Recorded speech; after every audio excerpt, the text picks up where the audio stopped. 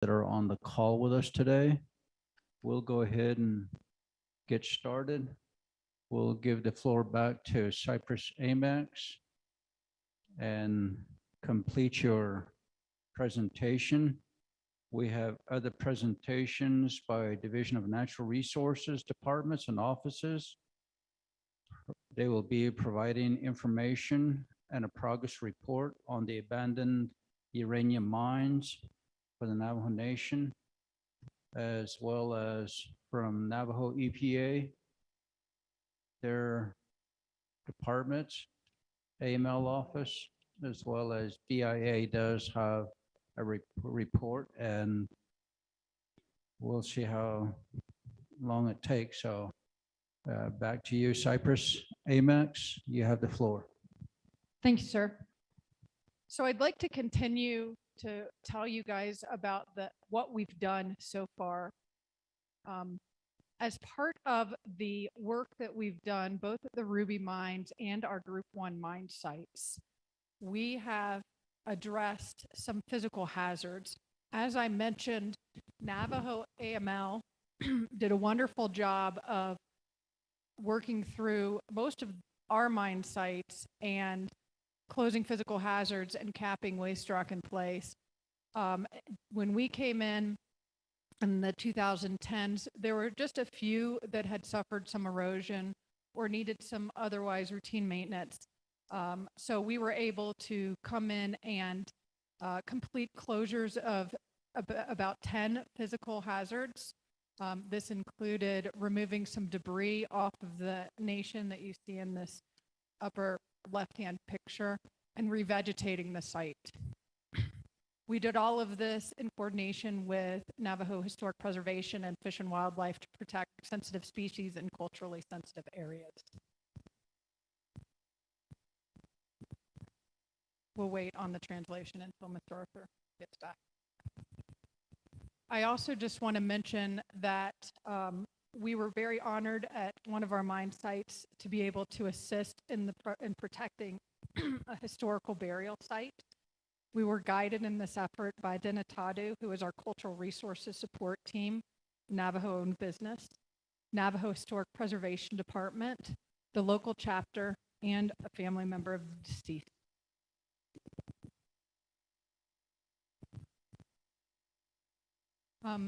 We've talked a little bit about the Ruby mine, so I won't dwell on this. I'll just reiterate that there were 2 to 3 physical hazards here that we closed in 2014 and continue to do routine monitoring and maintenance on that. That's been curtailed because of COVID, but we look forward to getting back out and assessing those areas. Our investigation was complete in 2016, and we submitted our draft ECA, which is that evaluation of cleanup alternatives, in 2018, and have had ongoing negotiations with the US EPA and Navajo EPA to finalize that document.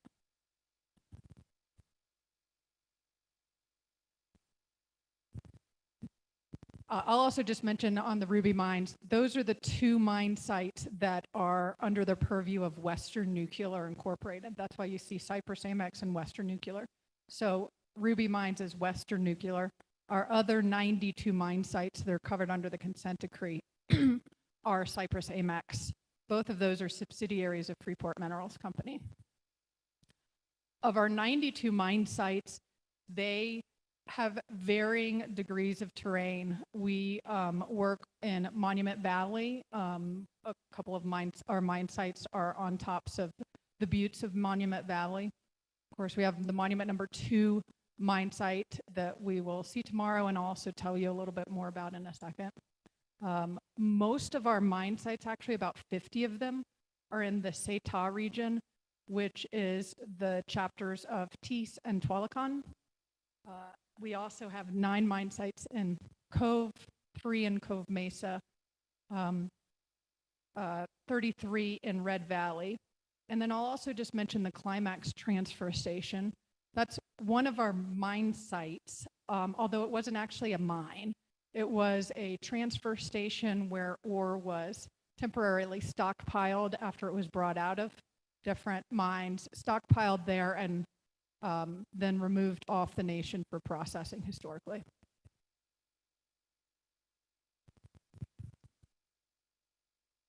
So to look at our Group 1 mine sites, these include the 12 priority mine sites that are in our portfolio, including the Ruby mines. Firelight number 6 is one of these mine sites. It's located along Route 163 in between Oljeto and Kayenta, about halfway in between. It's really just kind of out in the middle of some dune sands. You wouldn't know it if you didn't have a marker there. But it was an underground mine to a depth of about 170 feet, and the ore was brought up and then removed off-site. Another thing that I'll mention about all of our mine sites is that no ore processing was done at any of these mine sites. All of the ore was removed from the mine site and processed elsewhere. For our Firelight number 6 mine site, our investigation fieldwork is complete, which included extensive gamma scanning and soil sampling. And we have a draft RSE report that is currently under agency review. Our preliminary conclusions at the Firelight number 6 mine site indicate that the area of impacted soils is limited to the area of the mine site, so right around where the historic portal was and ore was brought out.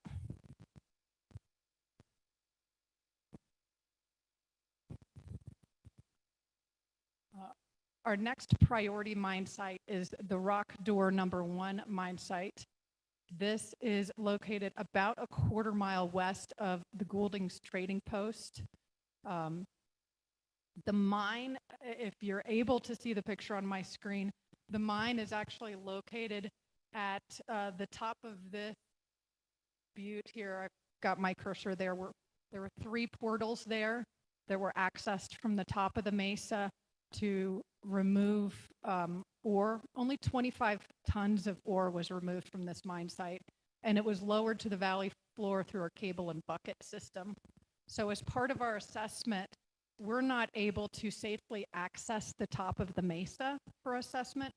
So we've been able to concentrate our work on the valley floor and have found a small area of impacted soil that we have fenced to discourage local residents and wildlife from entering that area. That interim action was completed last November, and we continue to monitor it. Our draft investigation report was submitted in 2020 to the agency, and we've been working through comments since.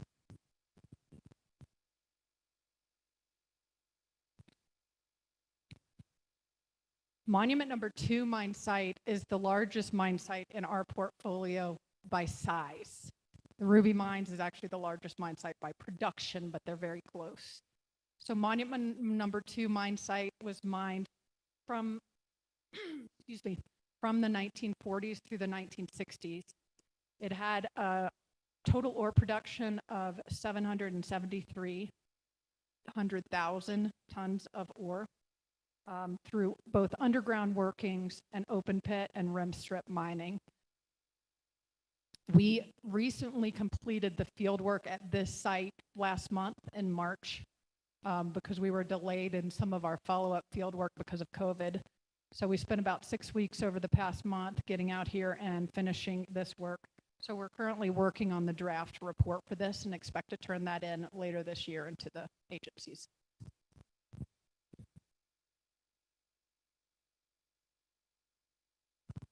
Climax transfer station is a small area of land that is located just south of Shiprock. It was, as I mentioned before, not a mine site.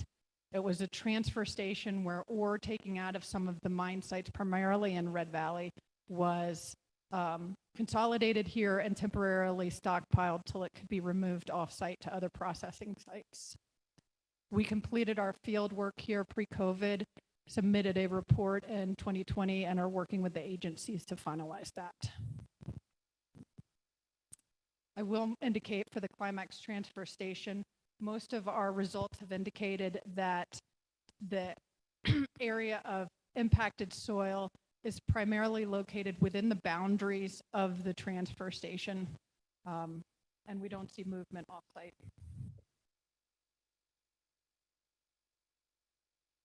Yeah. Sorry, probably can't see it. So here is the location of the transfer station south of Shiprock on 491. I think it's about 3 or 4 miles south. And again, you wouldn't know it if you passed it. There's no structure there. It's just open land.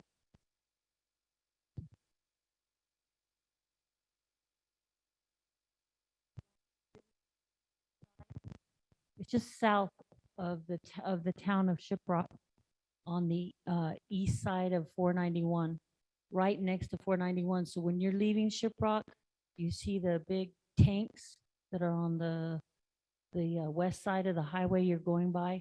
Those big tanks, just past them on the west is where that little site is, and it's very small. It was just like a pad, like as Jen said, where they transferred the ore from Cove Valley and transferred it from truck to truck at that site.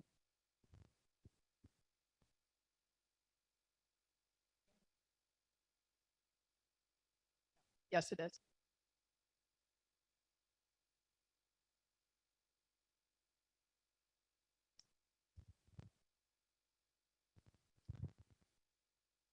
Nine of our Group 1 mine sites are in Cove Chapter, primarily in the mesas above the chapter formal. Mining in this area occurred from the 1950s through the 1960s in shallow underground methods.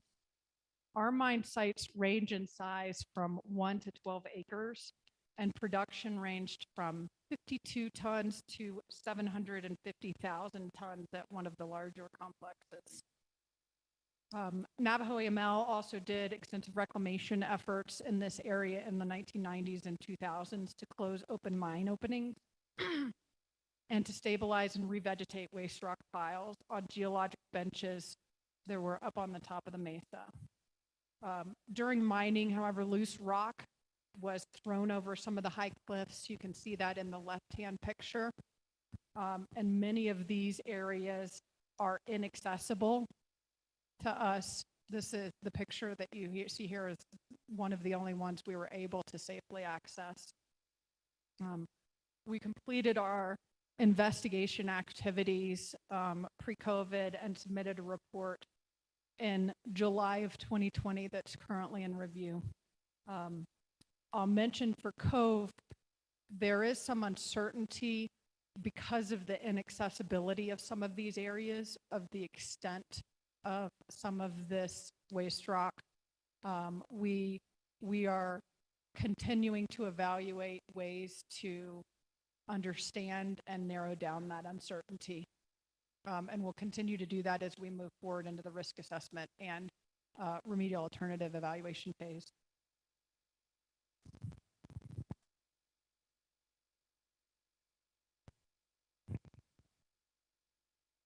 For our Group 1 mine sites in Setah, we have 18 Group 1 mine sites in Setah. I mentioned earlier that there's actually about 50 mine sites in this area, though. Most of them will primarily be addressed during our Group 3 work that's a little bit more spatially extensive than what I show on this map. But this area is approximately 6 miles west of the Tees Trading Post and just south of the Red Mesa Sinclair gas station. You know where that is? We completed the field work of this area pre-COVID. We also did a couple of interim actions in this area. There were a few of the Navajo Aml reclamation portals that were showing just some slight areas of erosion that we came in and repaired. Our draft RSE report here is in progress.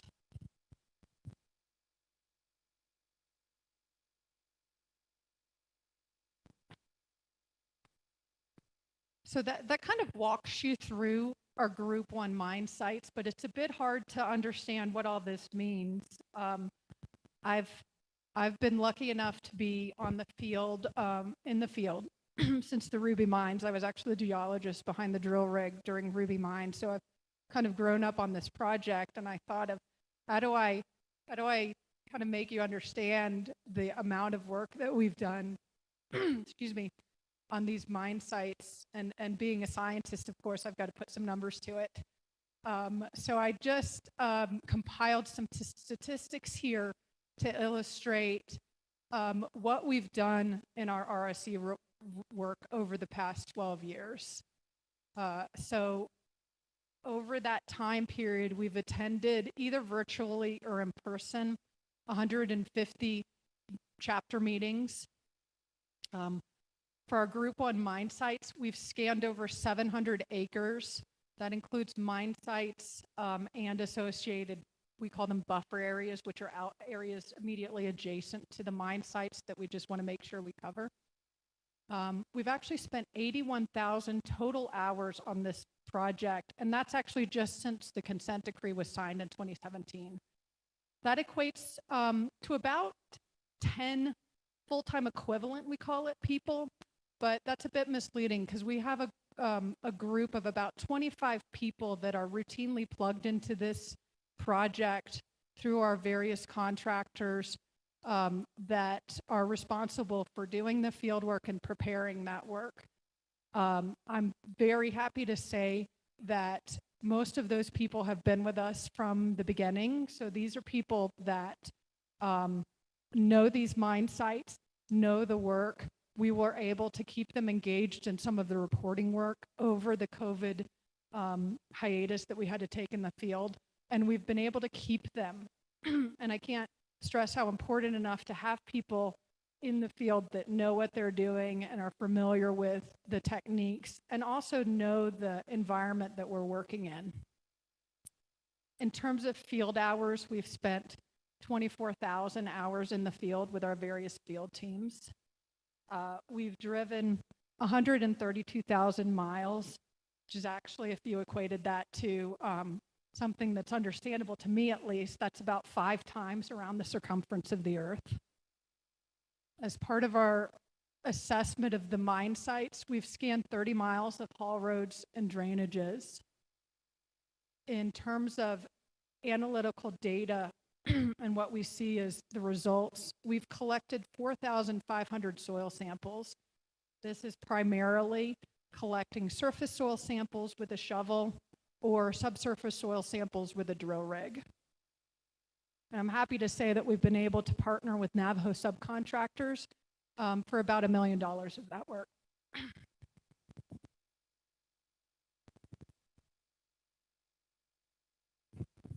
So I've provided you a status of where we are or what we've done so far, and we're very proud of the work we've done up until this point. But where are we now? Let's get to the actual question you're probably thinking of. Where are we now and where are we going?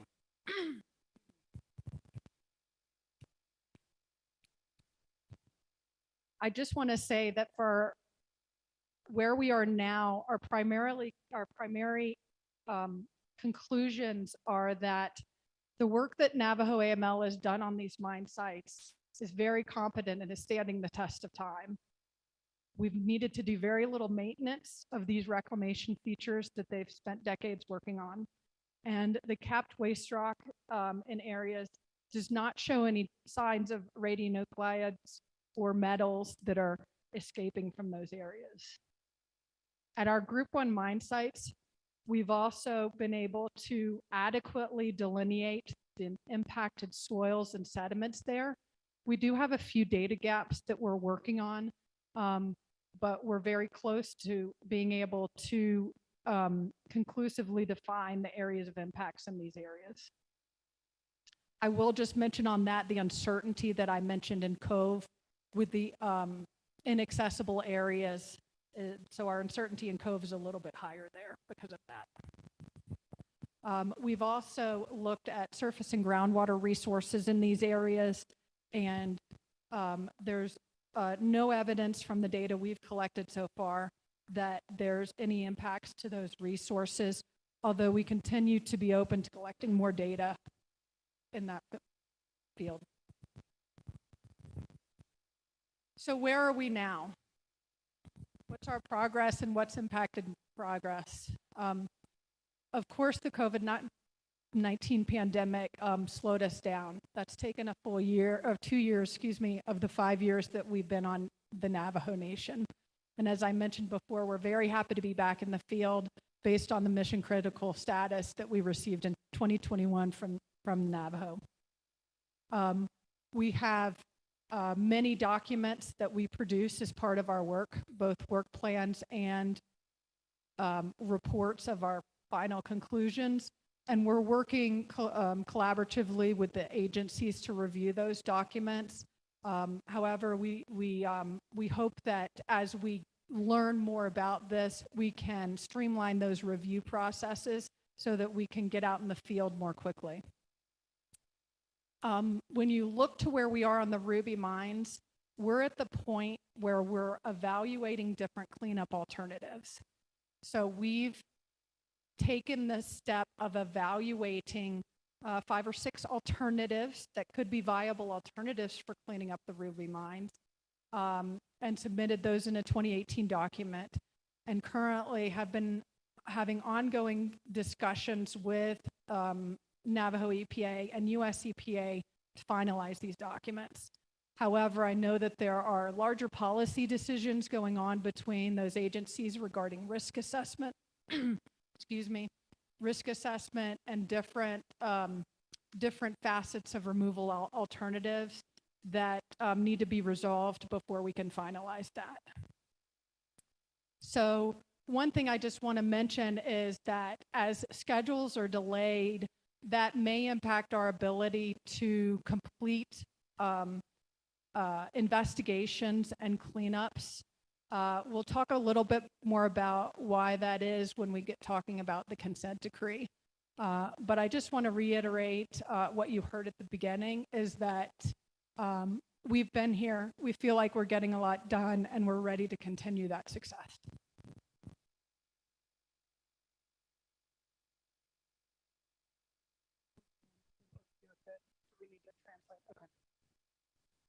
So let me tell you about where we're going in the next 2 years, our 2022-2023 plan.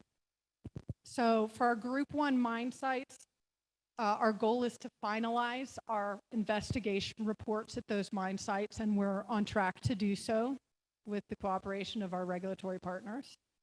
We're looking to prepare risk assessments that will allow us to evaluate human health and ecological risk at these mine sites so that we can be informed about the remedial alternatives that are available to include in our engineering evaluation and cost analysis. So provided that we are able to move through this in the schedule we'd like, we will be able to complete those ECAs, as we call them, in the next 2 years. For our Group 2 mine sites, I mentioned that our fieldwork was delayed because of COVID. So we're currently finalizing our work plan with Navajo EPA and US EPA. Our cultural and biological clearances are underway. We're actually headed out into the field next week to continue those. And the formal field work we expect to get started in the second half of this year. And then once that is complete, we'll move forward into risk assessment. For our Group 3 mine sites, we're just beginning those. We have some early reconnaissance that we need to complete at those mine sites to locate them, understand how we access them with our field teams and the gear that we need to bring in. And we're hopeful that as we do that and we complete access agreements at those locations, that we'll be able to get in the field to start our investigation work at those sites in spring of next year.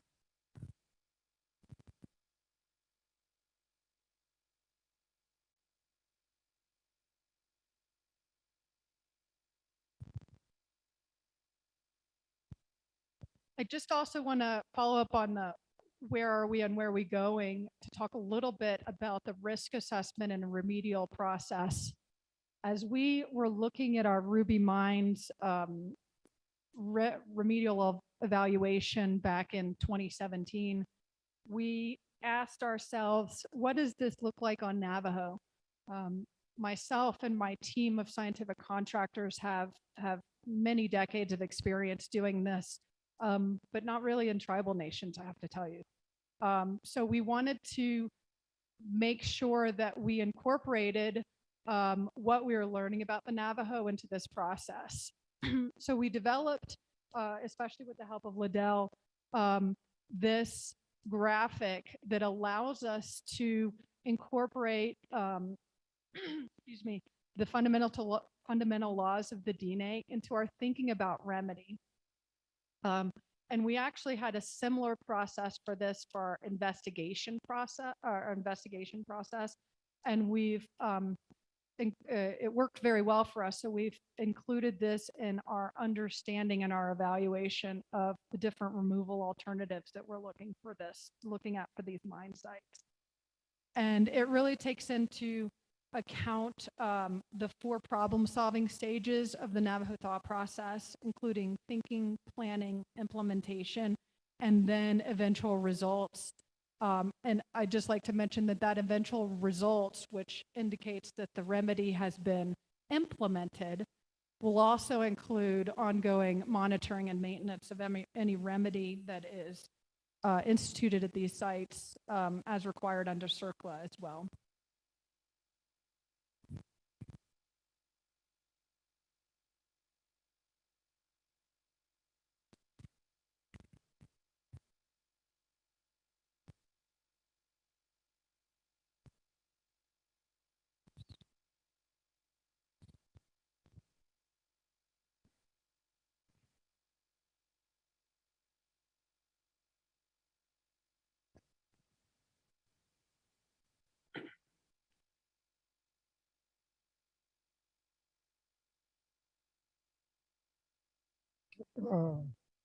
Kai article wajana hadis so kono baya otigi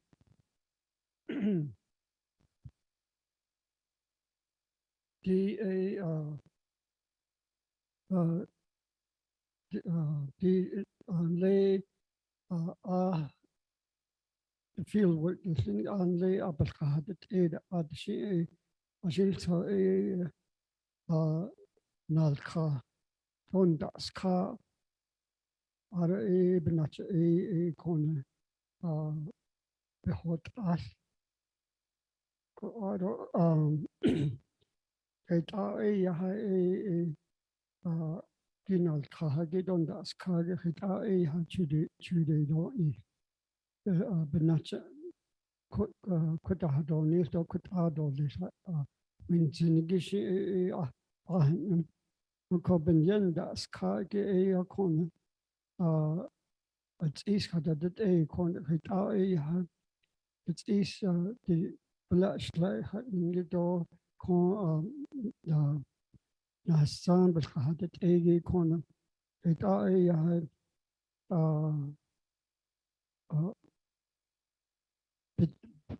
but had het ego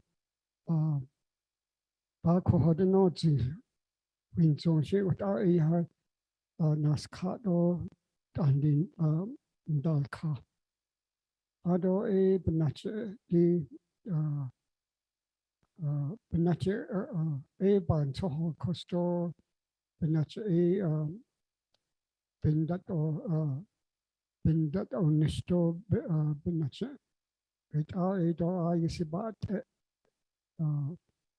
it's not about Hollande or this. So, state had only shipping here on a could I have been that car. Don't that car, I don't even not it. Hit in Nasco, the been had at all this door. The hit stay had only.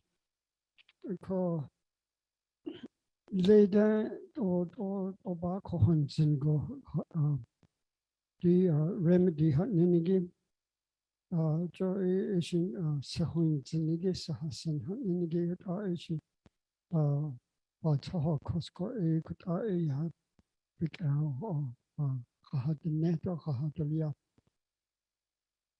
아더 이번 나체 디 그다 니 바차한 안게 네헤츠하 케이스 와차하 코스기 그다 나 알카게 좀 그다 이야 바tet halin gishi e kota e bansa hol kosko e nahat anlin gi e kota e ha bahad hadelien adon which e nan lini gi kota e ha kota e bah ste hadoni si winzon kone kota da ajda inish kwa has anigi shi to kota ya bachana hot adon.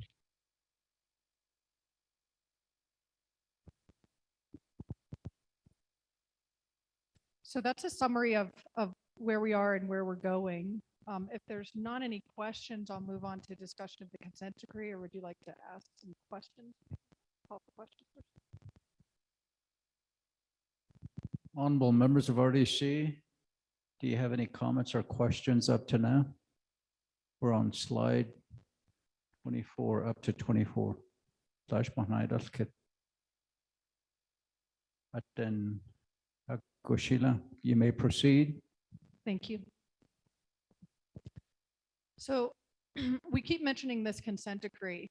The consent decree is the judicial order under which we're performing all the work that we're doing on Navajo, especially once the 2 Ruby mines roll in, once we've completed the ECA there. This document, it was the result of many years of negotiation between Cyprus Amex and Western Nuclear and the United States and Navajo Nation. And it included a review of thousands and tens of thousands of historical documents that were related to different productions of the mine sites or different activities of the mine sites that allowed for assignment of responsibility. The settlement, as we mentioned, was achieved in 2017 when the consent decree was executed for the cleanup of these 94 mine sites. And I'll just mention, of those 94 mine sites, only 77 of them did Cyprus Amex and Western Nuclear actually have responsibility at, meaning that they were a successor in interest to a former operator at one of those mines. The remaining 17 mine sites we call proximate mine sites. And that means we agreed to complete soil investigations at those mine sites, even though we do not have any liability there, because they are in many cases adjacent to some of our mine sites. And we saw a lot of advantages to being able to complete that work, since we were going to be right there next door anyways.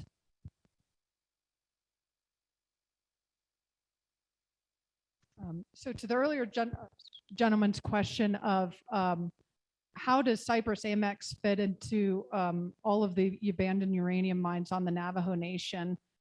This pie chart shows our share.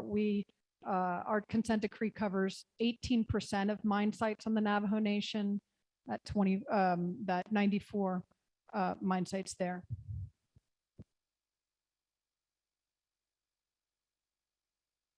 So just a little bit about the logistics of the consent decree. The United States government shares between 50 and 60% of the costs of both the investigation and cleanup under the consent decree and settlements of claims alleging liability for its role in the historical uranium industry on Navajo Nation. As such, the U.S. put funds, approximately $335 million, in a trust when the consent decree was signed, that earns interest, and any of that interest is returned to that trust. The current rate of return on that trust is 4%. So the last figures that are available were from September of 2021, and that placed the value of the trust at 356 million. So that 356 million funds that 50 to 60% of the cost that the United States government is responsible for. One of the unique provisions of the consent decree is that if the cleanup at the 94 mine sites is complete before that trust money runs out, those remaining funds are transferred to the Navajo Nation for use in cleanup of other former uranium mine sites. That was put in the consent decree very consciously to ensure that reasonable solutions were implemented on these mine sites. And we really feel that there's a slew of options that allow for protectiveness of these mine sites long-term that could be done for this amount or even less, that would allow some of this money to be returned to the nation.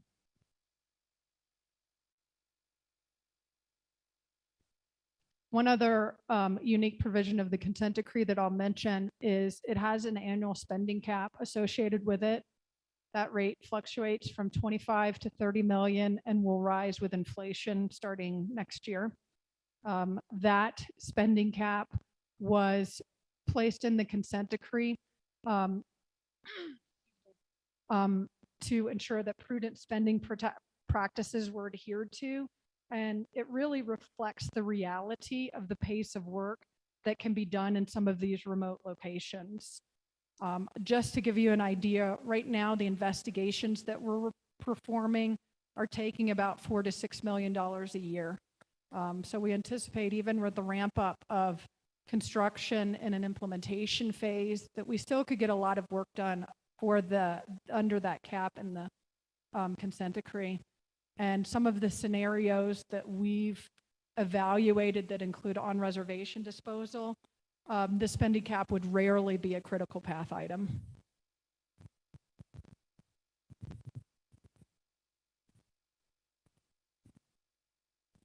Shanant ano thanigi koro consent decree wadiego behas onibes got at anigi United States government around the Cyprus Amex aro Western Nuclear Incorporated aro Navajo Nation als hotelt ego shin the non shigin he hot art eat linchi da din native and nachabe as got at anigi orlige dida consent decree hat nenege tauschmach neidos kit an bobge. Chairman, I guess, do you have a copy of the order, the consent decree that you can just share with the committee and we can review it? I'm not sure if it's a public document. I'm trying to look for it on the internet.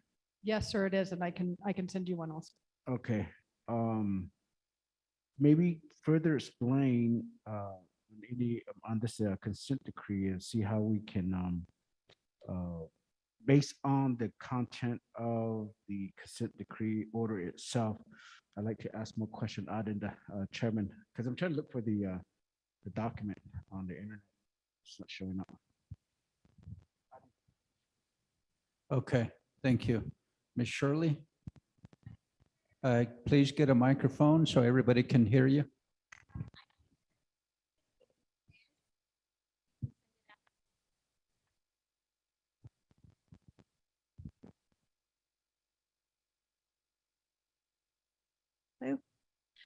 I sent the consent decree. I shared it with Miss Peggy Nakai. So I asked her to send it out to the RDC members.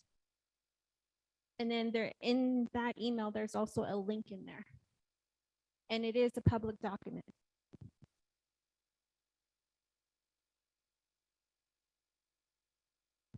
Was it part of the PowerPoint that you sent?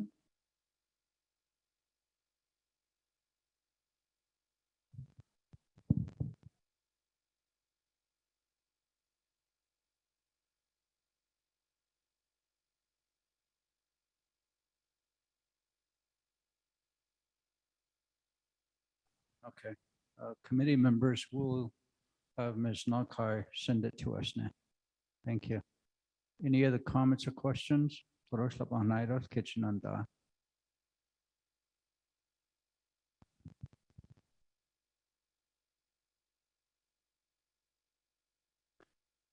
and Ms. Lagan, on this here, the second bullet point, it states U.S. funds 335 million were placed in a trust that earns interest. Interest is returned to the trust. Current rate of return 4%. As of September, is this the balance, 356 million? Yes, sir. That's the balance as of 2021, September of 2021. Okay, thank you. But then, Kushina, we'll go ahead and move right along. We'll come back to Honorable Gay once we get the consent decree documents. Thank you. Okay, and I will just mention that that 356 million include, does not, I should say, it's the status as of September 2021. So the US has been reimbursing us for the work that was done from 2017 through 2021. So that money has already been removed from that number, and then it continues to grow. We seek reimbursement from them about every quarter. So it decreases when we seek reimbursement, and then it increases with interest as it earns interest. Okay, thank you. Yes. Honorable Daniels.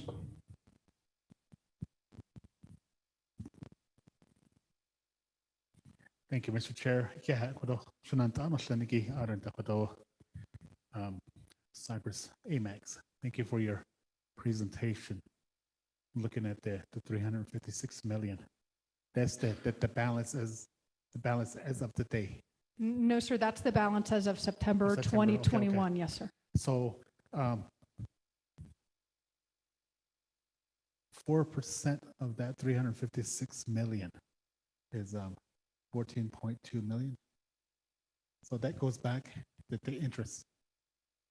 Yes, sir. So it earns a continuous rate of return, and I'm not a banker, so I can't explain exactly how it works, but it's continuously earning interest at that rate, and that interest is returned into the trust as principal to continue to earn interest. And then once a quarter, we seek reimbursement for 50% of our spend. So we pay for our spend outright, and then we submit a package to the U.S. Department of Justice for reimbursement, and they provide us that money that is drawn out of the trust, and then interest continues to be earned on that amount. Thank you. That answers my question. Yeah, that dollars that goes back, the 4% that goes back, that's a lot of money. Yes, That's sir. a lot of money. So, and the needs out here at the local level is it's huge. I see now with the has on the back in the 50s uranium mines so that's scared there. I call 80 best at the hot or not at all than interest either. That my day level so the quick day. It's on about the share by best got this. So it is about see the liquid Mr. Chair. Thank you. So when you submit your reimbursement to the Department of Justice, does that reimbursement also go to US EPA or Bureau of Indian Affairs? No, sir. So we do have EPA oversight costs that are charged to us that we pay, and that occurs generally once a year where so EPA submits their oversight to us, we pay that, then we include that amount in our reimbursement request to DOJ, and they reimburse us half of those costs. Right now, the share is 50%. But we have no oversight costs through BIA. Okay, thank you. Any other comments or questions? Colleagues? None? You may proceed. Thank you. That was a summary of the consent decree. So at this point, I would like to turn it over to my colleagues to talk a little bit about the social programs and community outreach that we're doing on the Navajo Nation as part of this work.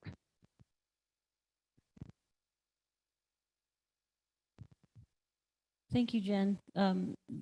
Thank you, Chair, Naz, members of RDC, everyone online, everyone here. So the community outreach that we have been doing over the past several years includes one-on-one presentations to the chapters at the chapter level. So we've, as Jen mentioned in the previous slides, that we have attended 130, if not more, chapter meetings, grazing meetings, agency council meetings, as well as attending the Dene Uranium Remediation Advisory Council meetings. We do that on a regular basis. Up until COVID, we were doing that in person. Usually we were attending chapter meetings at least once a month prior to COVID. But once COVID hit, our in-person contact with the chapters was basically dropped down to zero, except for a few contacts made through email to talk about our community grant process, which is something Peter will talk about here in a moment. We also provide annual updates to Navajo Fish and Wildlife and Navajo Historic Preservation to coordinate our annual work plans out in the field that Fish and Wildlife or Historic Preservation might be involved in. So we do that as well. Prior to COVID, again, we reach out to Navajo EPA to keep them in the loop, as well as forwarding any questions that we might get from a chapter level meeting. For instance, a community member may ask about a contaminated water well in the community, and that is outside of what Cyprus Amex is doing with respect to the 94 mines. So we would then forward that question on to US EPA and Navajo EPA to make sure that the community is provided with an answer to that particular question. Anything that we are not able to answer, we forward on to Navajo EPA and US EPA so that they can get back to the chapter on that.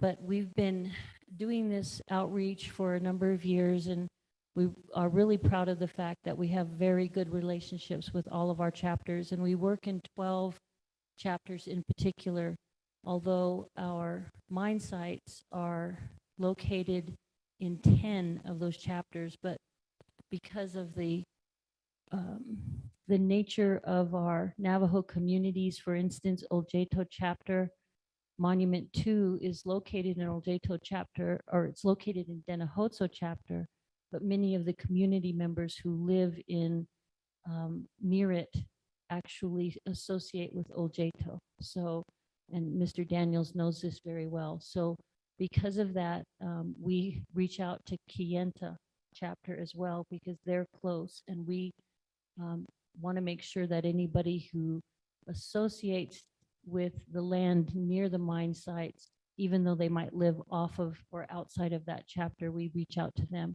The same goes for Baklabato chapter. We reach out to them as well because their southern boundary is the northern boundary of Red Valley chapter. And many people who graze in that area in Baklabato know that the sheep don't pay attention to the fence. And so they might graze down into Red Valley. So we keep Baklabato informed of the work that's going on in Red Valley as well. So that's what we do. We've been doing that for a number of years, as I said, and we're very glad to be able to be back out in the field, and hopefully as restrictions are lifted and our health and Hojo is restored after this COVID, we can go back out to the chapters and continue what we did prior to COVID. So that's what we're doing. And then now we also do yearly community grants to all 12 of our chapters. and Peter will talk about that. Yeah.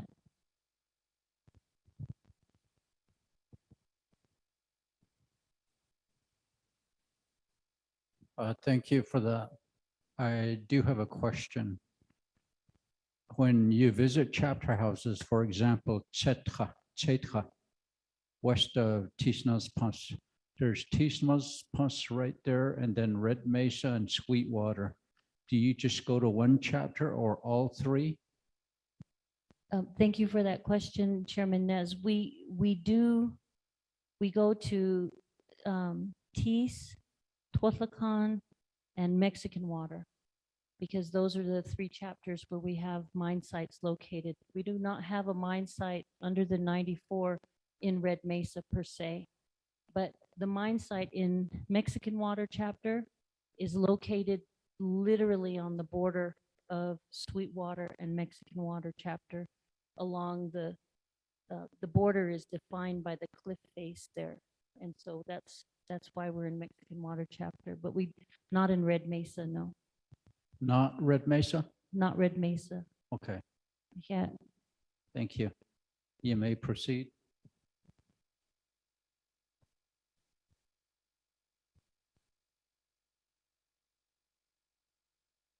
Thank you, Chairman and RDC committee members. I'm Peter Deneclaw Jr. Just wanted to share a little bit about the Memorandum of Agreement that was also created just prior to the execution of the consent decree.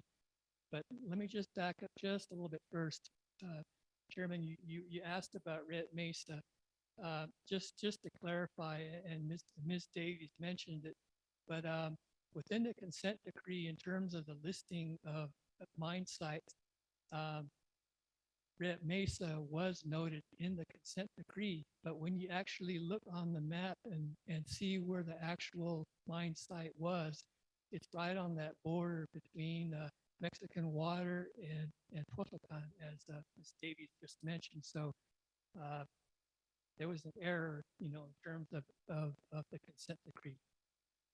But for the MOA, that was done specifically done between, as I understand, Navajo DOJ at that time requesting back to Cyprus and Western Nuclear as part of the efforts that was being done in terms of remedial activities that specifically employment, training, scholarships, other opportunities is a women's development program that was done too.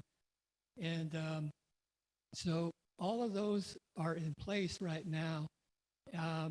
Yeah, once more activity is taking place, once actual remedial actions have been defined out, then the employment consideration can be better addressed.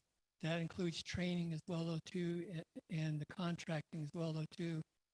Although for the cultural survey work that's being done, we're utilizing a Navajo-owned cultural resources business to help us from that standpoint. You can go to the next slide. I talked a little bit about scholarship. I've been working with the Freeport-McMoran Foundation president, and they recently were able to invest a little bit more money into the program. Historically, the scholarship program was primarily in place to address those tribes that are closest to Freeport's active operations in southern Arizona as well as New Mexico.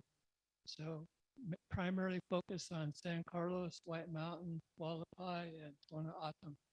But we've been in negotiation discussions with Freeport's third-party provider that oversees, the scholarship program on behalf of the company, and so they up the amount of money. So we're planning to make this advertisement within Navajo Times as well, though, too, to make it known that Navajo all 110 are eligible to participate within the scholarship program, although the 12 where we're actually doing work is going to be priority. So, um, and Ms. Davies mentioned a little bit about the annual grants. That one's not part of any agreement. That one is just something that Freeport just decided just to do. So each year, each of the 12 chapters, we provide them $5,000 that they can use however they decide it best meets the need of that chapter. Sometimes they use it for like you know, purchasing woods or other things like that, you know, during the winter time or last few years they've been using it to supplement supplies for COVID as well though too. So that one will continue on. You can go to the next slide. And I mentioned, you know, as this project moves along, we're going to ensure that we bound ourselves by Navajo preference in terms of, you know, companies that are eligible to bid, you know, so we'll honor that as well too. Any questions? Nantai, Schneider's Kitty Kro, then Hasnegi. There's an employment agreement, training and contracting and all that. Kroyahatsi. None? Go ahead and proceed.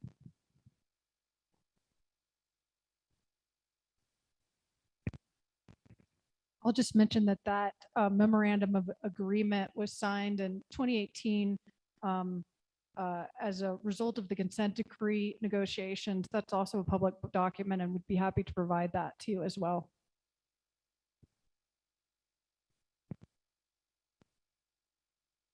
Okay.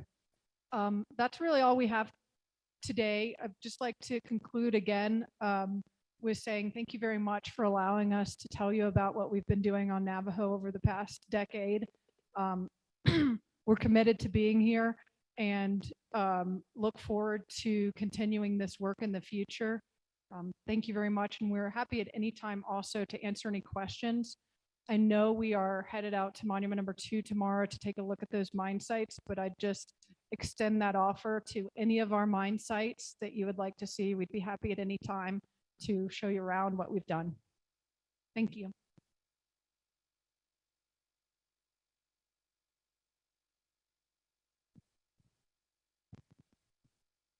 Shanantai, the Skokoro, 34 Jan, Kohorjish.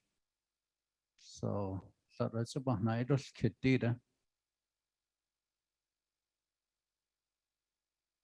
Honorable Begay. Chairman, just going back to the consent decree, I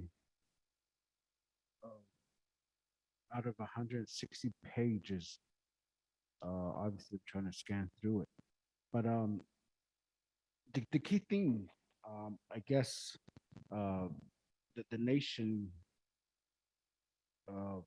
continues to struggle in making the effort to provide additional resource on the Navajo Nation in this particular situation. Because it's always referenced back that the nation doesn't want to go back into the settlement. And I guess these are some of the main areas that I guess to some extent the council and possibly the Uranium commissioners were not much involved in the settlement. To me, that's a concerning because if you look at the signatures on this particular document, the judge and the Attorney General of the Navajo Nation, then Ms. Branch, signatures on there, and this was done during the Beguin's administration, previous administration. So that's the only area, Chairman, and that's the reason why I always say, I mean, the Hajon Hitchet to some extent. Benina go cut a hot haggy go a pitch it hundred or that dog quacky base not the dog arco the bonnet zone that you only hit it. And the reason why I say this is that I've been pushing and saying that there should be more than one trustee on the Navajo Nation. That's one area internally is my position. Because, I mean, obviously, it's going to take you more than 20 years to complete cleaning the 96, whatever amount that you guys have been awarded to, not awarded, been asked to complete in this particular judgment.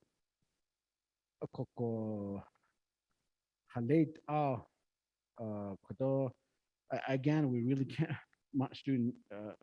can't do much as well with the main office staff not being here as well.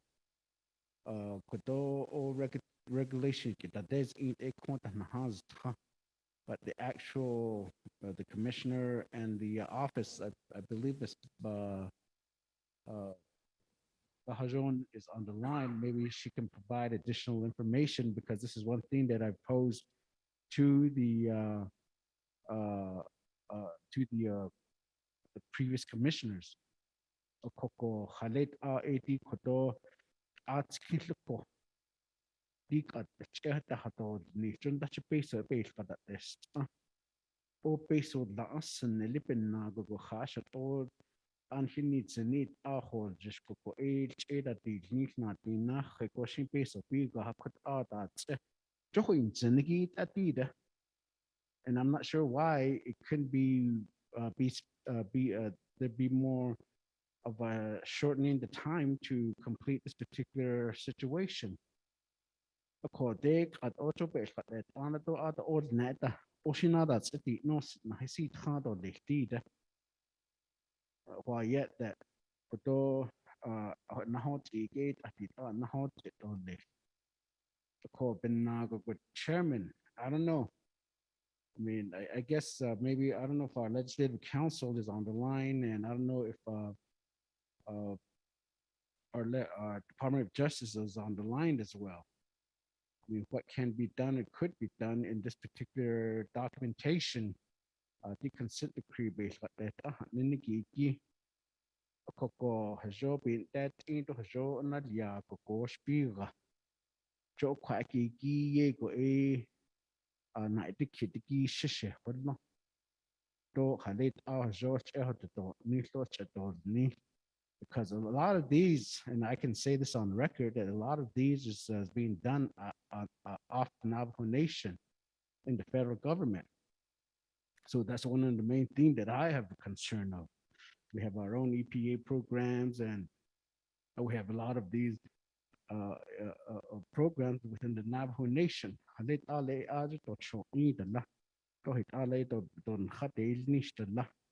Johinzeniki tahot ashet I been suskis. Kodik at Asaki at the Chuk at the son go as the Sata. Trustee two, the other no not trustee one, AJ it's for Nanashi la Pishina. Other Katai, not the Kobe DNC case the Shin Kodosh and Ani Gleniki Kodo committee members. I mean, committee members need Gleniki. I mean, just even having and covering 5 chapters, it's just for me, covering 5 chapters is a handful. So just imagine a trustee covering over 500 plus uranium sites. I mean, that's one thing that really halit ato kaige wicked 18 that's all yeah to put in it. Yeah, you know, I mean, I'm not questioning the individual that's in the trustee position or anybody, your authority or your experience or anything of that nature. But it's just the fact that why the length of it is it's going to be resolved. Vicky, it's really a problem for me. I mean, 20 years. It says 20 to 25 years. There's still about 15 to 20 more years to go. Not your date. I can get out the initial. Don't let that and then Linigit at him. He doesn't knock how it Edo, hit out or it not to do it. Ako, ende, to person betahan, to person hone lanchos, it otahan no, but yet, that it out of big hunting, she hon nini holo in my area. Because elahit, or il net or the tick at obesity, or skishin tahwil, to on hitch, and not after or lane, at the dick at och any jeshin and is kind lat the shin or that's a base, it's not a hotel. When that easy pay put on Niki, Kishi take back a year, that is at least out of the chairman, Shisa. But again, the man gets is just speaking for myself, but based on the area that I'm covering, I one of the main area that is within one of my chapters, Claim 28 in Touchy Blue Gap. So that's one of my chapter. We got Low Mountain, Blue Gap, Touchy Blue Gap, Salonic Cottonwood, Noslini, and mini farms. So those are the area that I cover, and again, I mean, the situation is still the same in a way. So did ajabet kada is ango ko halit ala to yego jo ko do sato nandingi baban sa kesto baba bayat ko la hit edo ko do yego ini age ko bel kada test the la johin sinigi to tida. So Asian day yet I think the kodo ato shit that's all net and the do to hit that ish the national dots and the upper nas to lift up by yes shin to list just zinc. So when nago go there's no kodod nan hi das nage do hit be sab the self out the shni that an hit put internally as a Navajo Nation government. How do we stand up and say that by God, let's get this done? I mean, we always say, Hajot at the little jet of the little the ink. For a quacky kishin shizing get a Bahamana seat of the chairman. Thank you. Honorable Gay. Ado Echehe Arnoldsko. Thank you, all of you, for being here. Cyprus, Amex. The agenda calls for this discussion to receive an update to leadership here, the Resource and Development Committee. We are the oversight over Navajo Nation EPA as well as land. At the end of the agenda, before conclusion, number 4, it states questions, recommendations, follow-up. We would like to hear or perhaps send to us from Cyprus Amex, from Navajo Nation EPA, as well as AML, your recommendations also from BIA. What is it that we need to do? One, we have identified our own Uranium Remediation Commission has expired. A lot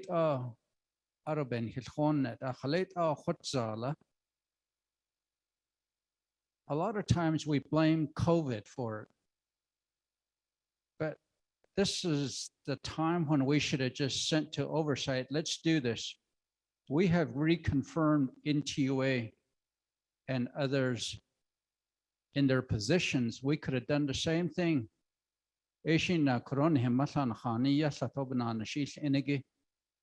Because on here, it says you're supposed to receive under the community outreach a report, update report to the chapters, agency grazing meetings, the Uranium Remediation Advisory Council.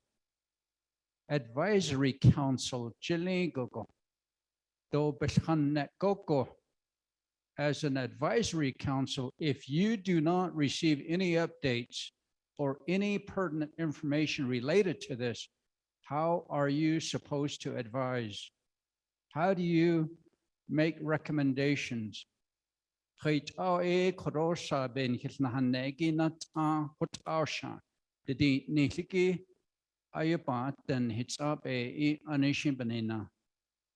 So we're going to have a new legislation, and what we're here for, we're not just listening. We're receiving very important information. With this information, we will know after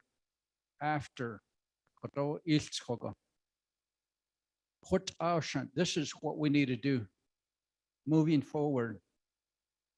500 plus uranium sites that were abandoned. World War II happened. The federal government says there's a trust land over there on the Navajo Nation. Contractors came in, dug it up. They were gone.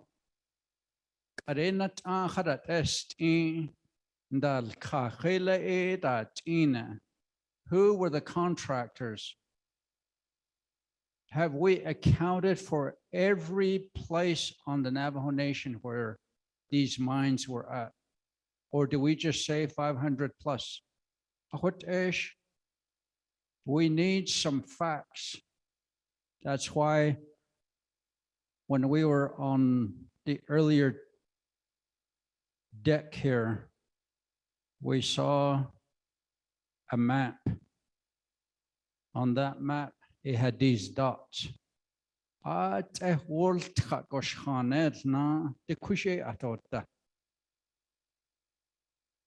are we here for? It is our dear Navajo people living out there near these sites. They continue to be affected by your uranium. Who's going to speak for them?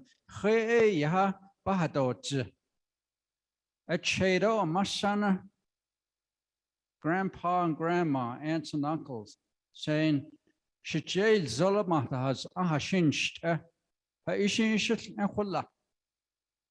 my respiratory system is affected.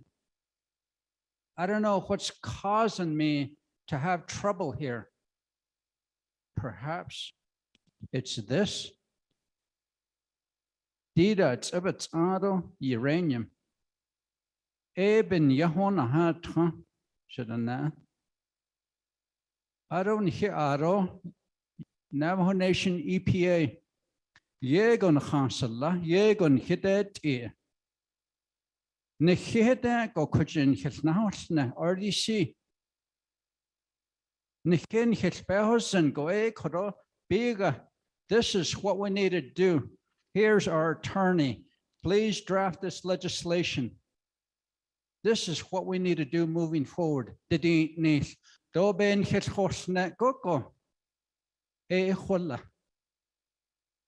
you don't tell us, then we don't know. We don't know how to help you. We're here to help you. We do things within the law. We do things ethically. We do it because we love our dear Navajo people.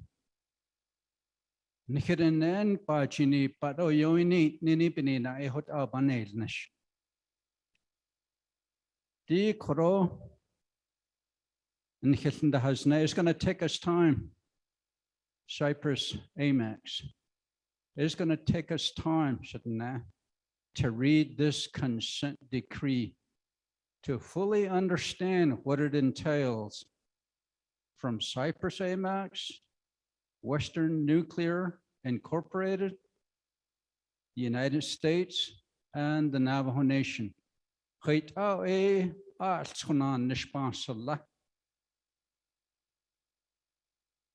Last night I was going through my emails. I had a little over 300 emails that I would try to respond to. This reading is going to take some time to read and fully understand. So my emails are going to be left the way it is as I put my time into reading what the consent decree is all about. That's what we do as leaders.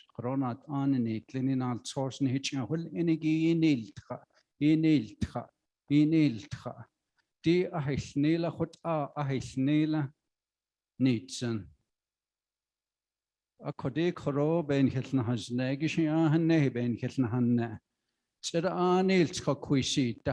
All of us that are sitting here, you do have a responsibility, including us,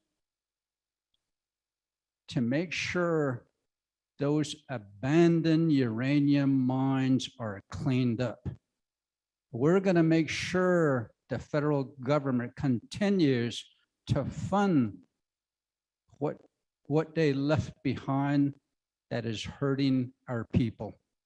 What are shinil iro bahoni tsundole chinano seniki korora zasabahatsi chinant ano seniki ero ta arais not and aisha. Are there any comments? Yes, Questions? my name is Daleen McDonald. I'm calling from Tudor Hills and Paulina area, New Mexico. My dad used to work at Church Rock, New Mexico. Hello, Sasha. Who's speaking? Kaya yeltke.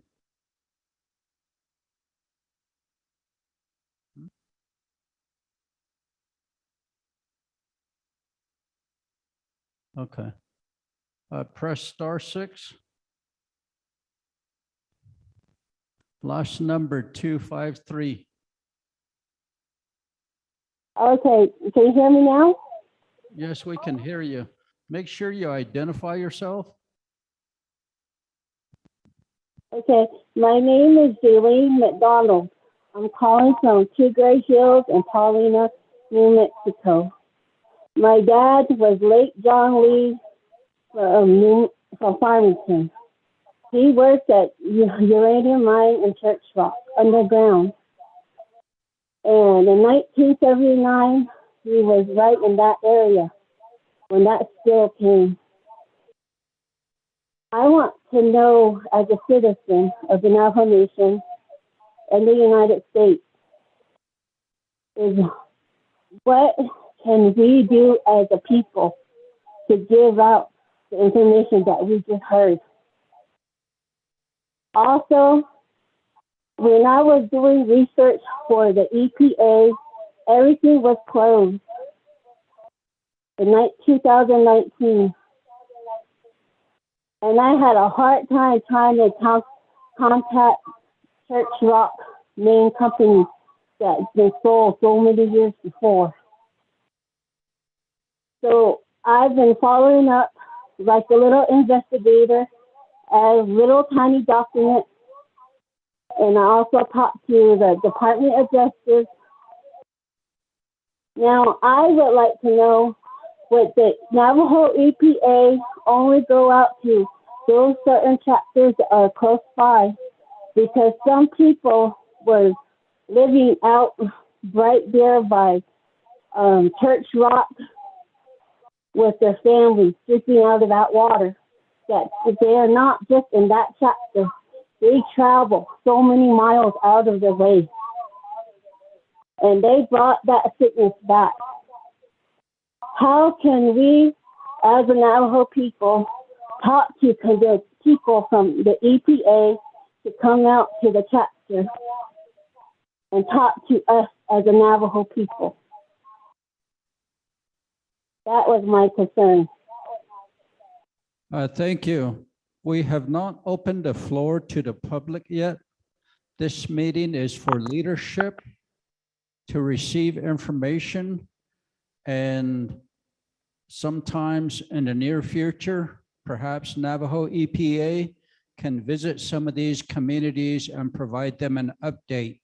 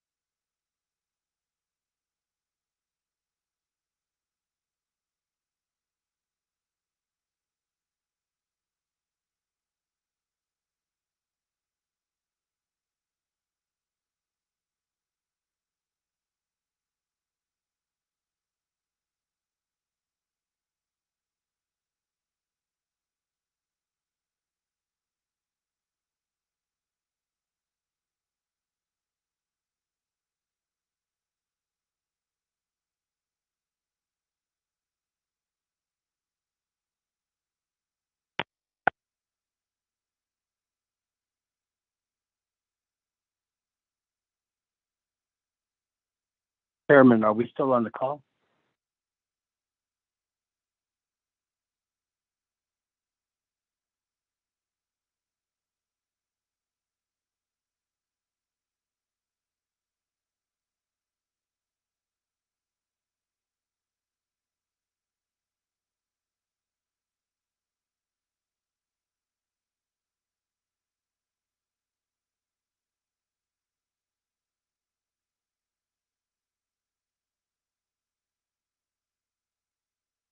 Tola is ata.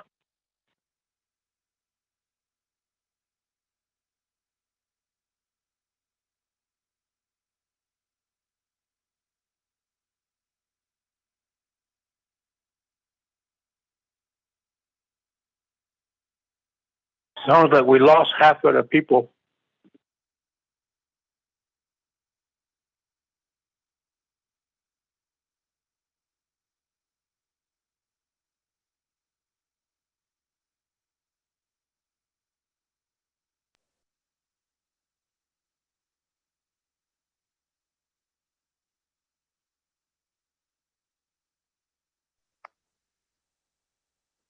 Mhm.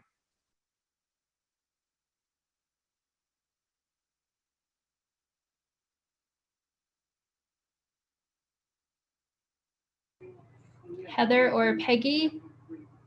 Is anyone there? Nanasha, can you guys hear me? There you go. Can you hear me? Yes, I can hear you. Okay. I can't Nana Quado. I don't Nana Quado Nagaitam. There's the Quishi 100 sites. Johado need a qua ada. Ishin Sokodo dam. Hazada the height ada a. But not on the Shoshish at the door, but it's going to take time.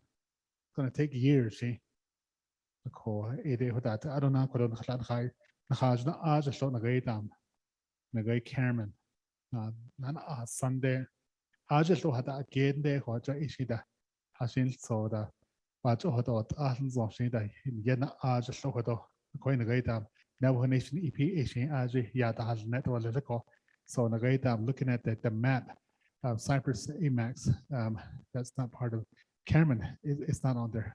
So that's negotiation, that's an EPA to Yada has net or little. So it is Yakudo Nagaitam. But moving forward, I see the Hishnation, so they be Navajo Nation EPA, Kado, Soteja, Kado, the Aja, not in niche. I don't know, Kado, it oversight neatly. Or on the Kago it or be got. So that I see Hishta wheel neko. What are they big guns? What are they? Sean Adole, shut the hot on niche. The call okay, they are bashin communication get or yell and longer. So the guy oversight, so each Ecuador, the guy Navajo Nation EPA. So it had all about the sense about Kodo, the guy dam, Kodone, the Joshin, what are big got or let go. Shut the hot on niche of Ecuador. It's not going to take one day it's going to take time, like years. She, monument number 2, what's that? It took a while. Skyline Mine, what's that? We had multiple meetings. Appreciate that Cyprus Amex, Ms. Davies, Mr. Denetlaw for coming to the chapters, updating the chapters. Ms. Johnson, US EPA, Region 9. I think it's a whole Jesus on the radar of Jato. I don't key and then how so that the car. So it looks about zero. Thank you, Mr. Chair. Thank you. Honorable Daniels. Honorable Vice Chair Walker. Did you? Yes, yes, Chairman, though, committee members, I don't just staff though, and then the presenters, all the presenters on today's work session here. Oh, yeah, ciao, agi, ado, agido, all that are on this call, constituents, relatives, community members. Oh, yeah, nana, he did any bahon agi. The one of the very critical and important stakeholders, obviously, is the Uranium Remediation Advisory Council. Ada, the Nila, AJA, Bebanas Lake, a quagget, Bay, Jordan, in the Copian Dodge, the Nad Shigi. Quite reauthorize it ordinary. You're quite get a chin, but that's a fishing position. Oh, a quite yes, and I think it's too important not to reauthorize that advisory council. It's too important not to get legislation on legislative track and before the council again. So it's too important not to.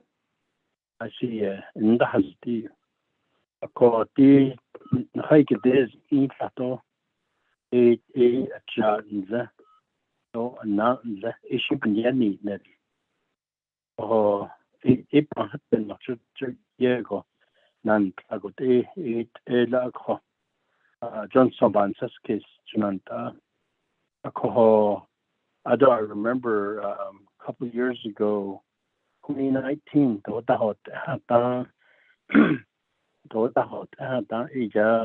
one of our colleagues, I believe was my brother, Key Alan Begay, had legislation to amend that particular legislation. But it went through the legislative process and council voted on it and passed it. President Hajifsos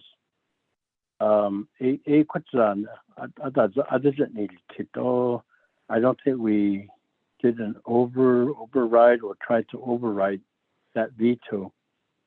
I may be wrong there, but Joe Quagge, I would propose to my colleagues here, the Resource and Development Committee, to go back and revisit that legislation, to pick it back up where it left off, meaning where it expired.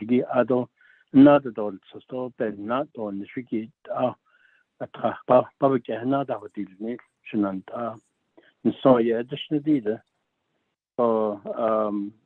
Western Agency Cabinet Nigi DA in Kenya to Nahot in Skagi quit ego get hold Jishiko. But they not do stand each that he quit the hot church that he need what until has though that we go Chada hat abstans plate so hata gedago for 8 adult edad ya adult as a big edahot zida. Johta iben hitane. Akon hikoje achikahani nigi ede map nigishtan liajuda bahazun.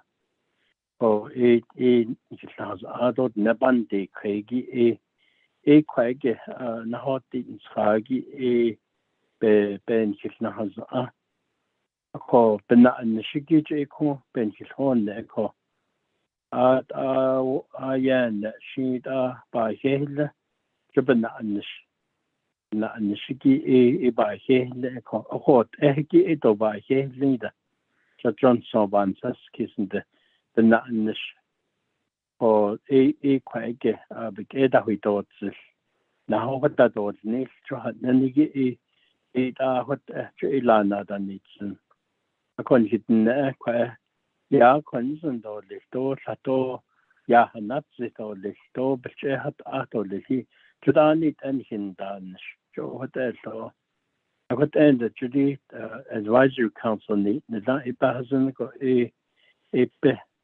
inan bad hites o jo kwage endi the nalia legislation do not nilo so what I nan not doti at ayat benashni da quite during the deliberations and debate on that particular legislation that was to be amended for quite I see hini katana hadan sudi jordan hadlo ben hon that na roda ego that eda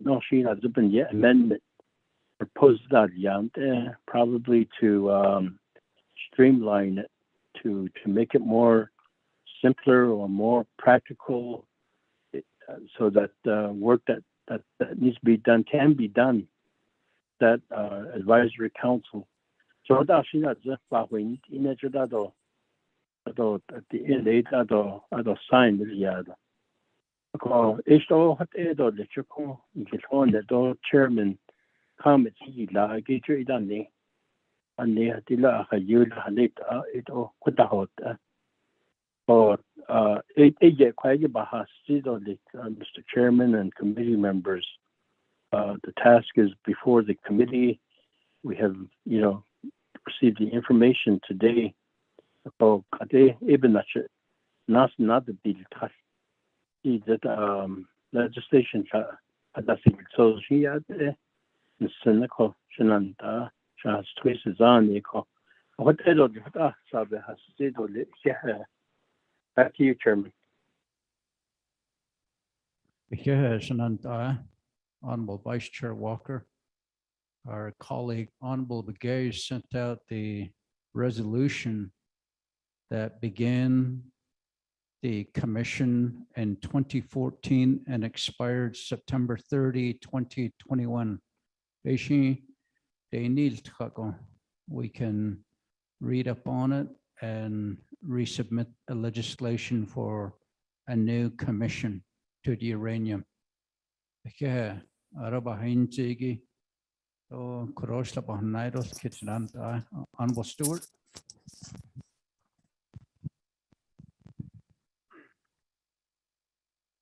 Chairman Shanai, Lower Shanai, RDC members, the Niklinigi, Mr. Walker, Vice Chair Walker, Otto, Kodo, staff, and also from Cyprus. So thank you for your presentation today and what we've learned and received, and also regarding the legislation that was established and also up to this point expired. And I go back to when we first came in as RDC members, the presentations given to us by Abandoned Mine Department and also the different programs within EPA that have presented to us up to this point before the pandemic and after the pandemic, even staff that we interact with either monthly or by reports and the updates that we get. And then going back to last week's press release from President's office saying that the president and Ms. Shirley supported the members of Navajo regarding uranium mine. If that support was there, my question is, how come this legislation wasn't even asked to be passed prior? And what policies have been changed? What is the foresight on that side? And then also, where are the commissioners at as well? And then also what we've gathered today, what funds are we looking at? I know in my talks with Ms. Dareth Watchman Moore at one time regarding the mines, was that there was areas that were in the process of being cleaned up, and other areas that are still needing some type of funding, and also looking at additional funds or different additional areas that need to be researched in those. And that's one thing I was looking for earlier, was if I had it in a digital format, but I do not. I have it in hard copy from what she had given me at one time. And I know that she wanted to present to us at one time too, Chairman, regarding what we needed to do. And this was back in a couple of months ago that I had run into her in Navajo, and when I was at CKP. So, but that was one issue I wanted to mention. And then just to say, you know, that like Shania said, my brother said, you know, Mr. Honorable Daniels, for the next 2 days, we'll be out looking at these sites with this presentation, and today being this presentation that we received, and the next 2 days going out to the sites and seeing out there, you know, questions will come up, maybe a repeat from today and in previous conversations, but we'll actually be out there to see these areas and see what needs to be done, and also get opinions and recommendations from staff as well, hopefully, to see what needs to be done and how we as a resource development committee and members of the 24th Nomination Council can assist as far as getting out the legislations or the reviews that need to be done, and assistance that we always try to provide to all of our divisions and programs and entities that we represent to the best of our ability as a resource committee for the 24th Nomination Council. Those are just some areas that I want to share, Chairman, at this time, and then the next couple of days we'll go from there again.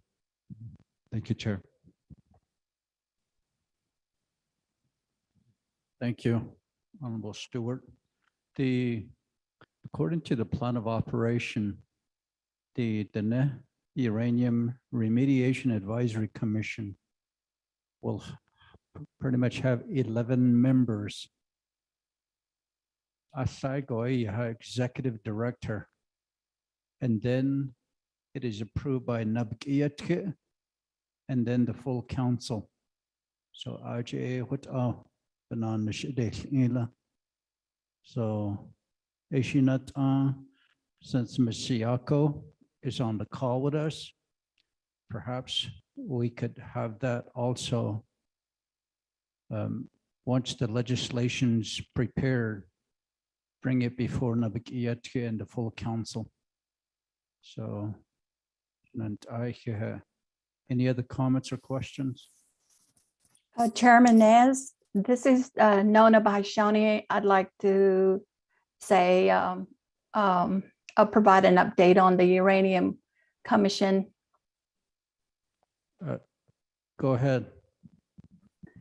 Yeah, honorable RDC members, Chairman Nez, and the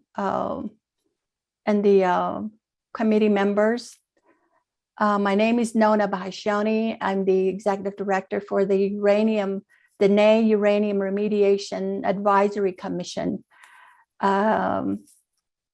We are currently not meeting. Our plan of operation has expired on September 30th, 2021.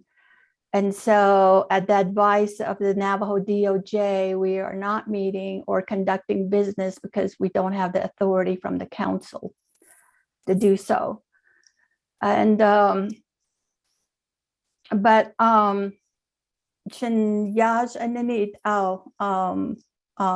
Honorable Walker, the legislation to amend the plan of operation was submitted back in 2018, and that passed the council, and then it was vetoed by the president.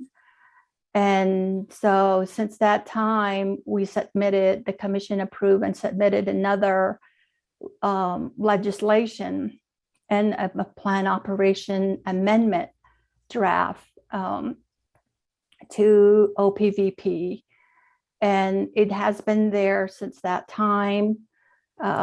We have a standing protocol from OPVP that we, from the executive branch programs and divisions and what have you, can't move things to council without the approval of the OPVP. So that's where our plan of operation amendment draft has been, I'd say more than a year now. And they have been advised, I personally advised them that the 2015 plan of operation was expiring at the end of September 2021. So given that, we haven't had any meetings, we haven't done any business, although the staff, we are doing work, primarily research work. And I get a lot of calls from people. They want to know what's going on and where, why we're not meeting. And this is cool, like one outlet for the people, like Chairman Nez said, especially for the folks that are ill with maybe radiation exposure. And they come to these meetings. It's one place, one outlet they have to talk about their experience, to try to get and help. And we've been able to help people with whatever we can. We didn't have a budget for 4 years until this past year. The president gave us $150,000. So, and we're really grateful for that, because that pays for the commission stipends, their travel. And so right now we're not spending that money except for staffing and operations, because like I said, we're not meeting, we're not authorized to meet. And so that's been where our plan of operation amendment is at. We made several changes, but the key changes are reducing the number of commission members from 11 to 6. And the 6 members would really be just serving the 6 AUM regions. And so the main reason for that is we just don't have the funding to pay the stipends and the travel for 11 members. Even though we have 3 AUM regions that did not have a representative for the, since I've been here for 3 years now. So those commissioners need to be appointed by the council. So the second thing is extending the term of the commission by 5 years. The first legislation had a 5-year term that expired. And so we were recommending another 5 years. And then there's just some other changes that we requested, because the way it's set up, it's really problematic. in terms of how we report to council. And in this case, this is a good example in how maybe RDC didn't know that the commission's term expired. So the fixes that we included in there would address how we report to the council. And so some of those discussions the people have, and they still do, they'll come and call or come and talk to me about it. They say, why are you just an advisory commission? We need more teeth in the Uranium Commission. Why are you just reporting based on the executive branch? So there's that dilemma that the people see, and the commissioners themselves, is how we report to the president and to the council. And then the funding was another big issue. So like I said, we're very grateful for the funding this fiscal year. I don't know what's going to happen for the fall funding cycle. And so that would probably be another concern of the commission. So, but there's some minor things that we also have in the plan of operations amendment, and how it would be set up. And so it's with OPVP, and I'm sure they have their ideas on the commission itself, and how it's set up, and even if it is to exist. So all those questions that the OPVP would review, and they do review these legislations, though, and as well as you know. So that is where we are, Mr. Chairman and committee members. And so I am very sorry, I didn't come to RDC to advise you that the commission expired. And I think maybe it's because that NABI is our oversight committee. And so as soon as the draft amendment was approved by OPVP, that would be the cycle. It goes to the committee members required by council, and then goes to our oversight NABIC EAT committee. And so that is my update on where we are with the NE Uranium Remediation Advisory Commission. Thank you. Thank you, Ms. Bashoni. We'll take care of it and make sure there's a legislation in place, and to appoint new members to the Uranium Remediation Commission. There's already an electronic request that has been requested, so thank you for that. At this time, we still have a loaded agenda. So we'll go down to B on the the agenda. Presentation by Division of Natural Resources and the departments and offices to provide updated information and a progress report on the abandoned uranium mines for the Navajo Nation. Directive was issued by RDC on March 30th, 2022. At this time, we'll turn the floor over to Mr. Melvin Yazi. You have the floor.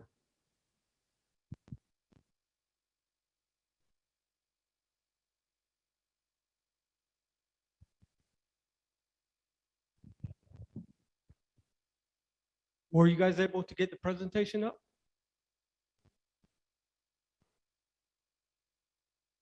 So good afternoon, everybody. My name is Melvin Yazi, Principal Mining Engineer with the Nepal Abandoned Mines Program. And I did send out a short presentation to the staff. And what we wanted to focus on in terms of the RDC work session today is some of our technical assistance that we have provided to Cyprus Amex. But I did send out a timeline in terms of how the Navajo Abandoned Mines has been working on the abandoned uranium mine issues. Under our, wrong one. Under our authority, we operate under the Surface Mining Control and Reclamation Act of 1977. And this authorizes the Navajo Nation to establish an abandoned mine lands program to address mines on the Navajo Nation. The emphasis of our reclamation activities is to close abandoned coal mines. So when we first became a program, we were looking at abandoned coal mines to do reclamation activities on. The law also allowed us to look into non-coal minerals. And on the Navajo Nation, we have uranium, copper, sand and gravel, and limestone mines. If they exhibit extreme dangers in terms of physical hazards, we were authorized to get concurrence from the Navajo Nation president to start doing reclamation on the physical hazards on these non-coal mine sites. So in the early our program was established in 1988, and we were already doing coal reclamation by the Navajo Coal Commission, which was under the Division of Natural Resources. Next slide. In concurrence with our coal reclamation, we initiated what we call an underground inventory assessment on our non-coal sites. This included uranium and copper, a majority of the sites. So when you look at the timeline, in 1988, all the way to the early 1990s, we were doing inventory of these uranium mines that we're talking about. One of the limitations about our authority is we're only allowed to work on tribal trust lands. So as we started doing the inventory and continuing with our coal reclamation, we identified some of the uranium mines that were that exhibited extreme danger to the community and public. So we started doing the elimination of what we call physical hazards on some of our uranium sites. In the early 1990s, we also started the partnership with Navajo EPA, where Navajo EPA was trying to get the uranium sites listed on the US EPA's national priority list, which would qualify them as Superfund sites. But early on, they were not able to meet the scoring criteria of the US EPA requirements. So they basically told Navajo AML, go ahead and continue reclamation activities on some of the uranium sites. In 1994, we were done with all our known coal reclamation activities. This authorized us to start looking at a wider spectrum of non-coal reclamation activities, meaning we can do more work on the sites of these uranium mines, copper mines, not just the physical hazards. So as we accomplished our non-coal work, we actually implemented what we call a in-house health physics program. So we had a radiological monitoring and implementation program that we had in-house, and we established in-house guidelines so that as we did reclamation or backfilling all these mines, we had a technique that we call selective handling. So during our reclamation phase, we continued all the way up to 2004, where we had addressed over 90% of our non-coal mine sites. And this includes uranium, copper, limestone, and sand and gravel mines. The remaining 10% that was in our inventory were basically exploration type of surface cuts. So when we talk about the inventory on the Navajo Nation, we've got a pretty good detail about where the mines are located. We have shared this information with both US and Navajo EPA through what we call a GIS database project. We also had a cooperative agreement with the US Army Corps of Engineers where they would develop a GIS database with the Navajo AML program. that was initiated in 2000. By 2007, they had come up with a GIS database of all our known abandoned non-coal mines. All this information was transferred or shared with US EPA and Navajo EPA. In 2007, US EPA came up with a regional chapter atlas that showed all the impacted abandoned mine regions. So some of the maps that you actually see in all these presentations are database that was initiated by Navajo AML. In turn, US EPA enhanced the GIS database and started color coding some of the AUM regions. So when you look at the 6 commission members with the different regions, this is all based off of where the uranium mine sites are located. Now, the terminology that we're dealing with between US EPA is CERCLA, whereas Navajo AML, we operate it under the Surface Mining Control and Reclamation Act. So terminologies are different, but in terms of how we're trying to address the uranium mines, the information is there. Our GIS database included our mine site, our inventory documentation, some of our contract documents, maps, research information that we went through to identify where these mines are. So there's a lot of historical information that's already been there and has been shared. So when you talk, or when Cyprus Amex talks about having AML's general reclamation information, they've already gotten that in turn from US EPA. And that's the type of information that they're using in doing their site assessments and will eventually be developing their remedial site evaluations. So the partnership with Navajo EPA has been ongoing with different phases and different requirements. Now, how the federal agencies have been getting involved goes back to the 2006 LA Times article, where they came back and heard about all these uranium impacts on the Navajo Nation.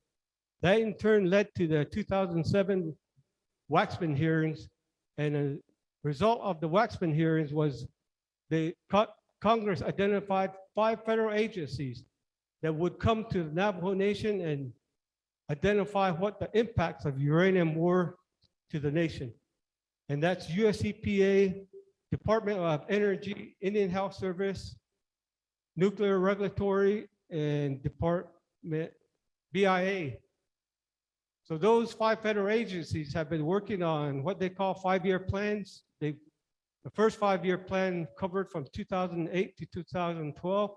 The second one was 2014 to 2018.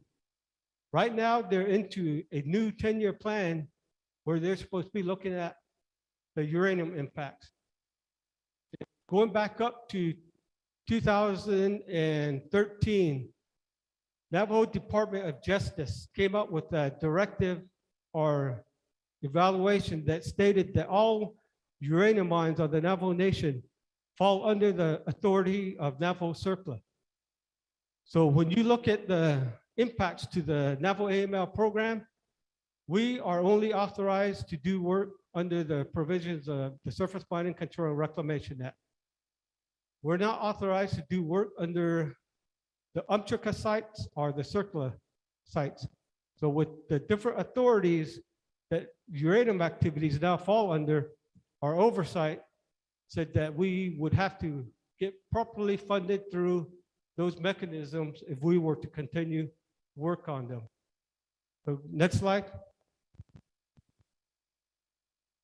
So for the Navajo AML, with these uranium initiatives falling under the UMTRCA and CERCLA sites, we basically stopped work on it. Then also with the 2013 Navajo DOJ directives, saying that these were CERCLA sites. So we went into trying to seek funding from these different authorities.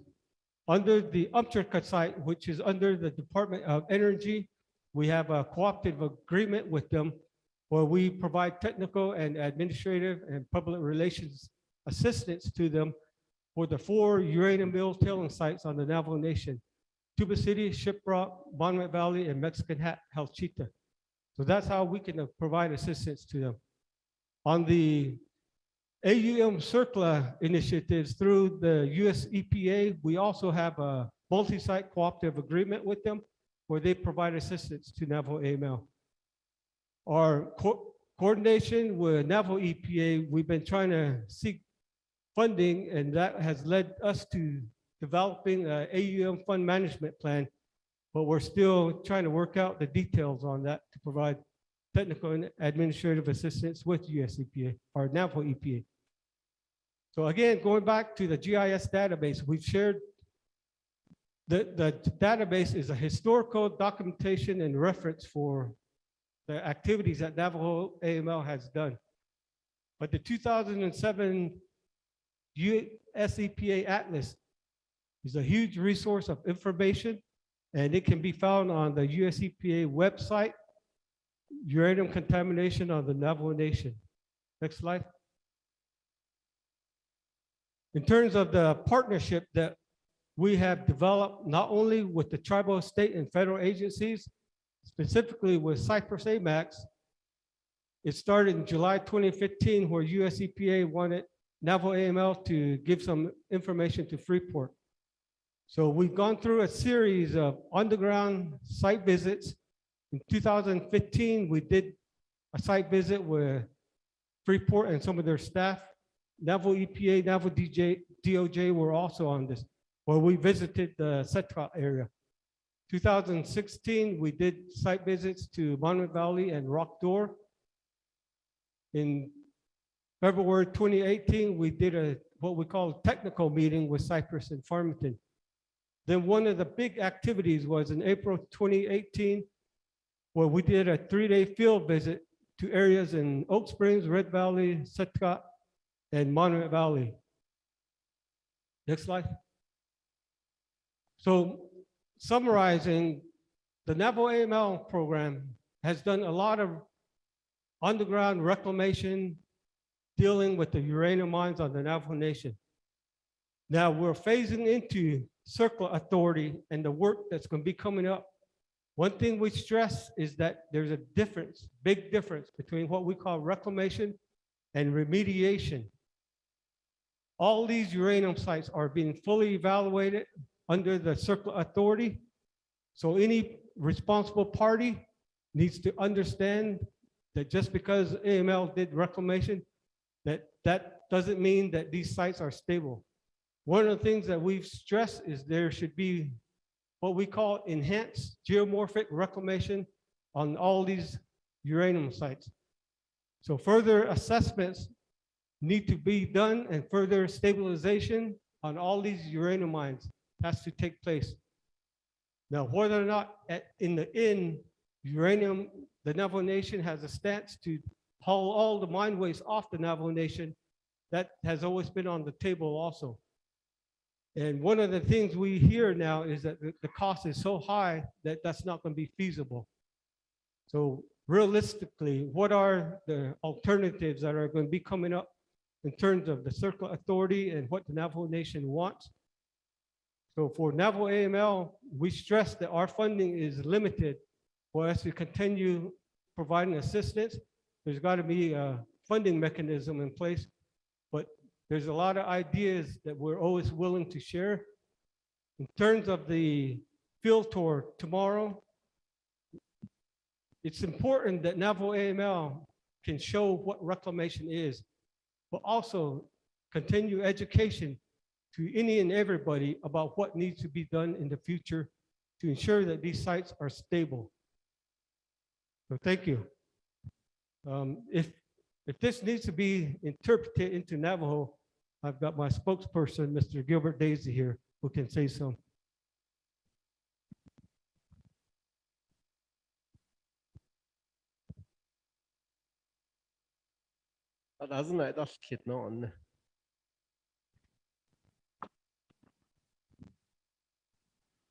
Honorable members of RDC, do you have any comments or questions? Mr. Yazi. Nikitlasna. And then we'll go to Mr. Daisy. Go ahead. Belakana kasi yan his part ne kot ano sto e his job kita kaya see ki ya boots on the ground na e kita le 19 le Navajo Aml at Madonna 1988 I don't 1994 inventory lian so kita hit as document that ya GPS that Aro ilki na nilo geo database system of yepi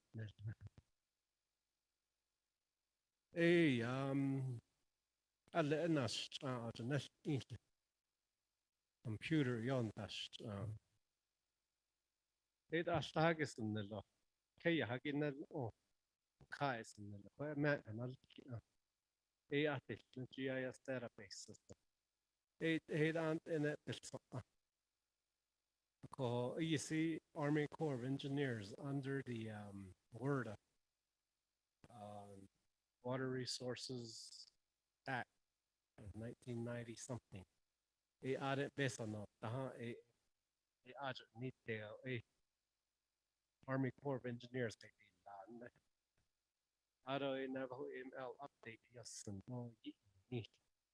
They say Jin get in the Koyegon Sagot information so out there. Ado are just a circle path the Navajo Nation circle. A Navajo Nation circle the Ado Hoste a Navajo Panamine lands. Legend that even but because uranium a circle the Yata they are not in niche US EPA though Navajo EPA though non all parties Freeport on the US EPA US government that not the AGE trustee either as the niche they aren't in as uranium and not mine or the you see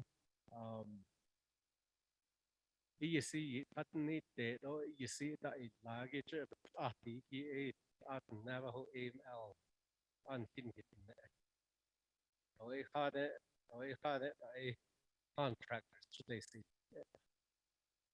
not a hope action of non all that it only Perry Charlie that he added a program director that was on link turns out a thought yeah go but they all you can Lagana get a influx need all you can on you are it based on yeah in other if about I see upon the EC the chaos at nature you see the chaos a lot of cost a lot of I see because other queer easy in Navajo Aml Shiki not so retired oh no she's not retired not they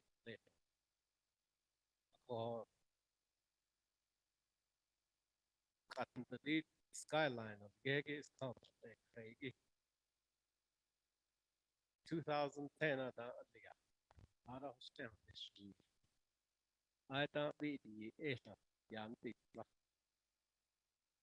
erosion a erosion is state of me without me not so card the I never who email but not it stand or a question about on the capacity the Nahal Onana based on the head of the Yazi program Onana NASA another political I thought donan todo ya todo dan in asas asas halit on hitati USEPA no aja reach out ni halit on kati each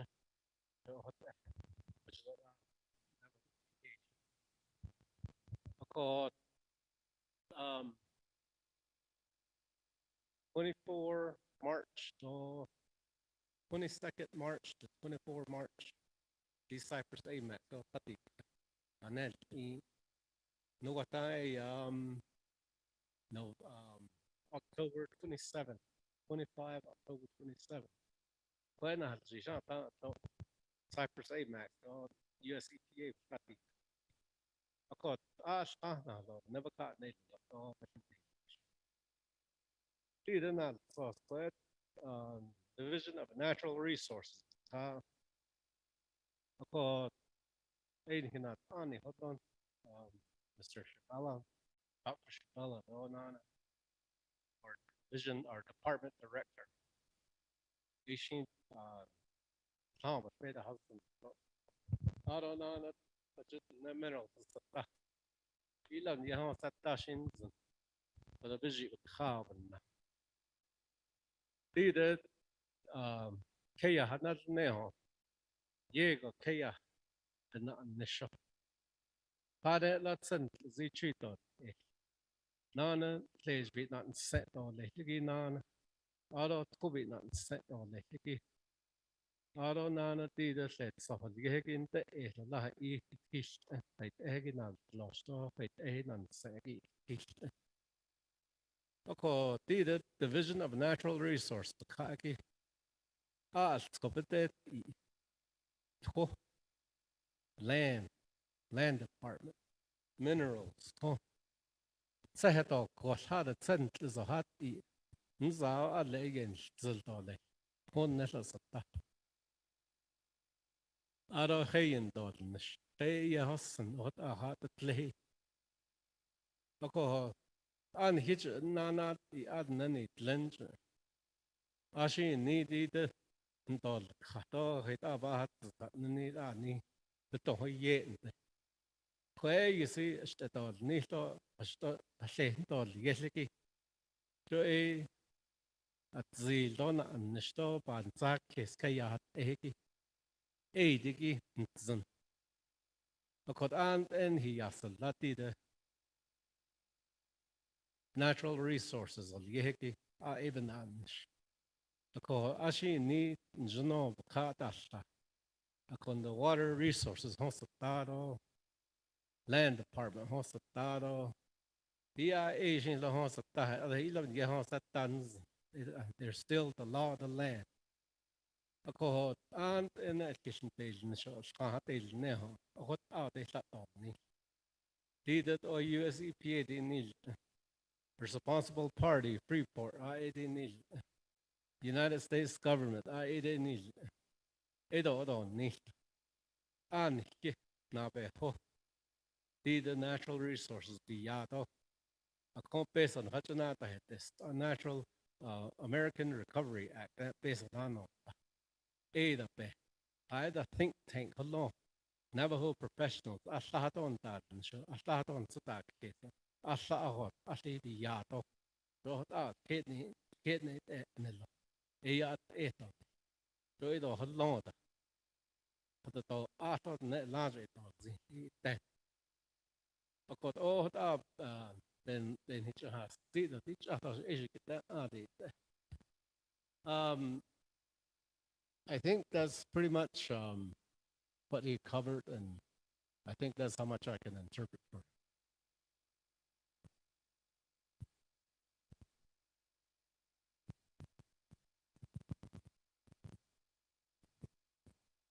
Here, Mr. Daisy, Ado, Adanek Echibe, in Hitwindla, Ahot, Bikit 18 teacher, Nathan, even a corner hot Honda, hot out the neck at you. The East Angit or corn hit Holonishin, hot ike at 8. Johot be on Nishigit Ela, Nil Ego. Kadenas go hate a stop be a hitnail nestolel. Honorable Daniel, the though Yazi, hitna anish, a joy hitna anish. Hidden snago, altsko. Johrat a hedel, Nikidan Napa. A Naden, Abba Henzigi. Ado Adnani Kre. Crown Point on the west side, we saw firsthand the work that you guys did. And I wish we could see more as Kandoshi, that Nil Isnana. It's better to see it visually and say, okay, this is what's being done. As you're speaking of erosion, Khada hol jishko, batat elko, hit bat holon.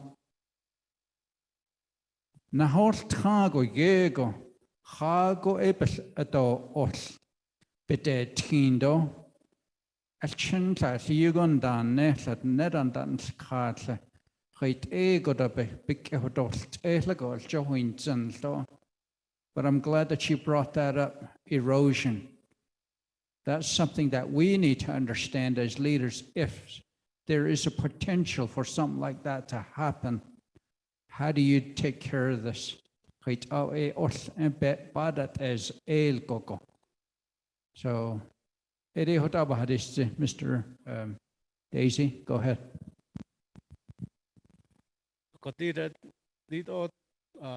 Siso I didn't not all Siso Judesh Afni Zind. Shishet Edoban Saskis, the Yegosh, the Kayati. Okotida Kaya. And now it did a drought. Toten. Coach ever cut the dates and not of Kinch eat. I don't know. I don't it ought to be Kait yati twohoki Nate Losdo Chul Ebohitil Ash Aqua Yego Nanish soft donut kin do oho ah Ador lake Nana did a shed so see shed so nas let's have it the nas Ashago, this is an example. Code set a grego hat set a bow hat ako it's a yegon this Sahona hot seheki it's got the has elo mada deja so he wrote that ako did send is a that's a such a bow that the lagana is salt wash membrane ako eight seheki sandstone hot is set a sheet or set that eight and bishbi a conana belacana na yo mineralized this is just a tie a co a out sent is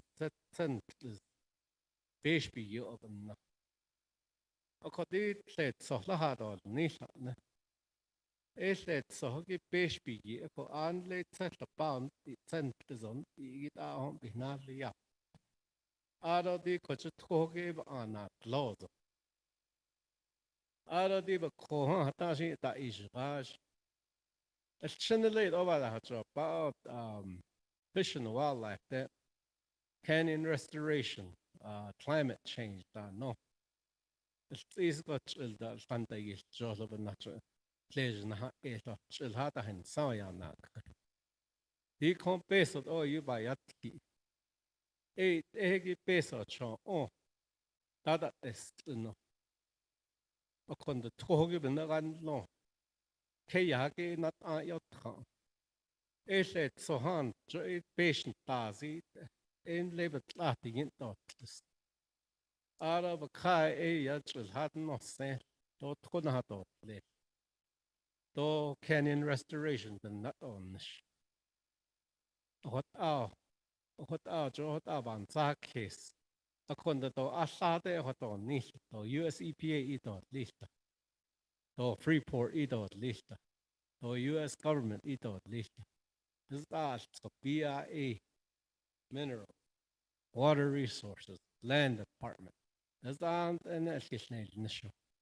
What sa atil ni? Ako, what nleset so asaben ta nish. What somehow online quite even on short not kit that me. But is that chill nas ne.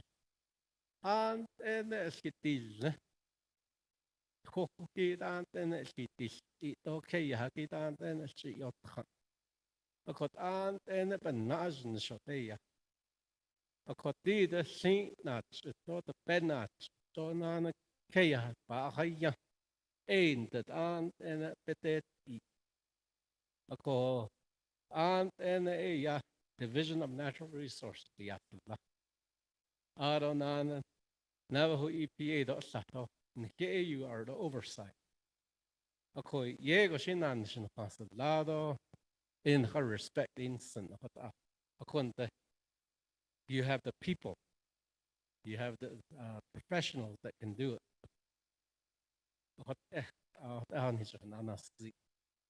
Mr. Daisy, Arun Kitlahasan Lanky.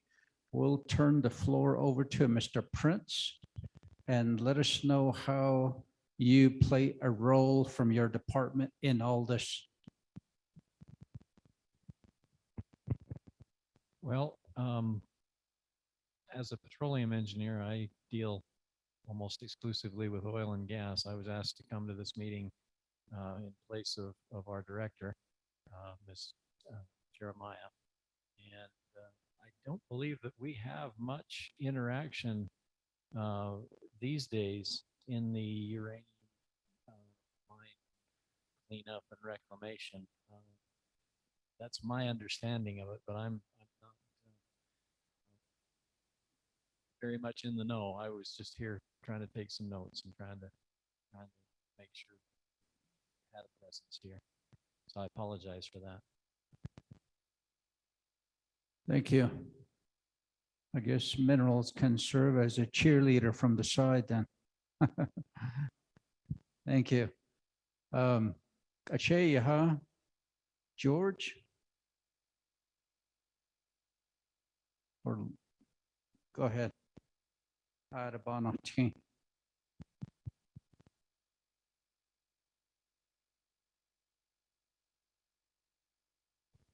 Thank you very much for allowing me to do the presentation, Chairman, Vice Chairman, and our DC committee, as well as some of my colleagues and people I know here with the programs.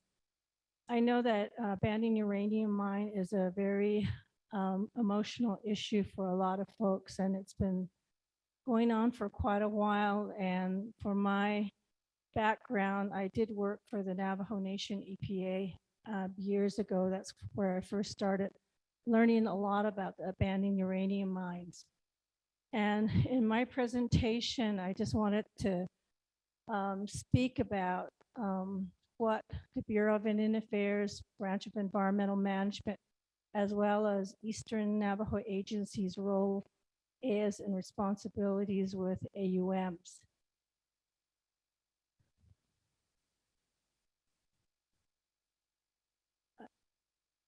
And again, this is just a status on the BIA's role with abandoned uranium mines on Navajo.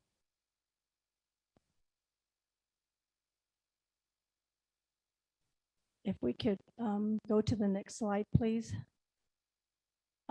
Most of the time, my branch receives outside requests, mainly inquiries or questions on AUMs from federal, state, and Navajo Nation. Since I started at the BIA back in 2009, we've had a request from the Department of Interior on a lot of these data calls on AUMs. And most of this was on the Tuba City landfill. And just for everyone's information, although Tuba City is within the Navajo reservation, that Tuba City landfill belongs to or is being managed by one of my colleagues a gentleman by the name of John Kraus. And he oversees that Tuba City landfill with the Hopi on the Hopi reservation. So at one point, I think there was oversight from our region, but it was transferred to Phoenix. For that, the reason is because of the Hopi, it was on Hopi reservation land.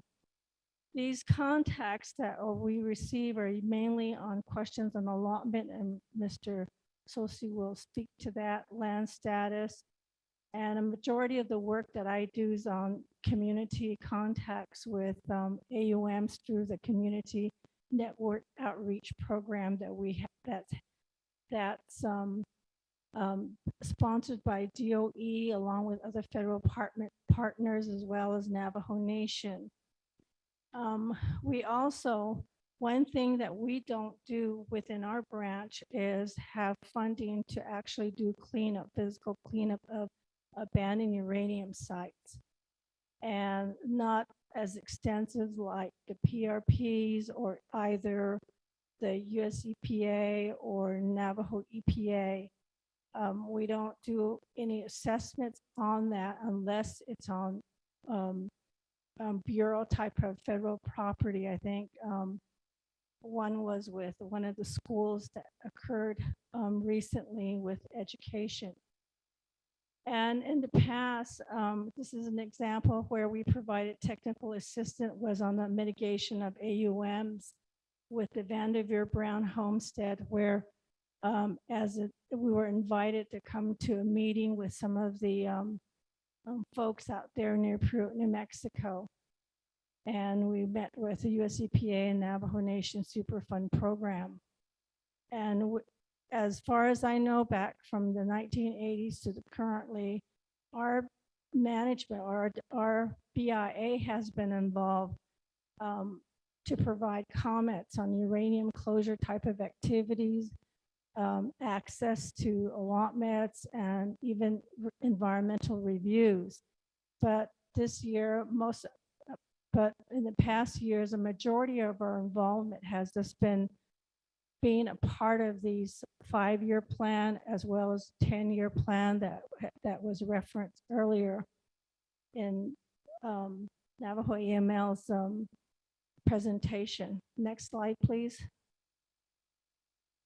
The current AUM activities we've been doing has been under my program, which is the NEPA program, where they reviewed that draft EIS.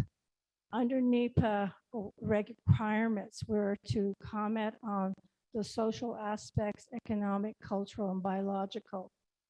And my NEPA staff provided comments to that draft EIS, and I think there was a meeting last week on Friday related to that.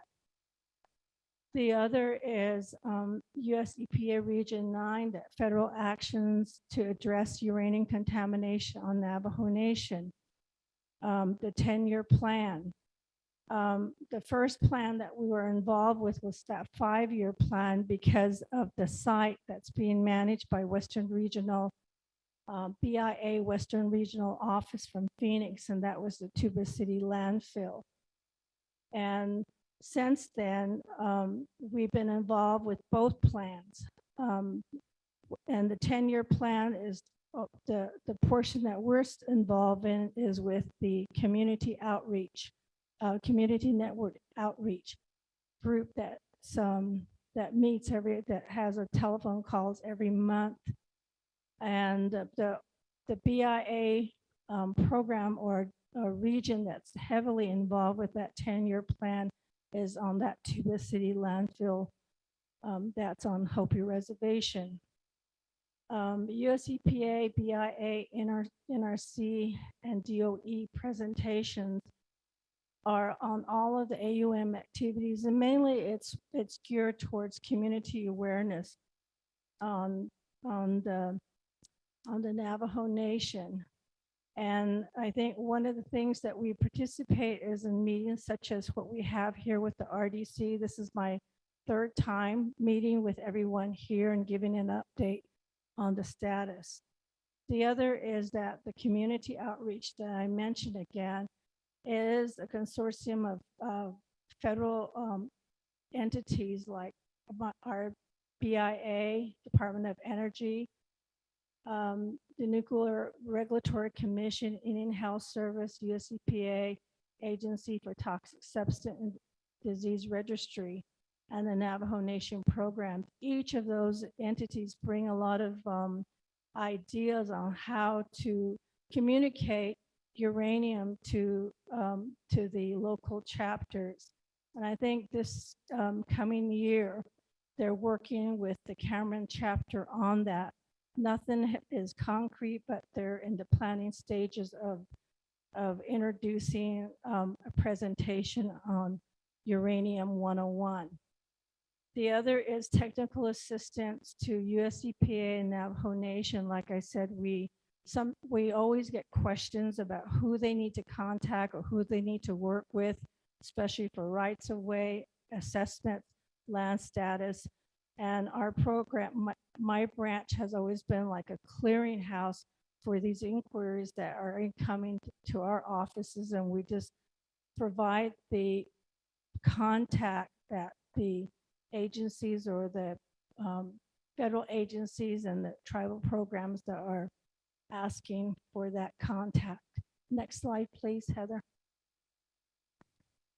And then we'll continue to support these efforts with our tribal partners as well as our federal sisters on all the AUM activities. And a lot of this is through community outreach network calls that we dedicate ourselves to with monthly calls and participating in community outreach activities out in the chapters. And again, technical assistance, support to federal partners and the Navajo Nation programs working on uranium issues. And mainly it's questions because but like I said, we don't get direct funding to do a lot of these physical type of work that's being done right there out on the Navajo Nation. And again, we'll continue to support community at the AUM events at community open houses and being on site tours. And like I mentioned before, in the planning stages for the Cameron chapter is that Uranium 101 workshop group, which is led by ATSDR and the Community Network Outreach Coordinator that plans on working with the chapters to see how they can start providing this information to the chapter folks out there. Next slide, please. Next slide. Thank you. And again, this is where Superintendent Sosa will start off.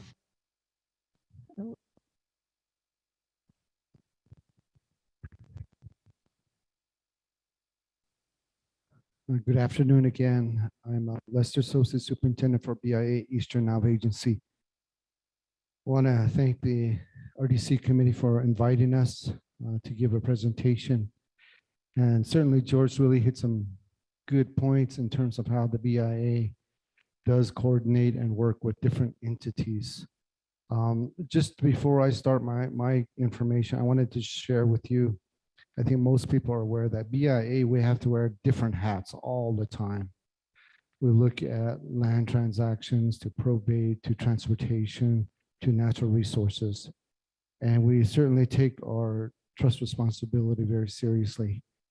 And so I'd like you to, I guess, look at this information from a land manager's perspective. The BIA puts on that hat as a land manager perspective. So in Eastern Agency, there are several AUM sites that we've been working on with different federal entities as well as the Navajo Nation. Just to reflect back about 10 years ago, when I first came on board as a superintendent, I asked some of my staff, how do we engage with addressing the AUM or uranium related issues? And there was very much different information from different stakeholders. And so I had to really get into understanding how the different activities are going on. And at one time, I was actually told BIA doesn't need to be at the table. And it was really kind of bizarre that some folks had these perception that BIA doesn't need to be part of this conversation. But nonetheless, as part of our trust responsibility and managing the land, we just kept going at it. I was very much adamant saying, we've got to be at the table, BIA, especially on the Eastern Navajo Agency because of the mixed land status, and more specifically on allotted lands. We have a direct responsibility for managing those lands with the landowners. But we made our way to the table with the US EPA and other entities that were addressing these issues. So going by the different sites there, really worked on some of the administrative matters and issues that we had in terms of the home site leases and residential leases from Church Rock area. So it was really getting down into the procedures and details. And we gave advice and consultation to US EPA and the Navajo Nation on how residential leases and home site leases are processed, because that was necessary as part of the coordination work to address some of those impacted families from Redwater Pond Road area. And we'll continue to do that and work with the different entities, especially the Navajo Nation on that. On Haystack remediation project, there were several impacted families there. And we had to, we went out there a couple of times, my staff and I, to meet on site with some of those folks. They raised some concerns. They were asking questions about land status, allotted land, because that project is on allotment lands. And again, we had to kind of make our presence known as folks were trying to resolve these issues without BIA's involvement, or at least a limited involvement. But we were there, we went to the meetings there on site and provided, again, guidance on what needs to happen for allotted lands. Just as an example there, the allotment was in probate status. So under the regulations, the land officers had significant authority to process residential leases, especially if the allotments are in probate status. So that was, in a sense, fortunate in that situation, because we were able to process a residential lease quickly and efficiently to address that remediation project that was there. Casimiro Lake involves private land with tribal trust and allotted lands adjacent to that private land. And that has been an ongoing situation where US EPA Region 6 and 9 were working on how to address some of the AUM that was there on private land. There's a AUM site that was remediated on allotted land right next to it.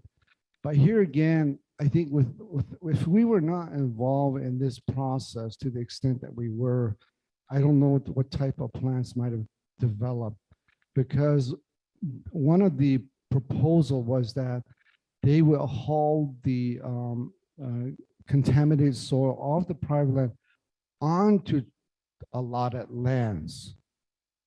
And we weren't really being asked what our thoughts were until we really started getting involved in that process, because the allottees that were situated there were very concerned on how plans were being developed.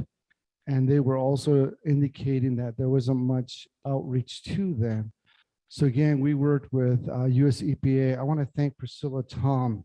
She's been an awesome colleague from US EPA.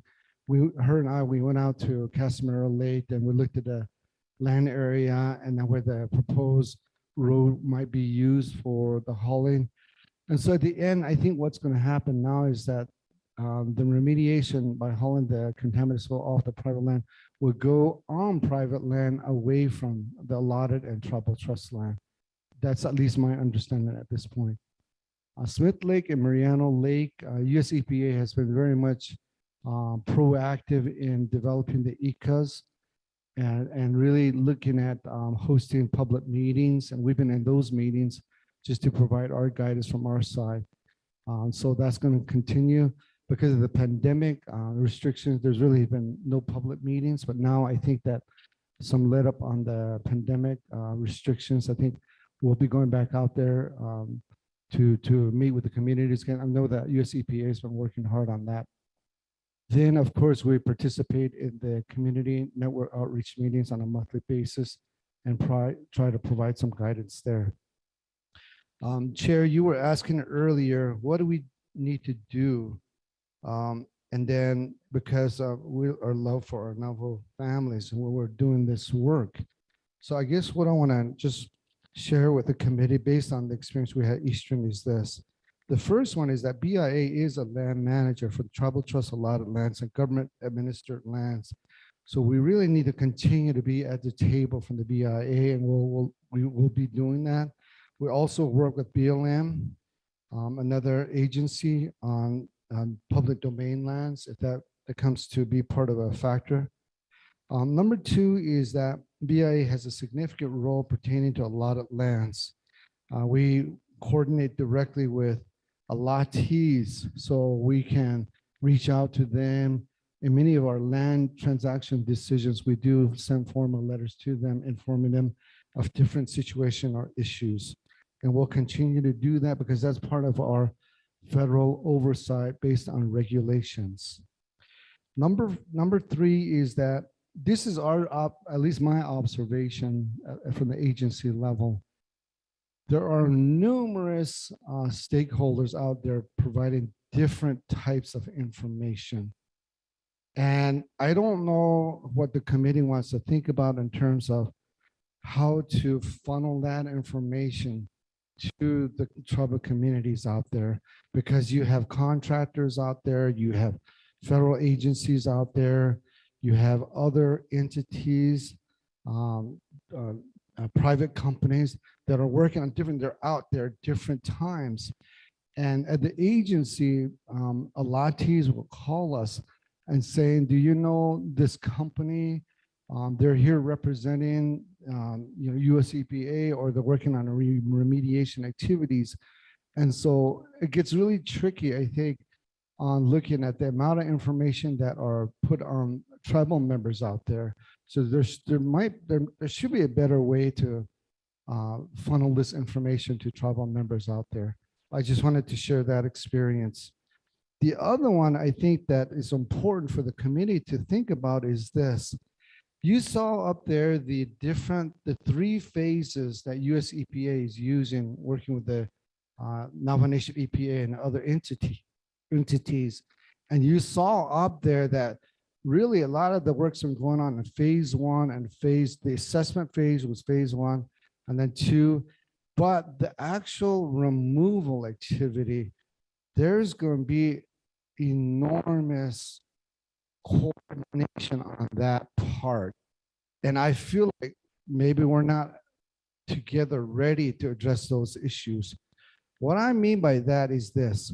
From the agency side, we've been in conversation on a possible repository that's being discussed as a removal action from, I think, US EPA working with different entities. But for example, Mariano Lake, there's a conversation we're having on a possible repository on allotted lands. But that's really a complicated proposal, I guess is one way to put it, because you're going, if this proposal does go through, and this just is a scenario out there that we would have to work closely with the allottees to provide consent to designate a portion of the allotment land forever, basically. And what would that look like? Are we going to use a lease instrument, or how would that be done? One of the things that I think that's being explored now is what they call conservation easement. And what that means is that the land would be withdrawn for specifically possibly depositing contaminated soil there. So there's still a lot of questions around that. And even if that does get established, hauling the soil to that site is going to have its own implications. And we're looking at more, at least I'm looking at more from the administrative side. You're going to need a right of way. You might need a lease. You'll have all these different instruments you would have to develop for that. There's even a thought about land exchange that's being discussed informally at this time. But I know that I'm just saying this because the Navajo Nation, I think, has not been in these discussions, but at least internally, we're looking at these types of scenarios. And later on, the nation would have to make some decisions on how that's going to happen.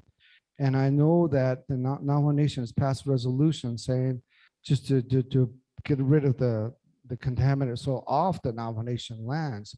So there's going to be a reckoning, if you will, some type of coming together decision that has to happen.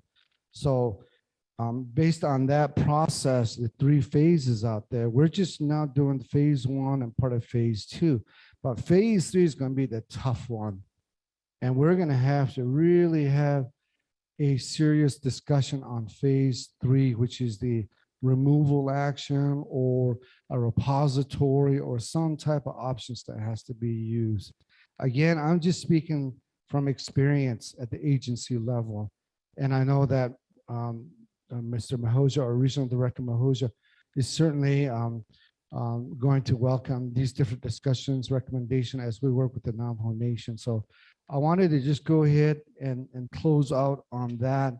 I don't know, George, you want to share some closing comments on it? Thank you.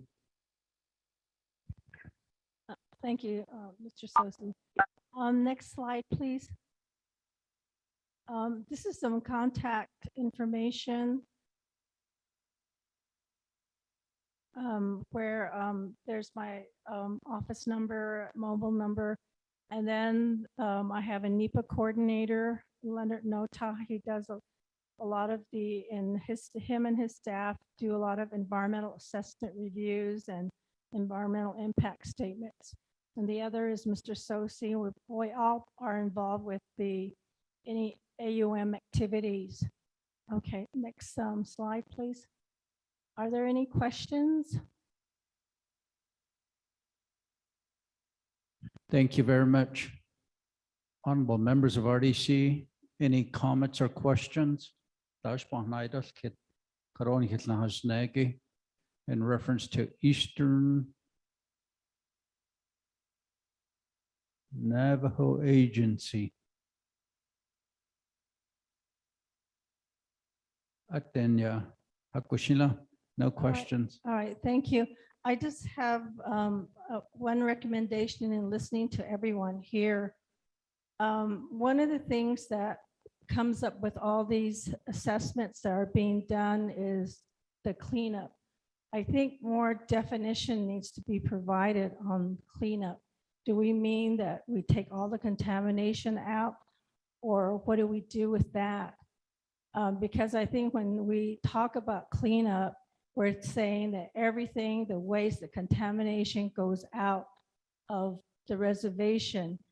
And I think when I was on that call on Friday on United Nuclear, Northeast Church Rock United Nuclear, the president wanted all of the waste to go out of the reservation. And the other is risk assessment, because I think risk assessment really and costs really drive how much extensively a cleanup will be done. I know that within Navajo Nation, risk assessment really depends on the populations. I think when you compare urban areas with like here, we live in a remote area. And in urban areas, I think most likely things under a Superfund will score, or under a risk analysis, there'll be more potential impacts. And the other is the regulations that were brought up here too, because Navajo AML works with under SMACRA, and then the rest of us are working under CERCLA. I think those can be reviewed and at some point jointly address some of these activities. And those are just kind of my recommendations of what I heard here. So I just wanted to pass that on, and thank you so much for your invitation here to present what we have on our status. And I forgot to do one thing, is to let you know that Shay had what it in Shlon if it was Shane to he clean it, the Chanel Lukia Ani, the Shay. So I used to show one day, young with Holiedo, Adonasha, to he had not quite and teach a hasty. Thank you very much. Aaron Kitnahosofnagi, George, as well as Lester. Thank you. Aro Kashinos Nanado. Earlier, it was mentioned there's a few departments and offices that this also relates to them. So we're going to give a little bit of time over to Land Department, Mr. Halona. Chairman Nares, Vice Chair Delegate Walker, so on to RDC. That's not flying though, that's not Cindy. Yat every dash, say Mike Halona, that's it. But in Sloan, but she's seen 400 young field. That next can hold the never care about higher education on this not there. I call these things in one hour so at the hot in that so Kaya Halid Kaya not that had not about Hanne. I couldn't hit could about the case so not according maps he got not in Hanad not hard.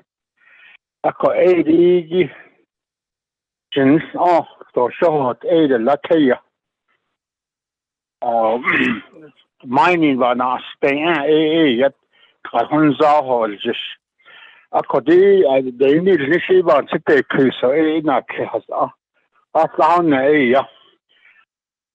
To decay had the AI say got the ice to chudo insta.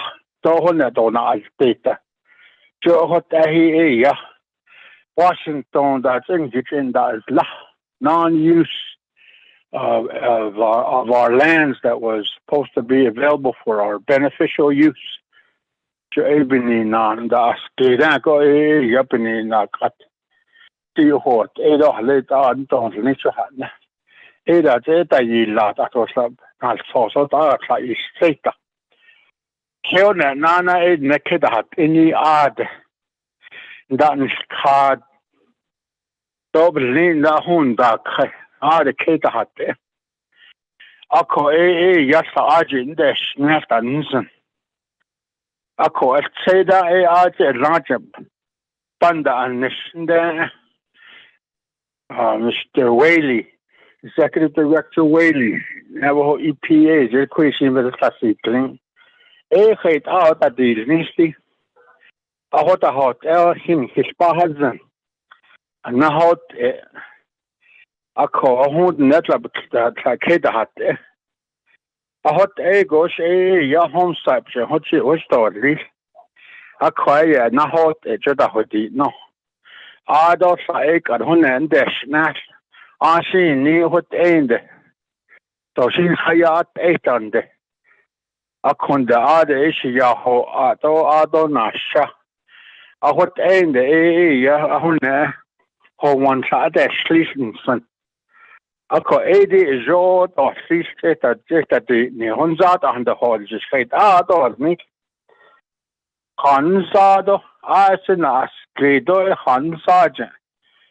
Other that since the Tanaki that is since the Ka. What's going to be the buffer zone that's going to be considered safe to the Bedino? I call 80 or say, Bazan or say, don't Kaya Hasso.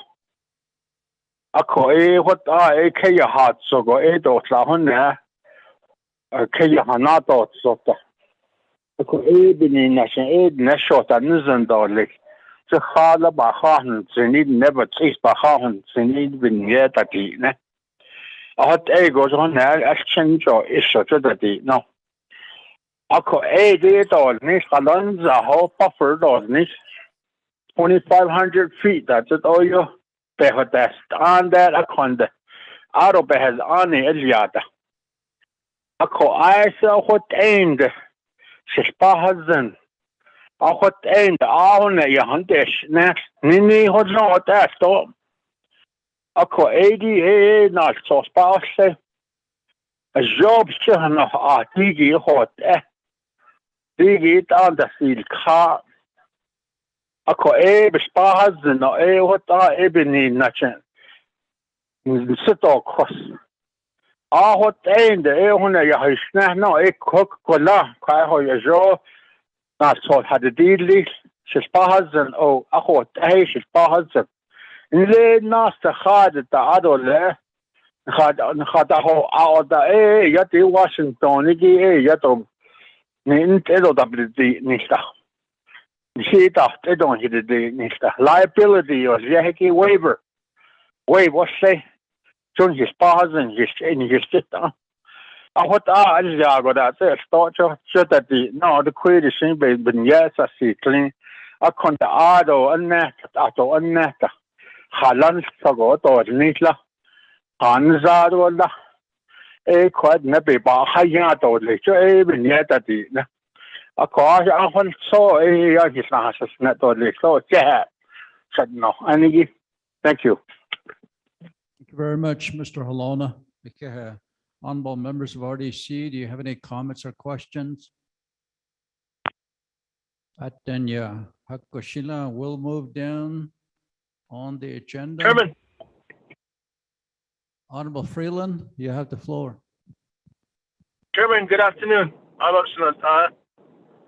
Thank you. I wanted just to respond to Mr. Sosi and the Eastern BIA presentation.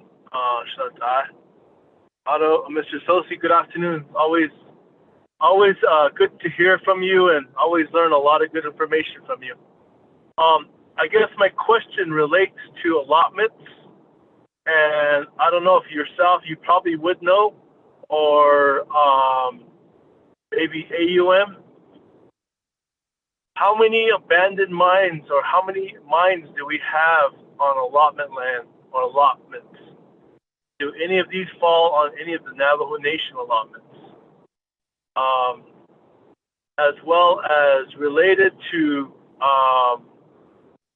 a comment that you made about land exchange. What specifically did you mean by that, Mr. Sosi? Those are my questions, Chairman. Thank you, Mr. Sosi. Thank you for your questions, Honorable Freeland. Mr. Sosi, your response. Thank you, Honorable Delegate Freeland.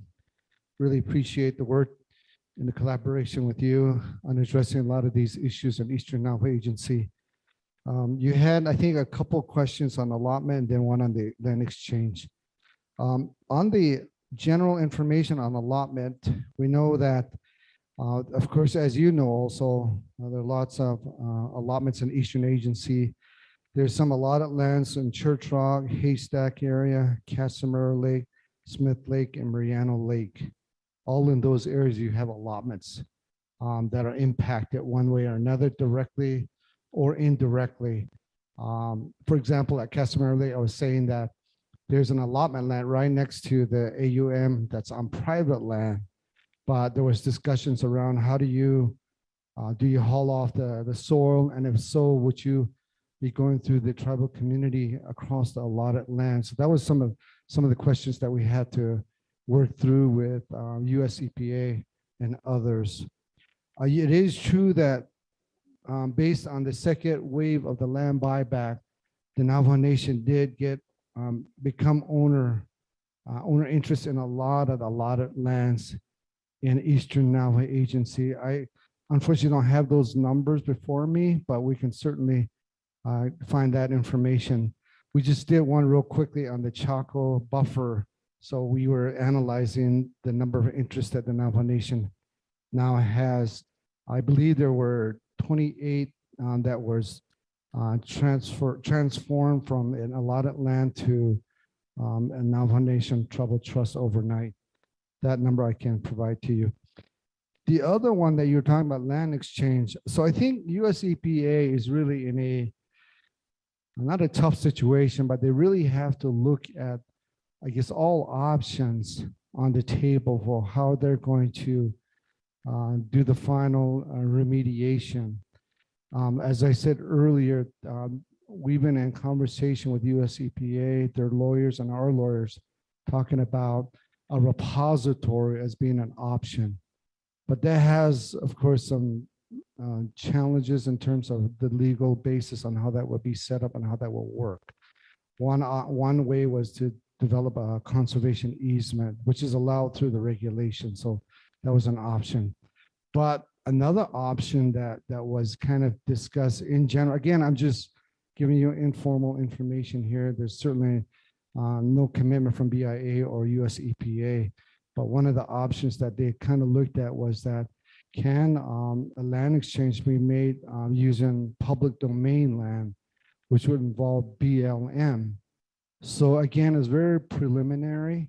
And so I think that a lot more discussion has to happen, especially I think with our lawyers or solicitors, we have to chime in as well as our regional director on his guidance. So hopefully that gives you some answer. Delegate Freeland. Thank you. Thank you, Mr. Sosi. Honorable Freeland, do you have a follow-up question? Chairman, thank you, as well as Mr. Sosi, thank you. Chairman and my colleagues, just a recommendation. I know we're going to be going to Ojeto tomorrow, but at some point, if we could schedule a tour of maybe meeting with Red Pond Association, and then Mariana Lake, and then Casimiro Lake, and then maybe end at Haystack. I think if we could do a tour at some point of that, I very much would appreciate that. For us to take a look at that site as well. Those 4 sites, if we can, Chairman. Thank you. Thank you, Honorable Freeland. We will certainly take that into consideration. Perhaps plan it for another date. So here, around Naidens Kiriki, Kachain Nasnana Dolet on the agenda. We have Navajo Nation Environmental Protection Agency and their departments to provide their report. Ms. Belinda Shirley, Director.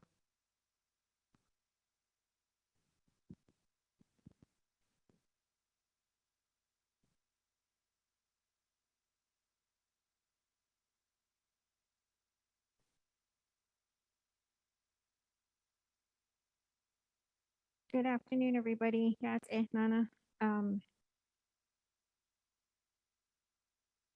Achi kwaigi Navajo EPA hashin tago nihilnada hodidne.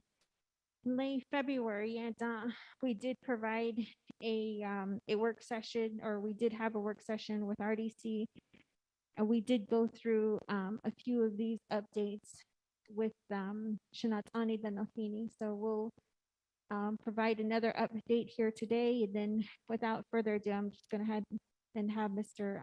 Yazi go ahead and start us off.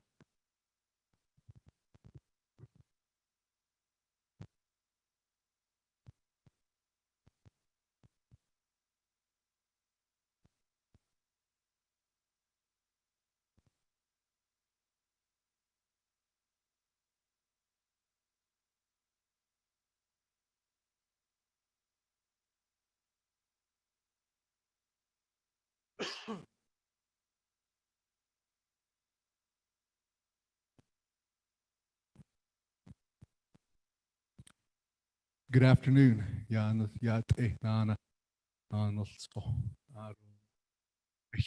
evening, it's not an easy task what we take on with these efforts. And as Director Shirley stated, we provided updates in February. One of the last items that I closed with in our updates in February was talking about AOCs, which was one of the discussion points earlier today. And then I brought those up because that's where, when we share the presentations, we're hopeful that this is what we're pointing out and identifying as far as what our needs are with the help that we look to have identified. So let me start off with this slide. This is the staff that we've got right now. Of those listed, the top 3 are all administrative personnel. And then I've got support staff in there. I have 4 technical people working on AUM sites. 4 on all of these. I have 1 identified to work on nothing but brownfields. So she does all of the technical work on brownfields. Recently lost our engineer, so that put us back, and I've picked up his sites to cover what we do on our end. Next slide, please. What I want to share with you today, again, is going to be the CERCLA process, which has already been shared, so I'll keep it brief.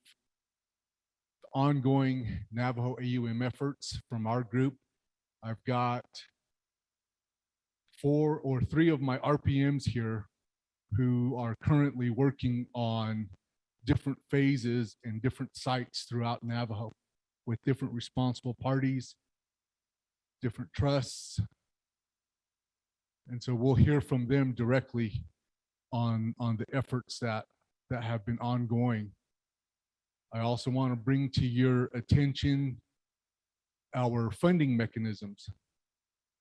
I hope to make that one clear, to show how we work with US EPA in our roles.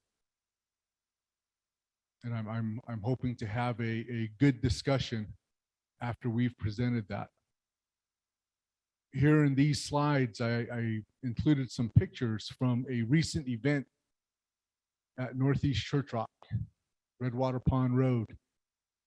Friday, April 22nd, we had NRC come out to the Redwater Pond Road to talk about their 10-year plan, to talk about UMTRA efforts, to talk about AUM impacts. Most importantly, they came out to the community to hear firsthand from the community themselves. Another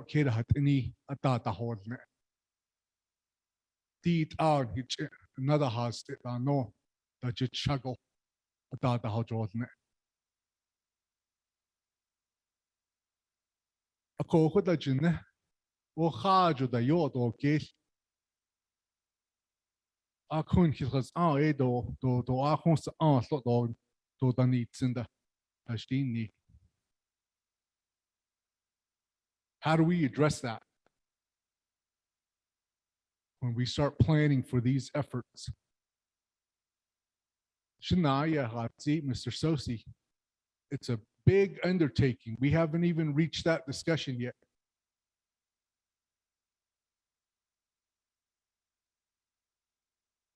So we had these commissioners. These commissioners never leave their offices. They came out here to Navajo, 3 of them. They met with the community. They stayed all afternoon.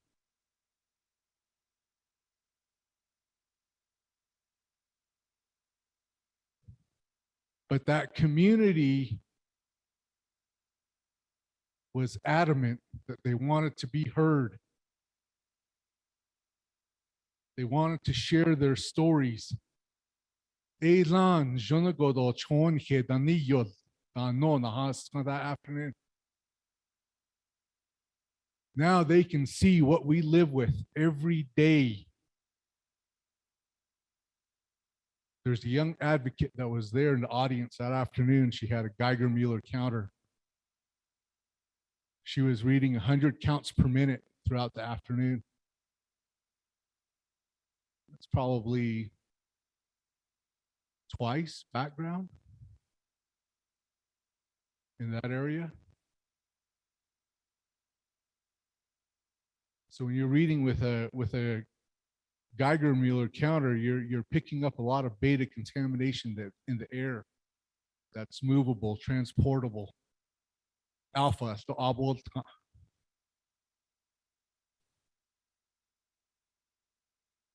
I'm not here to try to give anybody a radiological crash course today. We can do that another day.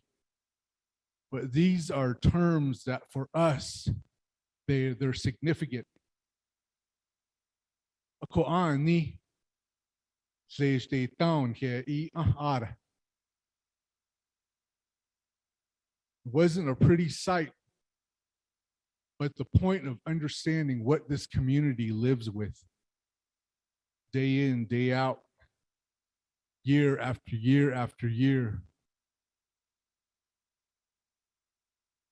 was something that I think that spoke volumes to those commissioners. Yanda, when we met with them later that evening in Gallup, they were asking some of the hard questions. They were asking, why can't that waste be taken off Navajo? Why can't we designate state land somewhere else, BLM land somewhere else?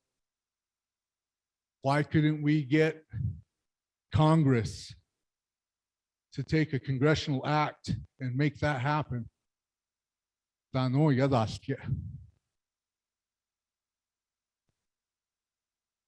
your communities, who's willing to have a repository to accommodate all of this waste,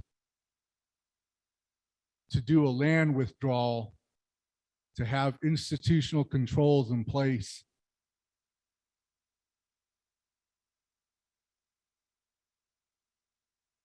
Because that's the hard discussion that we're having when we're talking about this. And we haven't even reached that point of making that kind of decision yet. Next slide, please. The Superfund circular process. You've seen it.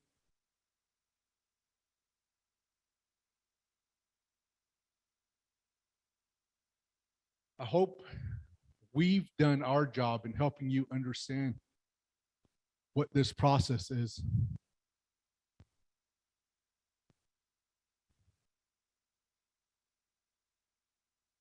One of the things that I pointed out during our updates in February was to understand what CERCLA meant.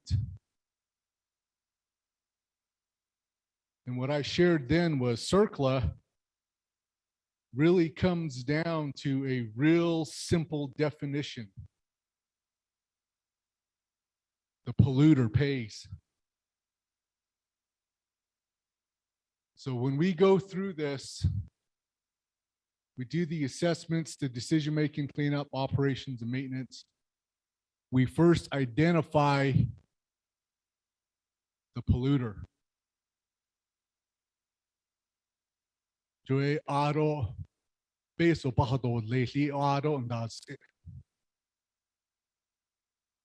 We have here today Cyprus Amex,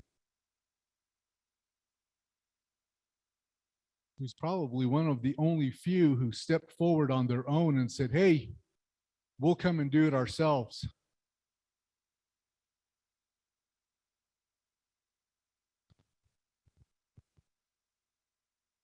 We need to recognize that. We need to recognize how this work happens, what it takes to get to where we are. The regulations, the procedures, the policies, the steps.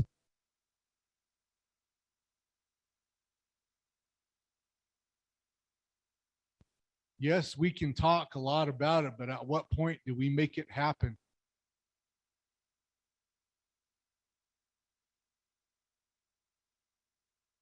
Meeting after meeting, Shnatani, Key Allen's always asking that. When do we make it happen? we're getting the same rhetoric over and over and over.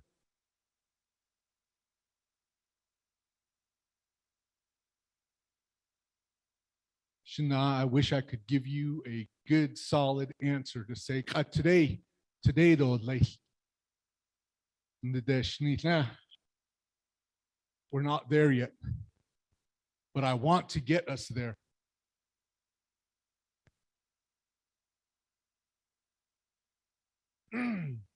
Next slide, please.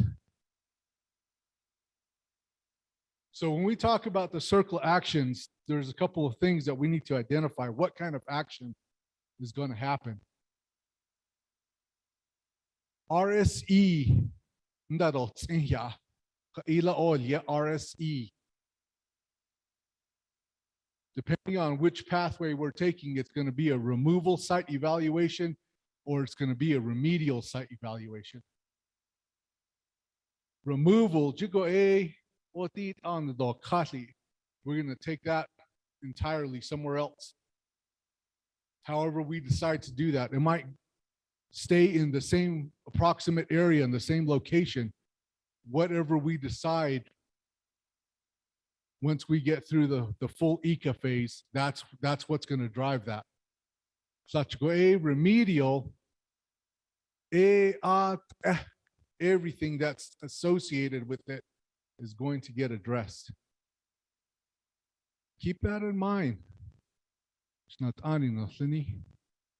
because that speaks to some of what I'm going to point out when we talk about data gaps, when we talk about consent decrees,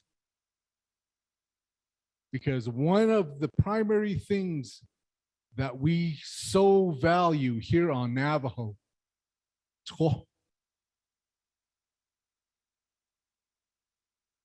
Gilbert,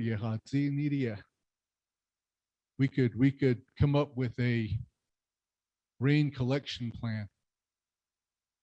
That's a real thing. It exists. It's under safe drinking water standards. Hawaii has it, Puerto Rico has it. Those two places, just knowing those names and locations. So they have plans for this. How do we adopt that to an arid area like we have? It's something we should talk about. It's something we should think about. Next slide, please.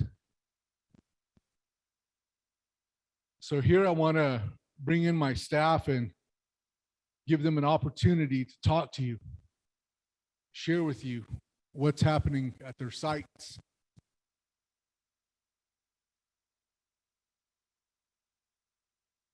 The RSE is what comes first. Removal site evaluation. Does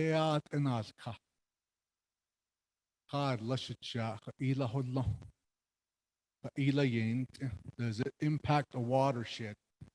Does it impact drainages? Does it impact a family directly?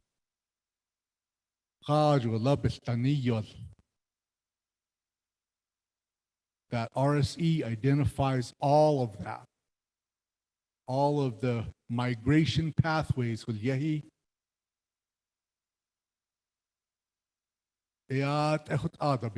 RSE reports. So once we receive those reports from US EPA, we review it, we comment on it.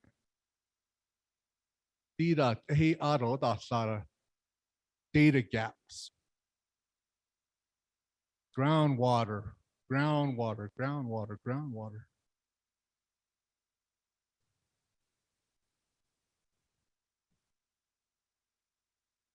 Northeast Church Rock. When NRC came out, one of the big things that we're looking at, draft EIS, environmental impact statement. We should have a decision coming at the end of June. The biggest thing that we find wrong with that is the big data gap, water. There's two different aquifers in there. There's a shallow one, there's a deeper one. They go in opposite directions. Both impacted. Where's the data for it?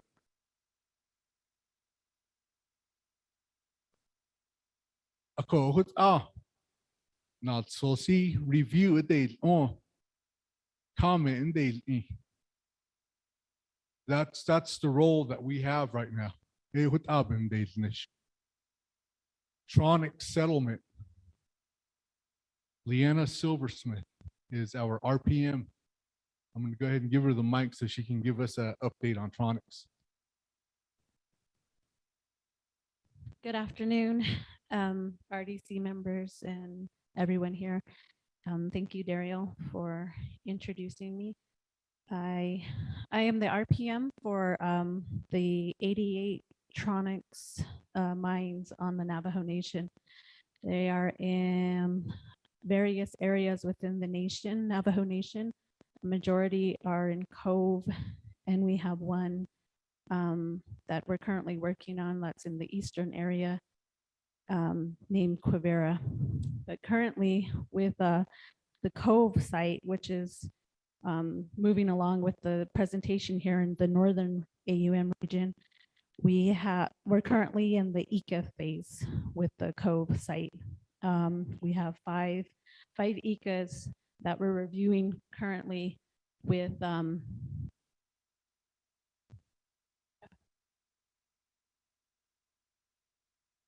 Mr. Nez has a question.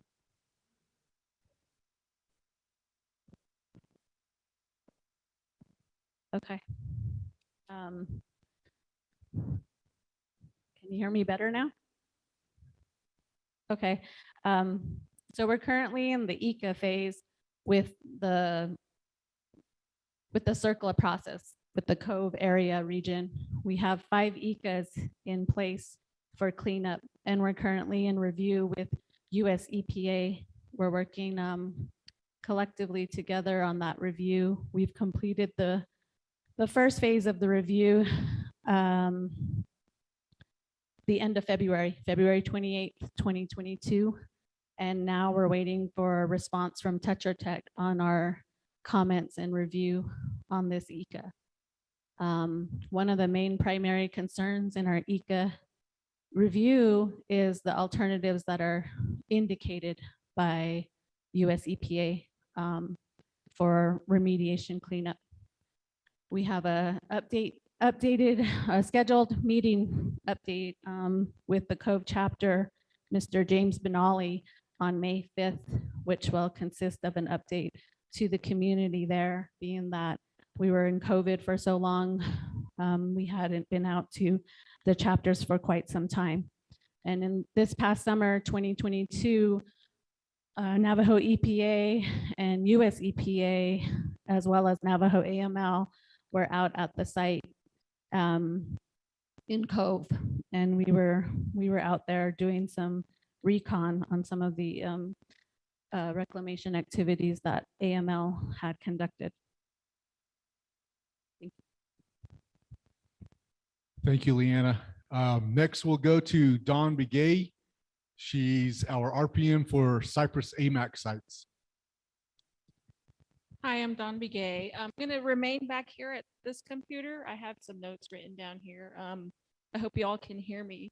So I'm the RPM for 107 sites that are in Homestake, Chevron, Empro, and Cyprus Amex, and EPNG. With Cyprus Amex, we, as Cyprus Amex has indicated, they have the 91 sites in the 3 groupings of Group 1, Group 2, and Group 3. And all of these sites are in different stages of document reviews. Jennifer had gone over that a little bit earlier. Group 1 RCs, Group 2 RCs and cultural surveys, and then Group 3, if you recall, is in the assessment agreements, access agreement, sorry. It's kind of in the beginning stages of the process. Also under Cyprus Amex is Ruby Mines. There's 2 mines that are in the ECA stage.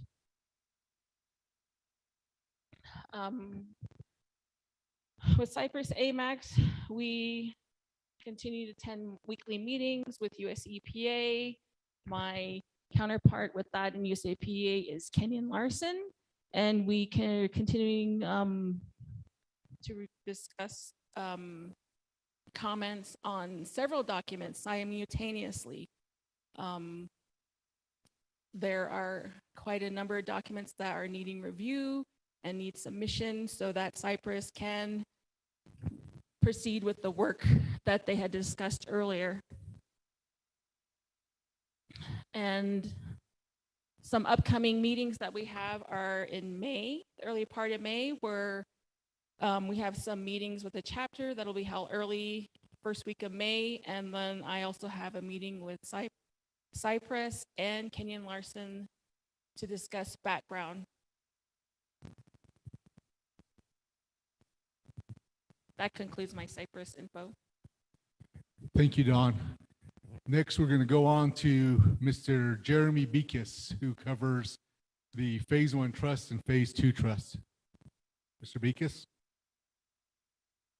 Hello. Hello. I'm Jeremy Beekis, Remedial Project Manager assigned to the trustee work. For the Phase 1 Trust, there were 16 priority mines. The RC removal site evaluations were completed in 2018. Currently, they are waiting to move into the phase along with or from the Phase 2 Trust. With current updates, with the Phase 2 Trust agreement, there was money allocated to conduct a natural resource damage assessment. This would be conducted on 13 of the 16 priority orphan mines. Mines in the northern region, there was a site visit conducted by the contractor, and the design of that project is to glean information from sources such as RCs, any information from the designated natural resource trustees on either water, cultural, to look at impacts that the mining has had on these sites. So that part of that site visit was conducted in November 15th. As for the Phase 2 Trust, Navajo Nation EPA is currently reviewing work plans in this area for the Addendum 2. The Addendum 2 sites include 1 water study and 4 uranium mine sites in the northern region. Right now, site visits to the Addendum 2 sites are planned in May 2022. And as the work plan is approved, and now that field work was deemed mission critical in December of 2021, field work is scheduled to happen later this year.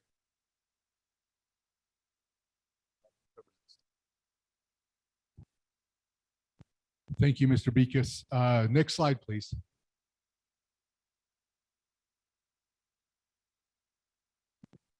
Okay, and I will continue. So the priority orphan mines are located in 5 out of the 6 regions, which also include Central and North Central. So this is just an additional update with that NRGA site visit was also conducted. In the Central region in Tachi Bugat, also houses an additional 13 Addendum 2 sites, which are planned for site visits in May. The reason why some of these site visits have been planned so late is access issues with the weather. It's March and April, so site visits. The initial site visits are scheduled, and once again, work plans for stage 1 field work for these sites are also scheduled later this year. And that bottom update for Southern is there will be no natural resource damage assessment. 13 out of the 16 mines. Husky So was deemed no further action. Next slide. Okay, Babbitt Ranches. This is one that I recently got involved with. So activity started at Babbitt Ranches back in September 2016. A little bit of history about this is Babbitt Ranches didn't actually do any work out there. They inherited the mine sites as part of a purchase. Some courts in Texas made some rulings, and so they ended up having to address the sites of Section 9 through the AOC. For Section 9, it only covered RSE to do the RSE work, but it didn't cover anything else beyond that, the implementation of identifying what's in the RSE and then taking it to the next step of identifying risk in the ECAs. So since that happened, we've gone about since September, or since about a year ago, the end of April 21 was when US EPA indicated they would lead the ECA effort. And so we haven't had anything happen out here yet since then. But they did address Section 10 along with Section 9, only because they were there. So a lot like Cyprus Amex, they were willing to go above what they were identified to do. The AOCs, there's one that comes back, that term, Administrative Order of Consent, consent decree, settlement language. This is what drives what's going to happen and who's going to do it. I've got another one coming up here that I really want to talk more about. But if I could, let's stay in sequence here. So EP&G, we're gonna go back there to Dawn, who's the RPM for those sites again. Oh, it's me again. El Paso. So with El Paso, there are 19 mines addressed under the AOC. I just wanted to mention that if you needed the AOC for any of my sites, I can forward you that. The AOC has got all of the information needed to give you a good idea of what's going on with these sites. The 19 sites, there's 2 priority sites, Charles Hushkin 12 and 14. We recently had a site visit tour with EP&G in March. The purpose of our visit was to introduce agencies, US EPA, Navajo EPA, AML, and I think there was another agency that came along. And we were to discuss alternatives for EP&G sites because they are in the ECA stage, and then discuss comments that we had made on our draft ECA about engineering and evaluation and cost analysis document. So we discussed these in the field with US EPA and Arcadis, who is their contractor. And also, we recently had a site visit last Friday, April 22nd, that was held with Congressman O'Halloran. The site visit there, we visited 3 sites, which happened to be 2 sites that were associated with Arcadis, Charles Hushkin 11 and Charles Hushkin 26, and an unreclaimed mine called New Leba. They were for comparison sites to show O'Halloran what a reclaimed and unreclaimed site look like. We were able to sit down, discuss these some issues with O'Halloran, and then we were able to have a conversation with O'Halloran at the chapter house with the Cameron chapter officials. And that is El Paso. NPRO, I work with US EPA, Mark Ripperda, and there are 8 mines under the AOC of this PRP. Let's see, they have AMB 2, 3, 5, 7, 13, Henry Sloan 1, Earl Hushkin 1 and 3. Under this, let's see, We had a recent site visit in Cameron. Cameron to visit A and B 2 and 3. This was in March also. Same visit, same time, similar visit with as El Paso. This was to introduce the agencies and discuss alternatives and interim actions that would possibly happen at A and B number 3. And A and B number 3 is located close to several homes, numerous homes. So there is some discussion we had about interim action to cover up some norm and possibly fencing, maybe that wasn't resolved at the time. We also used the time to discuss comments about the removal site evaluation that is under review. And then we continue to meet weekly to discuss RC comments between agencies.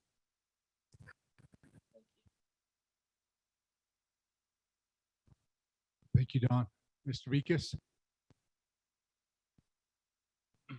Yes. So here in the Western region, there was also another site visit, like I mentioned, for the natural resource damage assessment at Boyd TC number 2. And for the phase 2 trust, the interim RSCs have been complete, or there are interim RSCs which have gone through stage 1 fieldwork.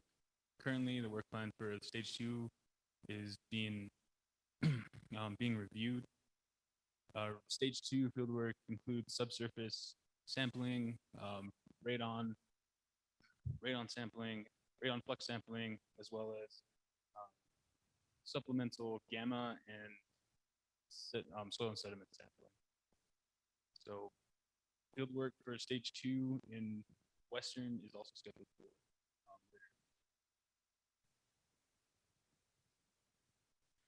Next slide, please.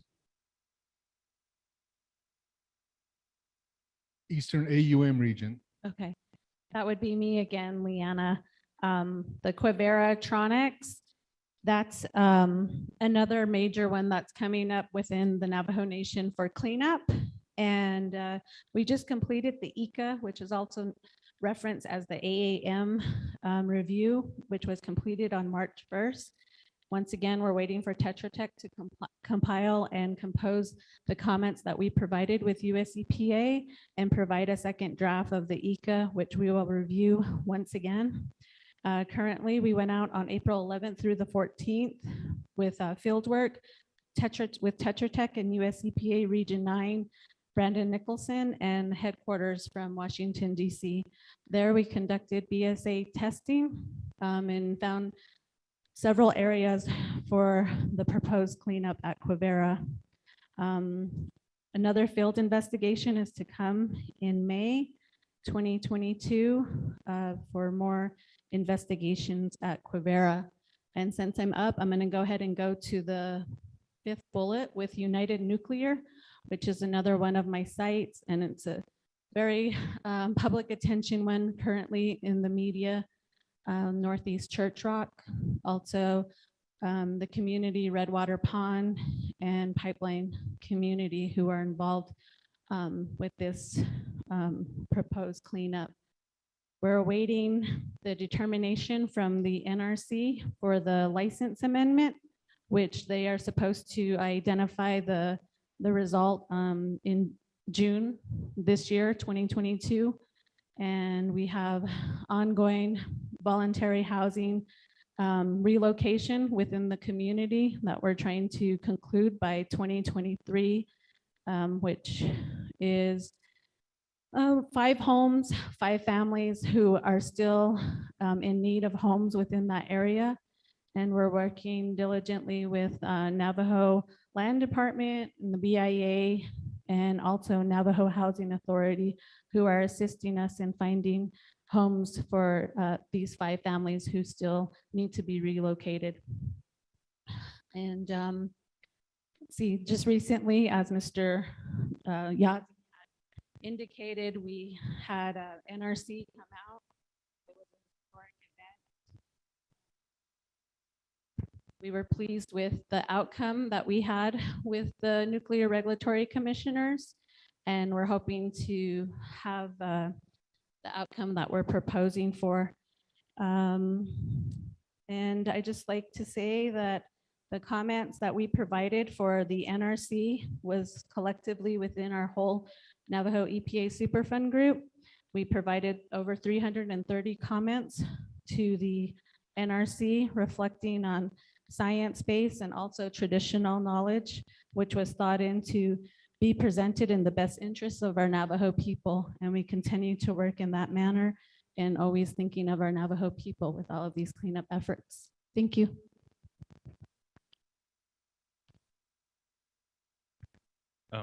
And for the last bullet, once again for phase one trust sites, there was a site visit in November for two sites for Eunice Vicente and Section 26 in order to look at impacts at natural resources, once again for biological, water, cultural. Thank you. And then I have the Chevron Mariano Lake, which is currently in the draft ECA, and then the next will be Home State. But with Chevron Mariano Lake, my USE counterparts are Jacob Phipps and Tennille Begay. Mariano Lake has the single mine shaft to the ground tunnels and had a water evaporation pond. I have some information on some of these sites. They have about 505,000 tons of uranium ore. Currently, the work we have done recently is I conduct quarterly parameter meeting inspections with Chevron's a contractor.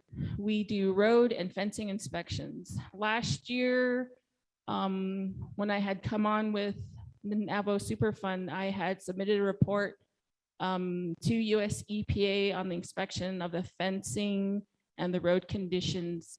So recently on this last April quarterly visit this year, Chevron had their contractors out assessing the fence to make repairs, replace fencing, and then review the roads to the homes. There's homes next to this site. And when we are currently documents the draft ECA. I have several draft ECAs with some of my sites, and this is one of them.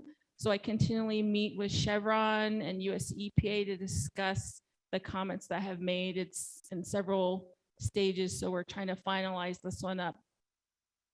Mac and Blackjack, which is again Jacob Fitz and Tennille of US EPA, is the responsible party of Homestake. There are 4 mines: Mac and Blackjack, Mac 1, Mac 2, Jack 1, Jack Blackjack 2. I think that was. 3 are located in Smith Lake and 1 in Mariano Lake, and there's approximately 700,000 cubic yards of contaminated soil.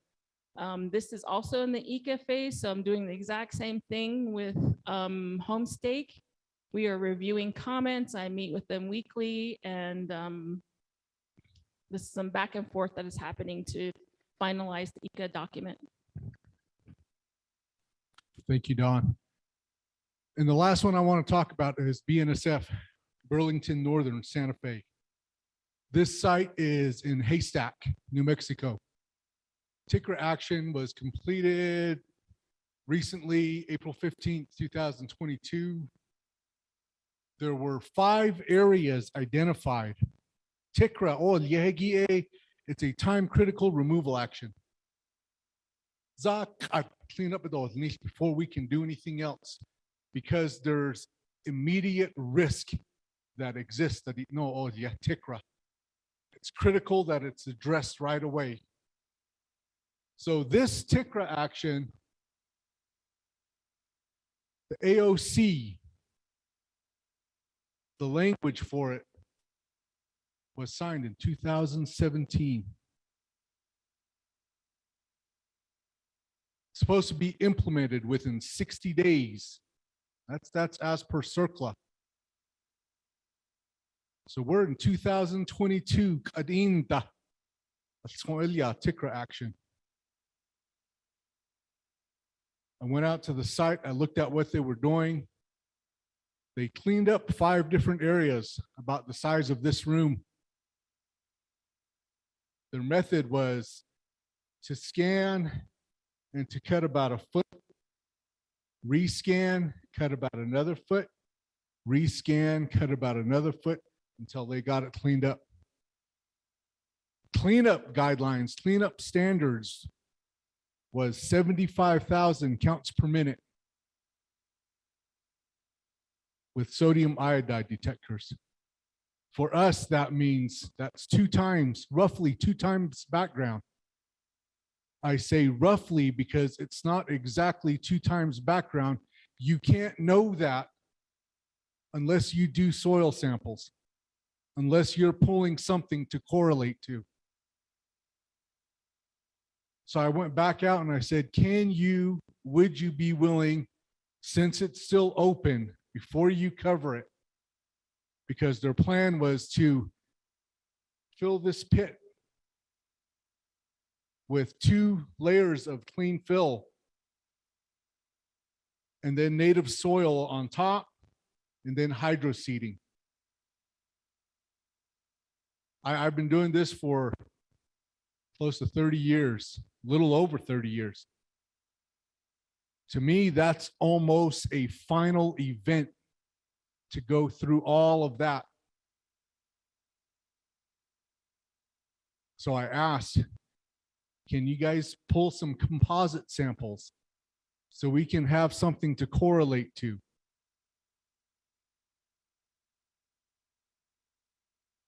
There was opposition to it because the AOC said something different. The AOC said 75,000 counts per minute. I've got a different group of people here at Navajo Superfund now. This is what we're looking at. This is what doesn't make sense to me when I look at an AOC. If I see something like this now, I'm going to call it.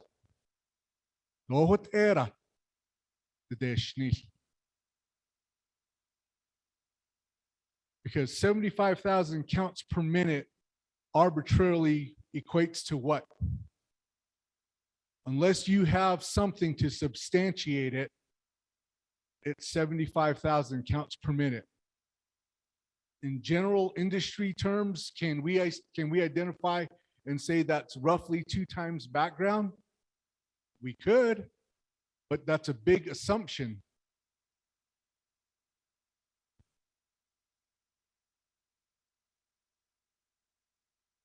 So the AOC, we need to identify how that works. In years past, Navajo EPA had not been party to those AOC discussions, to those settlement agreements, to the consent decrees. We are now. There's one, Cree settlement. The team here, we've been involved with those discussions. So the pushback was, this is not a final event. We still have the main site to clean up. We'll do soil samples when we get there. We'll do correlation samples to identify a cleanup guidance. So then I asked, okay, if that's what the process is going to be, can I get something written, documented that says you're going to come back and dig up all the work you did if more cleanup still needs to happen?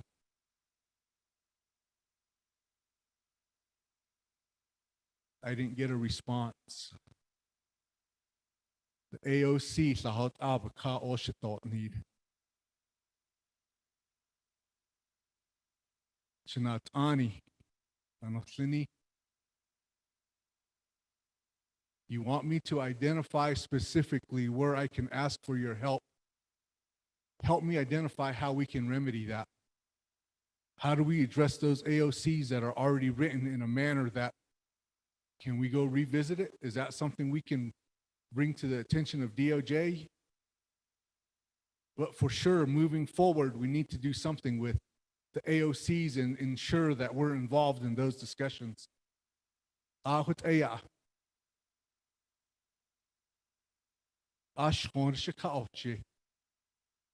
Because that's the wall I'm hitting right now.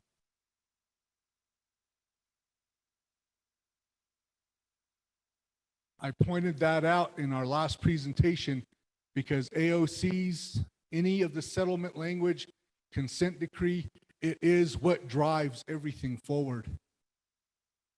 It even identifies what my role is. Navajo EPA is a support agent. It doesn't say I'm the lead agent. It doesn't say I'm a lead agent on behalf of Navajo Nation to speak as a lead agent on these matters. So support agent. Next slide, please. So along with the AUM work that we're doing, we work closely with US EPA. We have regular calls, weekly calls. Sometimes, if needed, we've had back-to-back calls in a single day on certain things. We have a waste disposal options working group. What that means is you guys have heard the term ICA.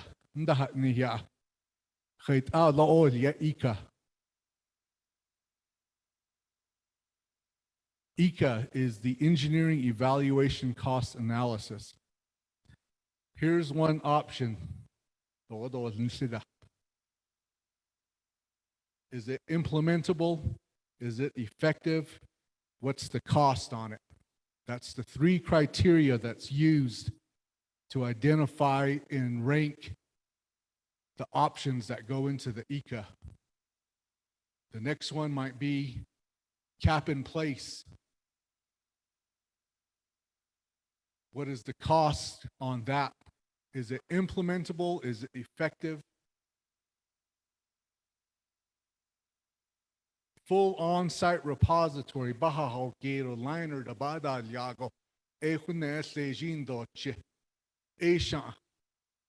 Is that going to work? Can we do it? Can it be done? Is it implementable? Is it effective? What's the cost on it? Regional repository. Regional repository where? On Navajo? Shana, Mr. Sosi, regional repository on allotted land, Shana. Have we had that discussion yet?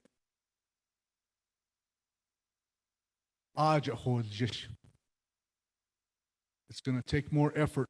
Some of the people that we need to include in these discussions aren't here today. I think Mike Colonna is probably still on the line.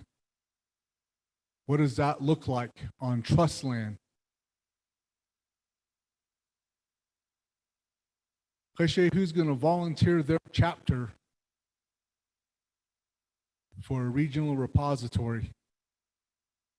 Withdraw the land and hold it in perpetuity with institutional controls. Because it's going to be a lot of land impact.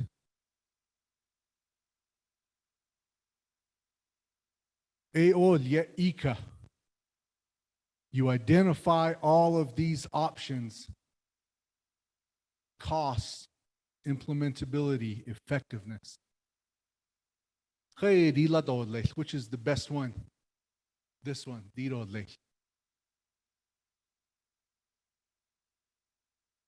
I identify that process because when we talk about Northeast Church Rock,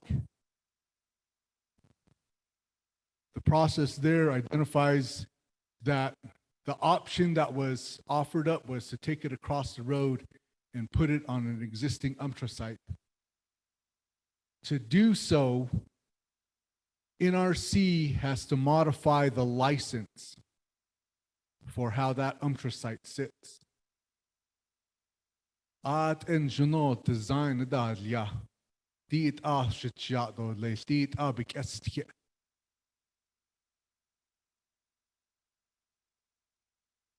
that license speaks to how that was planned, how that was developed. That's how the license needs to be changed. We're going to do this different. 1 million cubic yards we're going to bring across the road. We're going to put it on top of it and cap it. That's the proposed plan.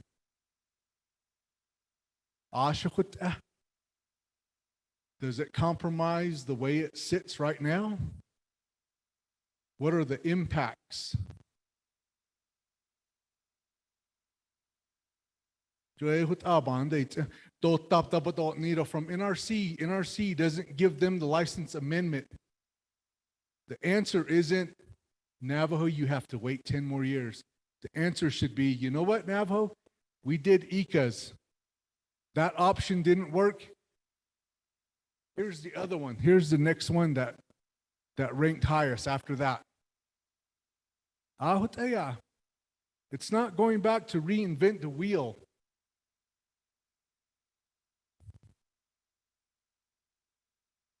I want you guys to understand this because I need your support when we go back and talk to the U.S. government on what this looks like. Whatever happens here at Northeast Church Rock is going to set the precedence for all of the other 522 mine sites. What we do there will be the model. So that's what we're talking about, Waste Disposal Options Working Group. With that option, NRC denies it. It goes back to US EPA. Community says haul it away. US EPA will say it costs too much. There's new technology that exists out there. We brought it up. We've developed partnerships with folks like ISO Pacific. They've got this sorting tool. It's a conveyor belt. It's got all of the radiometric equipment to identify what soil levels are. So it separates it for you. So you actually have a clean pile and a hot waste pile.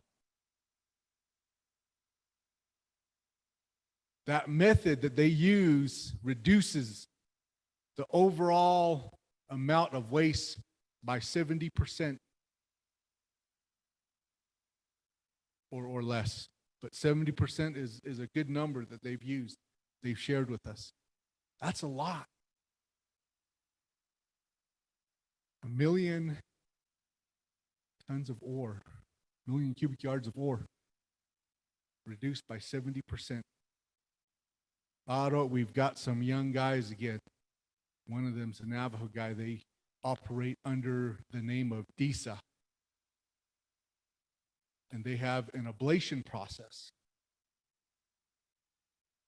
Ablation is simply separating the ore from the sandstone using high pressure water and screens, different size screens. That process, they've indicated they can reduce the waste by 90% again. So 70%, 90%, that gives us a much smaller amount of waste to look at and start talking about off-site disposal. Makes sense. Can we have that discussion? Can I get support from leadership to insist that we have that discussion? That's the kind of help I need.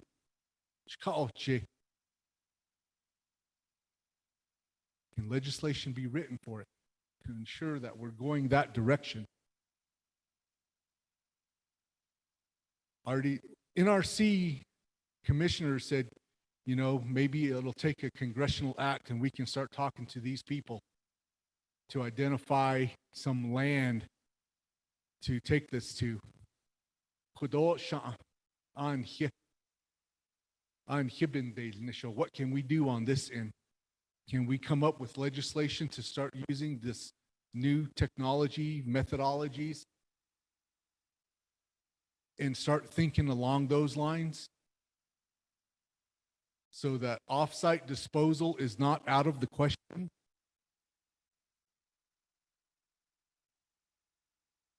That's what we're talking about with Waste Disposal Options Working Group. Information Repository Working Group. Again, we're getting to the ICAs. Where does it go? Who do we share it with?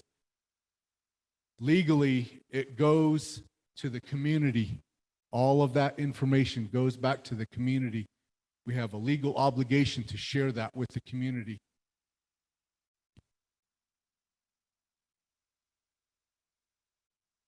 So when we talk about information repository, that's what we're trying to establish. I've got a group from MPRO that said, hey, MPRO EPNG. They said, you know what? We'll help out. We'll purchase a building for that. Whatever you need. So we have partnerships even with the responsible parties where they're coming out and being part of the solution, being part of the remedy, beyond just the cleanup. By Henson, knowing that we have some responsible parties that are helping us in that way. Capacity Building Working Group. This is an internal matter with Navajo EPA as a whole. We need to grow. We need to develop. I shared at the opening of my presentation that I've got 4 technical staff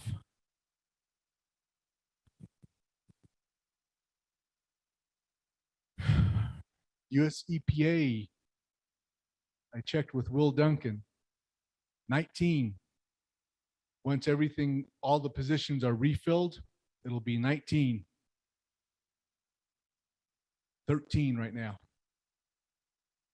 RPMs that they have in place working on AUM efforts. I've got 4. I need more people. I don't know what that looks like as an ask.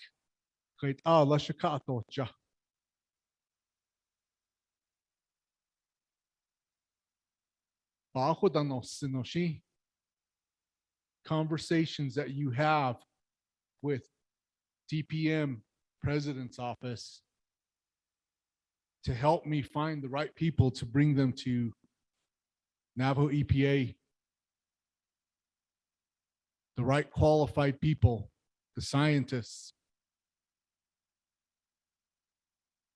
And then to get them all trained up so that they understand what this process looks like. That's what we're looking at. We have another group that's been working on applicable or relevant and appropriate requirements, ARARs. Through this circular process, if we have more stringent regulations, that's what we have to go by, but we have to list it. So, but go ahead, sir. Thank you, Mr. Yazi. We have this meeting hall up to 5 o'clock Arizona time. We have about 50 minutes. And Mr. Yazi, we would like to respectfully ask to kind of move along. We have some folks on the call as well as here that would like to ask, that are community members, which we do have on the agenda under D, public input from the Navajo people. I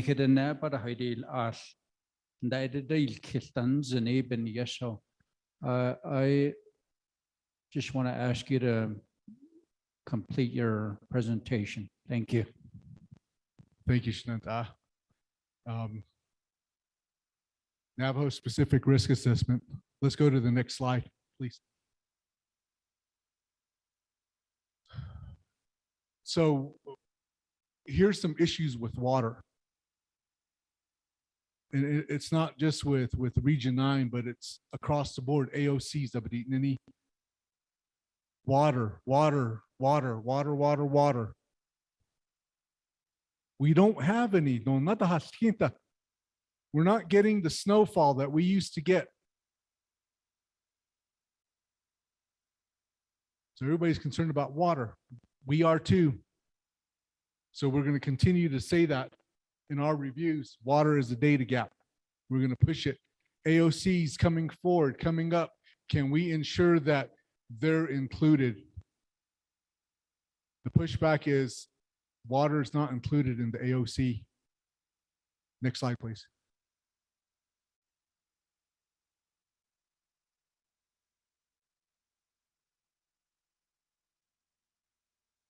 I'm looking over at Jen just to see her facial expression.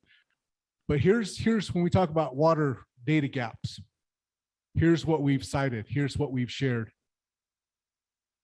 Cyprus Amex is aware of this. Next slide, please. AUM funding. Here's how it exists. Here's what we have funding for, and here's what we don't have funding for. 319 sites. Next slide. Here's what I've got. You see K count numbers up here. And then it drops all the way down, and then I have a special revenue account. Auto, I have a project account, Navajo Nation project account. All my K accounts are federal dollars that identify me as a support agent, not a lead, as a support agent. So I'm confined to what US EPA is going to do with those. If they can't come out to do site visits, to do anything with the responsible parties, I can't either. So I end up sitting on that money, and I have to identify why I still have it. Next slide, please. So here's how we're set up. Obligations under settlement agreement, settlement negotiations, anything that you might identify as AOCs, consent decrees. This is how we're set up. Phase one. It puts me right there, right alongside US EPA. Phase two. Next slide, please. Right alongside them. Freeport. Cyprus Amex. I love you. But only if asked is when we're included, and they've asked. So thank you. They've kept us in the loop. Next slide, please. This is Haystack, the area I was talking about. There's a pile right by the water truck, right above it, you can see it. That's from the 5 Tikra areas. There's a community that's out there. We had a tough time getting 2 families situated with mobile homes, getting those homes set up correctly, because they were put right in a floodplain. Both those homes were sit in a almost like in a ditch on one end of the home. We had a hard time trying to negotiate anything for that. AOC they'll be get the non-get me.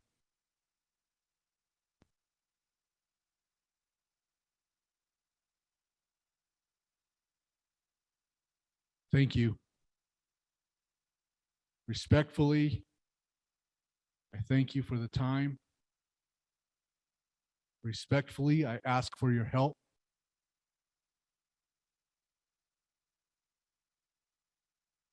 We can't let these families continue to endure what they've already endured for so long.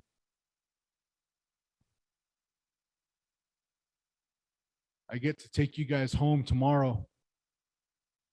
I'm going to share that story when we get there. Back at the halon there, cannot hold the halon there. So yin hit the bed the halon there, big kashi clean the. Chanelien, Luke Yazi, Jolien there. They'll chomp out the zin there, clean bear out the zin there. Eh, how one gone there, Kayas Khan, Kundi Ka. Let me share those stories with you from there again tomorrow. Yeah, thank you.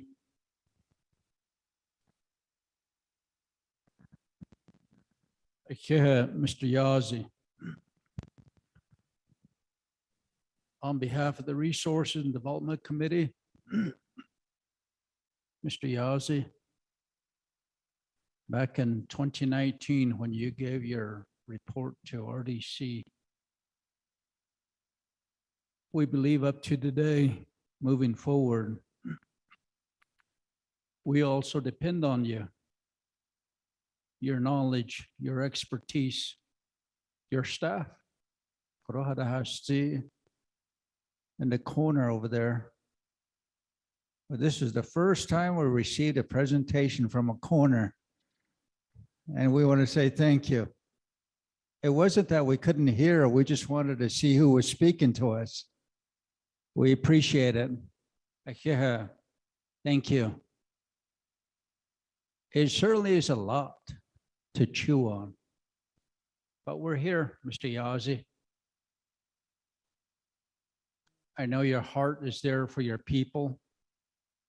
The area you come from, Sabinjiskai, Monument Valley. My brother always talks about it, Honorable Herman Daniels, J. Toro, and I know on top of one of those mesas is where one of the locations are, and I would like to maybe take a peek up there tomorrow or sometimes, you know. And we're here to help. However way you want us to help, we're here. And that the hot other cities nana do here Nihilnahasan lagi I say Lago Ben Hilnahasan la. There's a lot. I would ask for a leadership meeting to go over all this again. Groundwater, surface water, Dabaka, obstacles, Navajo risk inputs, efforts being done in the 5 agencies. Ayusananish, Nasalala, Donas Behosen, Benan Lishigate, and Shanant I Korora Zislapa Naidos Kedida. Honorable members of RDC, do you have any comments or questions? Honorable Begay. Chairman, just quickly, here had Mr. Yazi, your in-depth knowledge presentation, quite very helpful. Several times you made a plea to the committee. May I just ask that you put it in writing and forward to us? I think that's the best way, rather than trying to pinpoint to what is the specific ask by the department. Chairman, maybe through you, through the committee, let's request for that particular ask, and how quickly can we resolve that particular situation, or provide additional tool or whatever is necessary to move forward with this particular progress. So Idia Kodo Ishizido Ai Chairman, thank you. Mr. Yazi. Ronan Ekidiki Abiga here. Akushila. Yes, sir. We'll provide something in writing. Thank you. Honorable Daniels.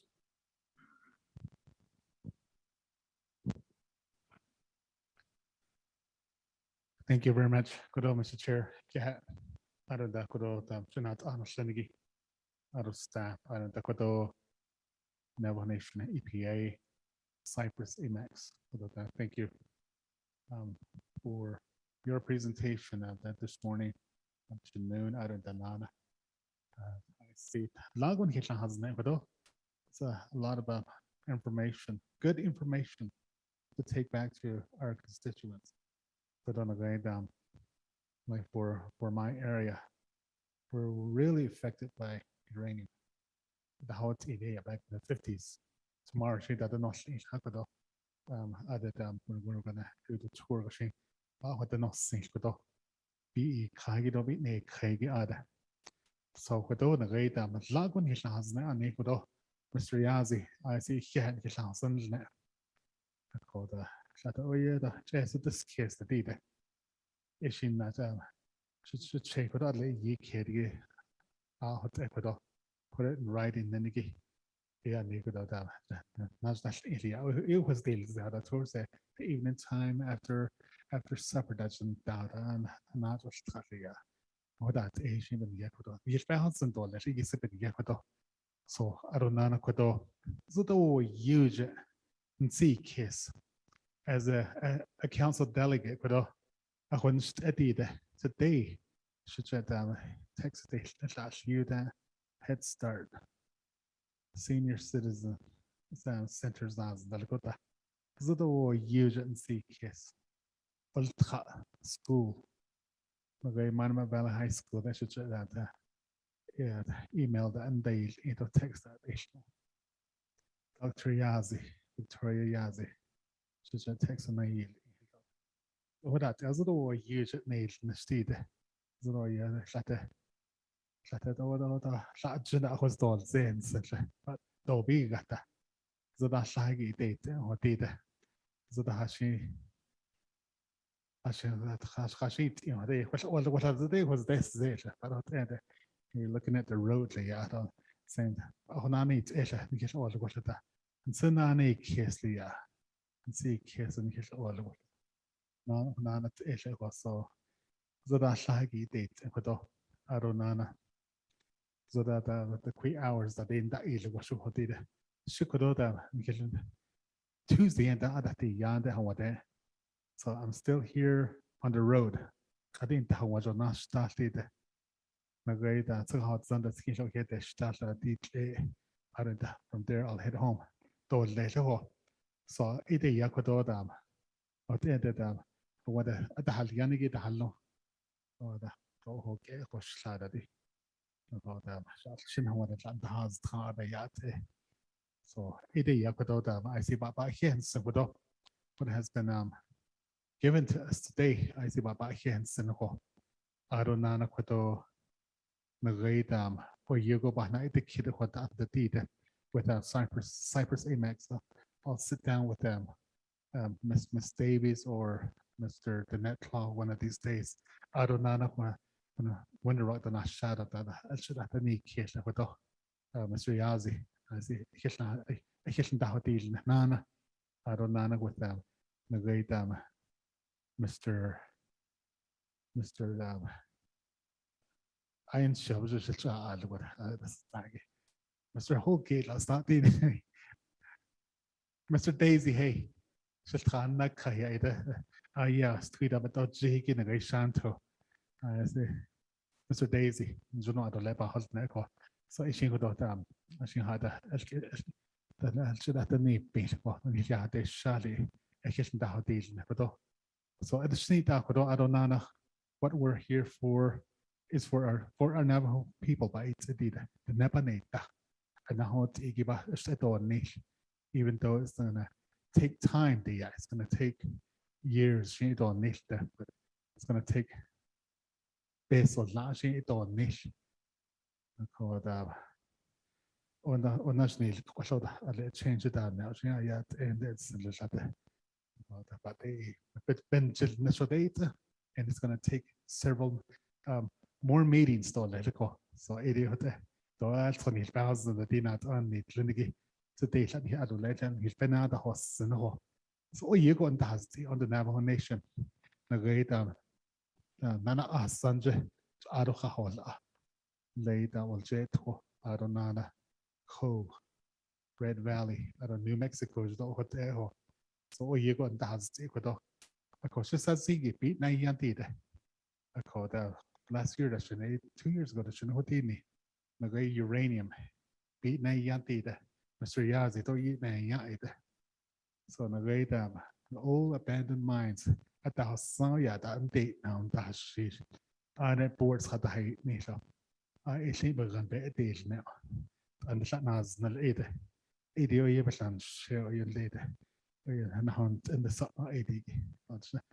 But what is Nisha? How she knows once it's that and lead on his yard, they shot a snake in the guy to out Sunday. You're raining bit like Yahoo. I see. I call the Manama Valley. I say back. I say back. Benny in the hot table, or J2, other areas too. So, Eddie, I can't.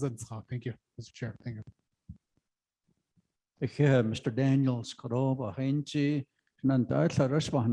before we have the public ask a question. Then Hakoshisha Koroshi Nehema Bahuido ask quad number 3D, public input from the Navajo people and discussion on the remediation of abandoned uranium mines on the Navajo Nation. Shaman Hitchin, she tehodils in Aro Koron Hitchin Haditza. I don't report the Lagi, Jonagon, I don't Kodo, Mr. Chair, do committee members, and Fliniki, and Handash Nishiki. I don't just things that you've got on your plate, and hopefully, Dita, pack up anana so we appreciate your attendance and your wanting to serve our communities.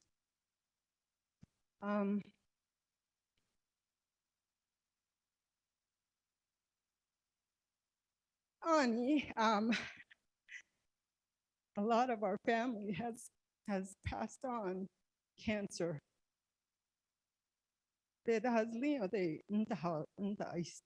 So we want to take care of this in our community.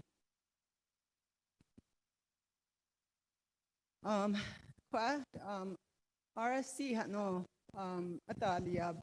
documents. The chapters are box statement. Because I want to get a community group together and community group then. But I know that we have to have a committee to go forward because we need to be involved. So data documents, they're technical stuff. So we need some help from the community.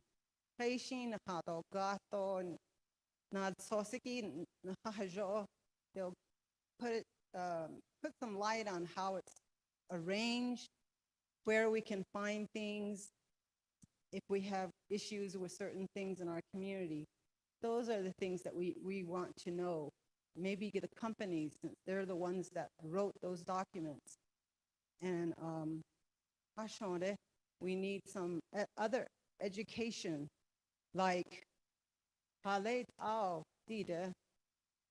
we get here? Navajo prospectors, how did that all happen?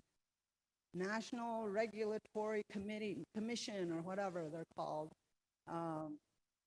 Nuclear Regulatory Commission.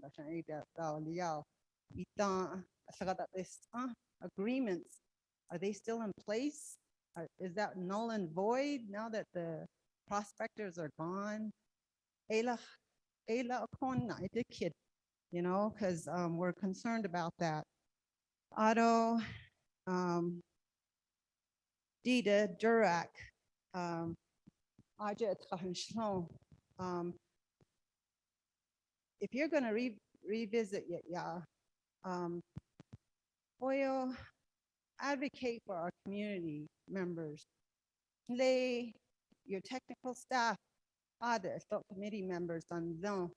I mean, we sort of want to tilt it toward the community. Yeah, let them conduct the meetings. But don't go meeting conduct on here. We have our committee, the Jurak committee, is mainly facilitated by staff. So it's sort of not, it's not that I'm against what's happening. It's just our community members and our concerns are not being moved to where we would like to see it. Joe, in one of the issues that I brought up at these meetings is there's this whole thing with this uranium mining that happened in our communities, yeah. But if you look at Cameron, there's a river that flows through it. Millions of years ago, it uncovered a lot of these outcrops. So Cameron, it has over 111 mines because there's these outcrops, yeah, along the river. And Navajo Nation housing days nil without even checking to see if there was any uranium. So we have elevated soil under our homes. It's not covered by this money.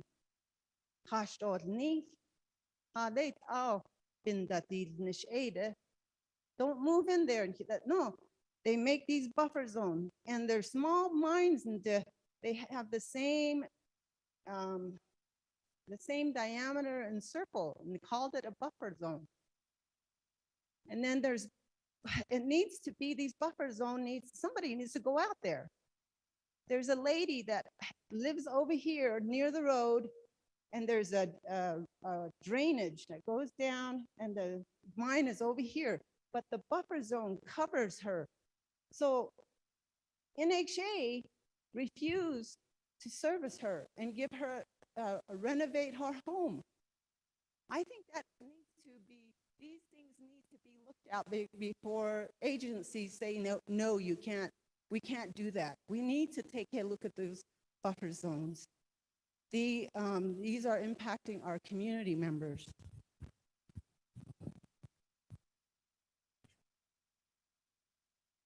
And then also, because Cameron, specifically Cameron, we need to do some kind of a Daryl, Mr. Yazi was suggested taking a drone and flying the whole area.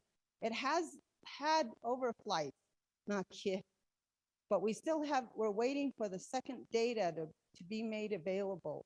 EPA flew it again a couple years back. But Mr. Yazi wants to go lower with the drone so we can get more of those where those outcrops are and map it. And so we can, when you look at it, Cameron is the gateway to Grand Canyon. It has this potential to be developed. But we need to know where to develop it.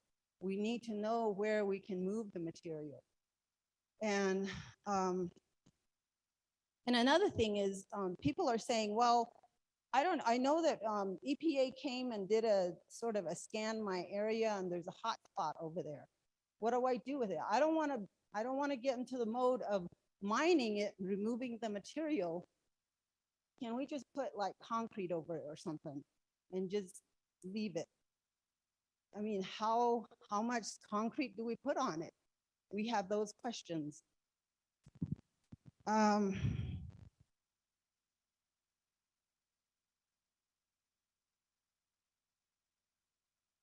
Auto Kode, there's groups. They talk about putting all these sites into groups. Oh, hey, yo, we're ready. There's already mines in Cameron that are submitting to Navajo Nation. Is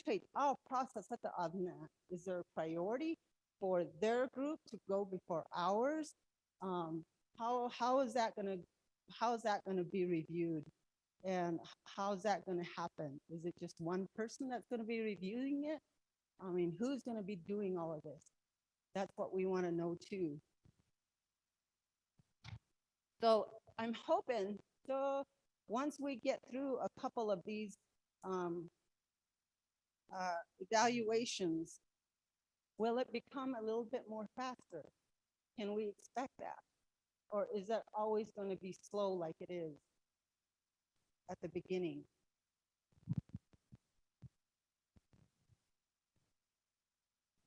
The RSC, is it just all the same? Yeah, we're going to be looking at it and saying, and reading some of this stuff. Are they going to sort of be, what questions do the communities need to ask? How do we find this information? Are they going to these documents going to be all looking the same, sort of the template? So it'd be easier for us to, oh, this comes after this or whatever. So we know where exactly to go. Or is it just everybody doing their own thing and we have to figure out every document that comes through a different set, a new template of doing things? So, I just had those questions. Yeah.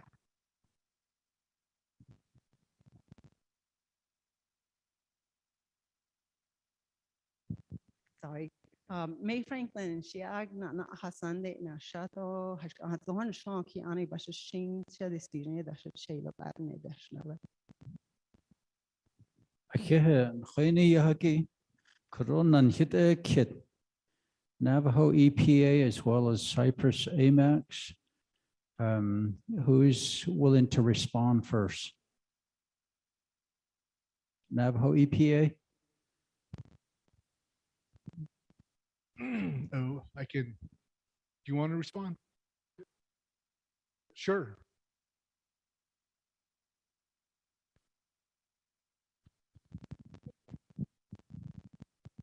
May, I just wanted to address your concern related to the consistency of the documents that you're reading, such as the RSC. Oh,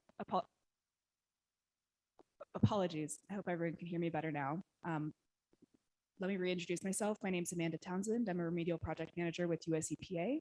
And May, I just wanted to address your question related to the consistency of the documents that are produced as part of the SERPA process. I think you have a really great observation that right now, many of these RSE documents are not consistent. They do have many different formats, and that's a result of working with various PRPs and different funding entities and settlements and so on. However, the burden of figuring out where all the information within these documents is should not fall on the communities and the folks who are really interested in finding the information in them. So as part of our program at EPA, we've been working on developing documents, rather instructions that we can share with responsible parties that say, here's the information we expect in this RSE report, and here's how we want you to organize it. And so we are working on that. We don't have anything available yet, but I just wanted to mention that we hear your concern and we agree. So that is in process. Thanks.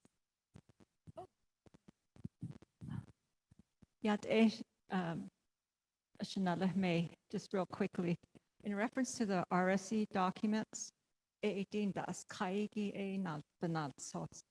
that one is the duty of the company that has had the that has conducted the investigation. Say, let's use Cyprus Amex. They don't have any mine sites out here. Monument Valley, though. But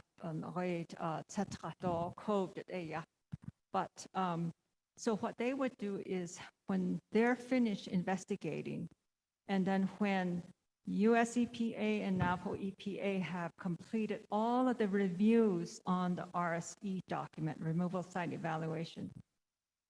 Once it's approved by both Navajo EPA and US EPA, then it's called final. It's a final report. Then it's up to them to take it to the communities, and then they give a presentation on the results. That can take like 4 hours. Although they leave those documents at the chapter for the community. And then it's their job to explain the whole document. So that's the process. That's part of that blue bar that we call the Superfund process. That's a law. We have to do that. And the other thing is we have to provide a place for all these documents to come. Say May wants to do some research. We have to have a place there in probably maybe in Cameron or in Tuba City somewhere. We call it a information repository. All of the documents that had anything to do with the investigation. So we have a lot of young folks that do research. They can read those documents, and if they're doing research, but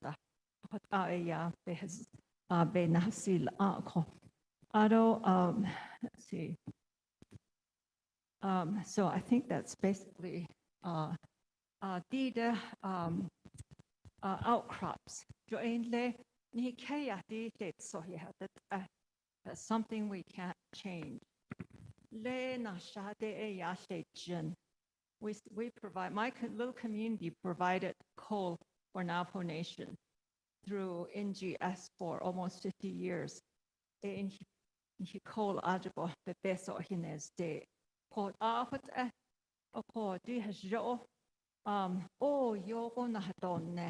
I think it would really be good if the RDC, our leaders could bring everyone together.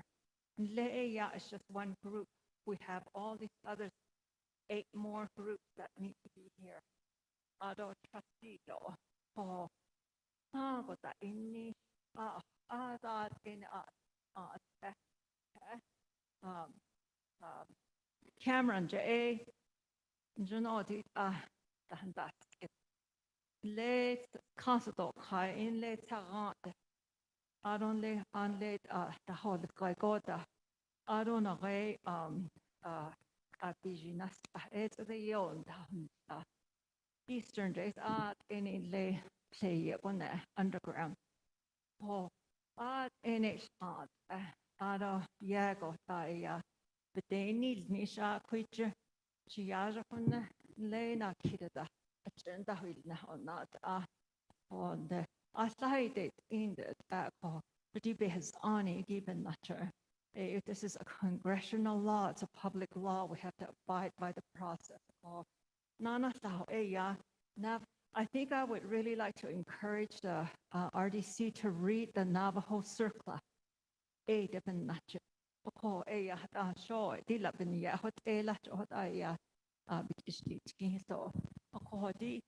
Nahonga tsoi do get nanigi Ishana Cyprus Amex so they're only allowed to spend $20 million a year. Mine site there's 94. Oh no, hageho. Ahwit do ahwit. The dun lane zago tato. Quishi not dean, that's I see. Navajo EPA, Navajo AML, don't hit. But I and the disposal options. Behitten da hilne. So the light up on it zando later. That you is Joshing disha no. But I I see joy of antique stone del cow. I don't let the chaos any store. It's a answer case. That's the only thing I want to say. One of these days, I'll elaborate on it. Okay, nagay na ahasandon hanaw Asia. Arot Arenas not dino as satsata akoho mines janoya hadna. Ako kora naso tanin hitchahara those that provided a presentation. Koro inhitna.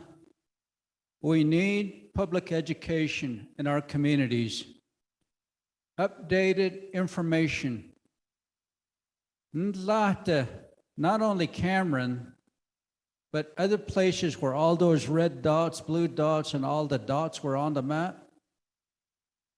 If they are requesting, I understand the next presentation is going to be at Cove. Make sure that they are given updated information. Di kwa kore hol jiste, kore yos kaste ehut an hinane shidele inigi kon hol jist dabadona. Our people are very concerned, as Ida had spoke here. A lot of our relatives, they passed on due to cancer. Cancer had negotiated hits is iki benatnt or desnego bantaho a joya desna. Negeda is kena sadien nas olgego. Bijeda liande ade nasha holiago hot ari de yorjilana.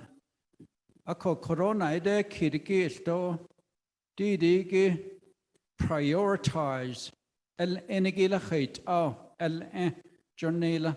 How are these priorities set in place?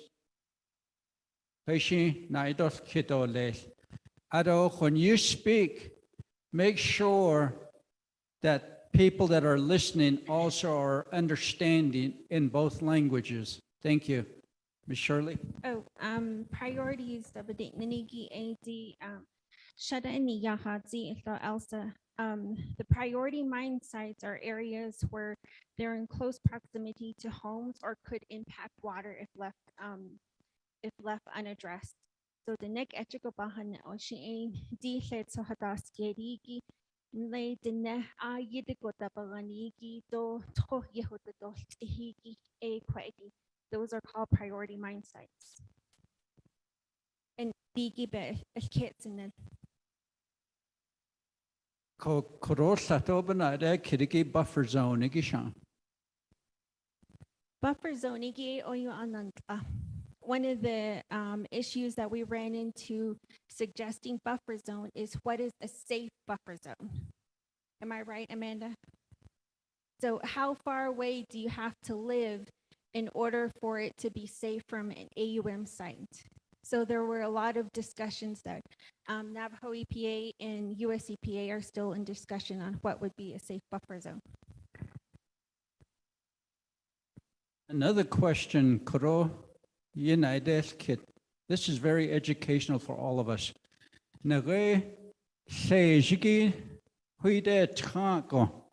If this is contaminated,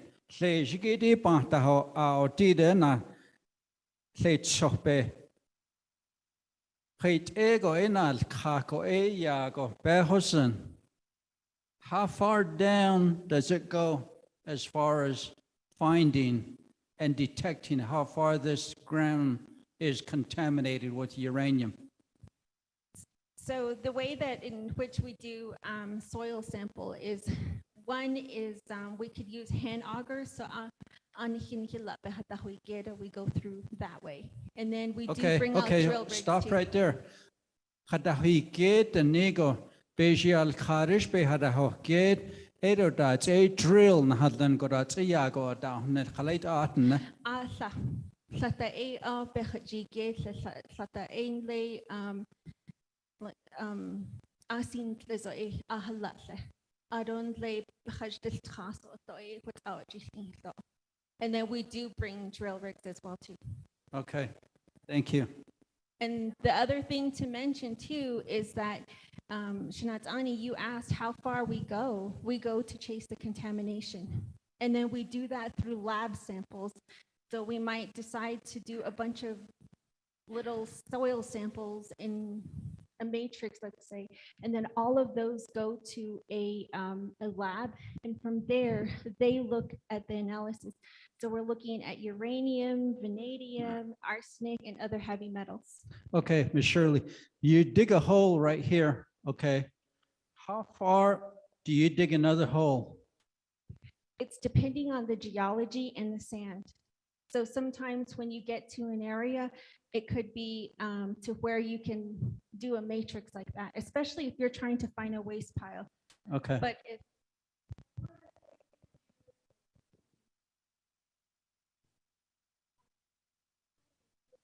Could you ask that question again so that people can hear?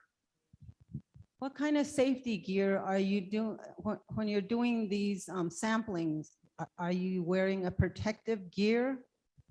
most of the Ego e time, hadi corona de kidigi safety hat nije ha ibe hada the not eran hila just no ha e dash the halno go stin can on the shidat. oh, we use the regular you have regular jeans, field clothes is what we use. We don't have any kind of Tyvek suits or anything like that. And then when we do some sampling we do have gloves for those ones. In your presentation, could you provide those equipment? The protective equipment when you do that, Mr. Yazi? If we had time, I did have slides to go over as far as safety was concerned, but we're out of time. Okay. The only thing that I want to include, Shema, was we wouldn't go drilling just anywhere. We wouldn't go sampling just anywhere. We would have to find lines of evidence to identify that this was an actual mine site. Because where you're at, I think the question you're getting at too is the areas of norm. So we wouldn't be going into the areas of norm unless we knew with some certain evidence to identify that this was a mine site, and then that's how we would determine what's there.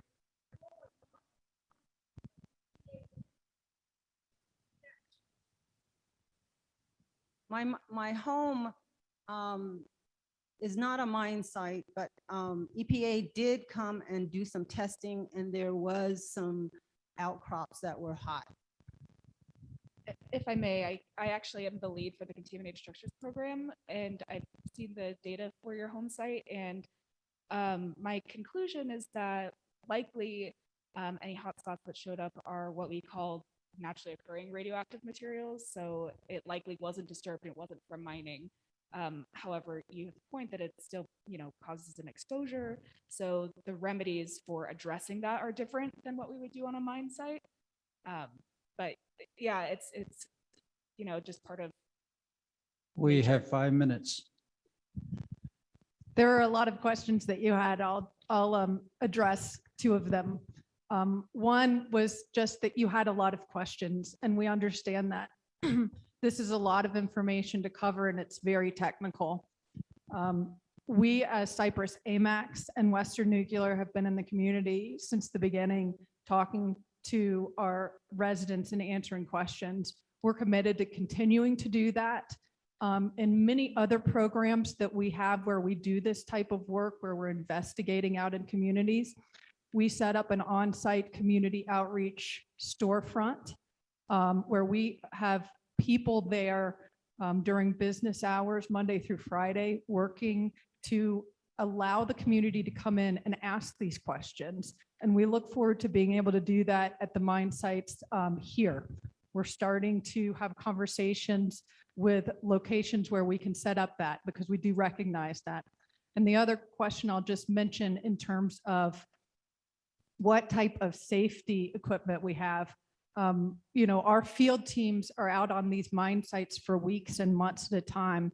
And as Director Shirley mentioned, we typically just wear jeans and long sleeve shirts to protect ourselves from the sun, and pretty heavy hiking boots because we walk a lot. We also wear radiological monitors that allows us to assess our field teams to understand any exposure that we've had. We've had field teams out for the past 10 years, and have never had an indication that any of the people on our teams have had any exposure to a negligible portion of radiation from our work.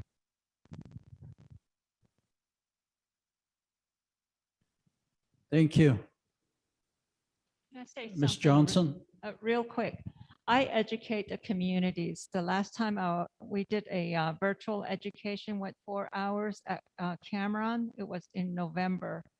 And then prior to COVID, I was always in the communities doing what I call informational education. And I also do any kind of outreach. And I like to put these meetings up for the folks, and they're really interested. They're usually running 4 to 6 hours. And I think you saw a photo of one of Dariel's presentation slides. That was the water meeting we did in Red Mesa. And a lot of people came. It was standing room only. That was in February 2020. So, and then so after COVID, I started doing all of my public education in via virtual, just on the calls with the chapters. Thank you. Thank you. Thank you, everybody, for your participation, recommendations, questions, follow-ups. The recommendation is that there will be a legislation drafted for the Uranium Commission, and also a revisit on the plan of operations and the resolutions. Perhaps set up a leadership meeting for an update,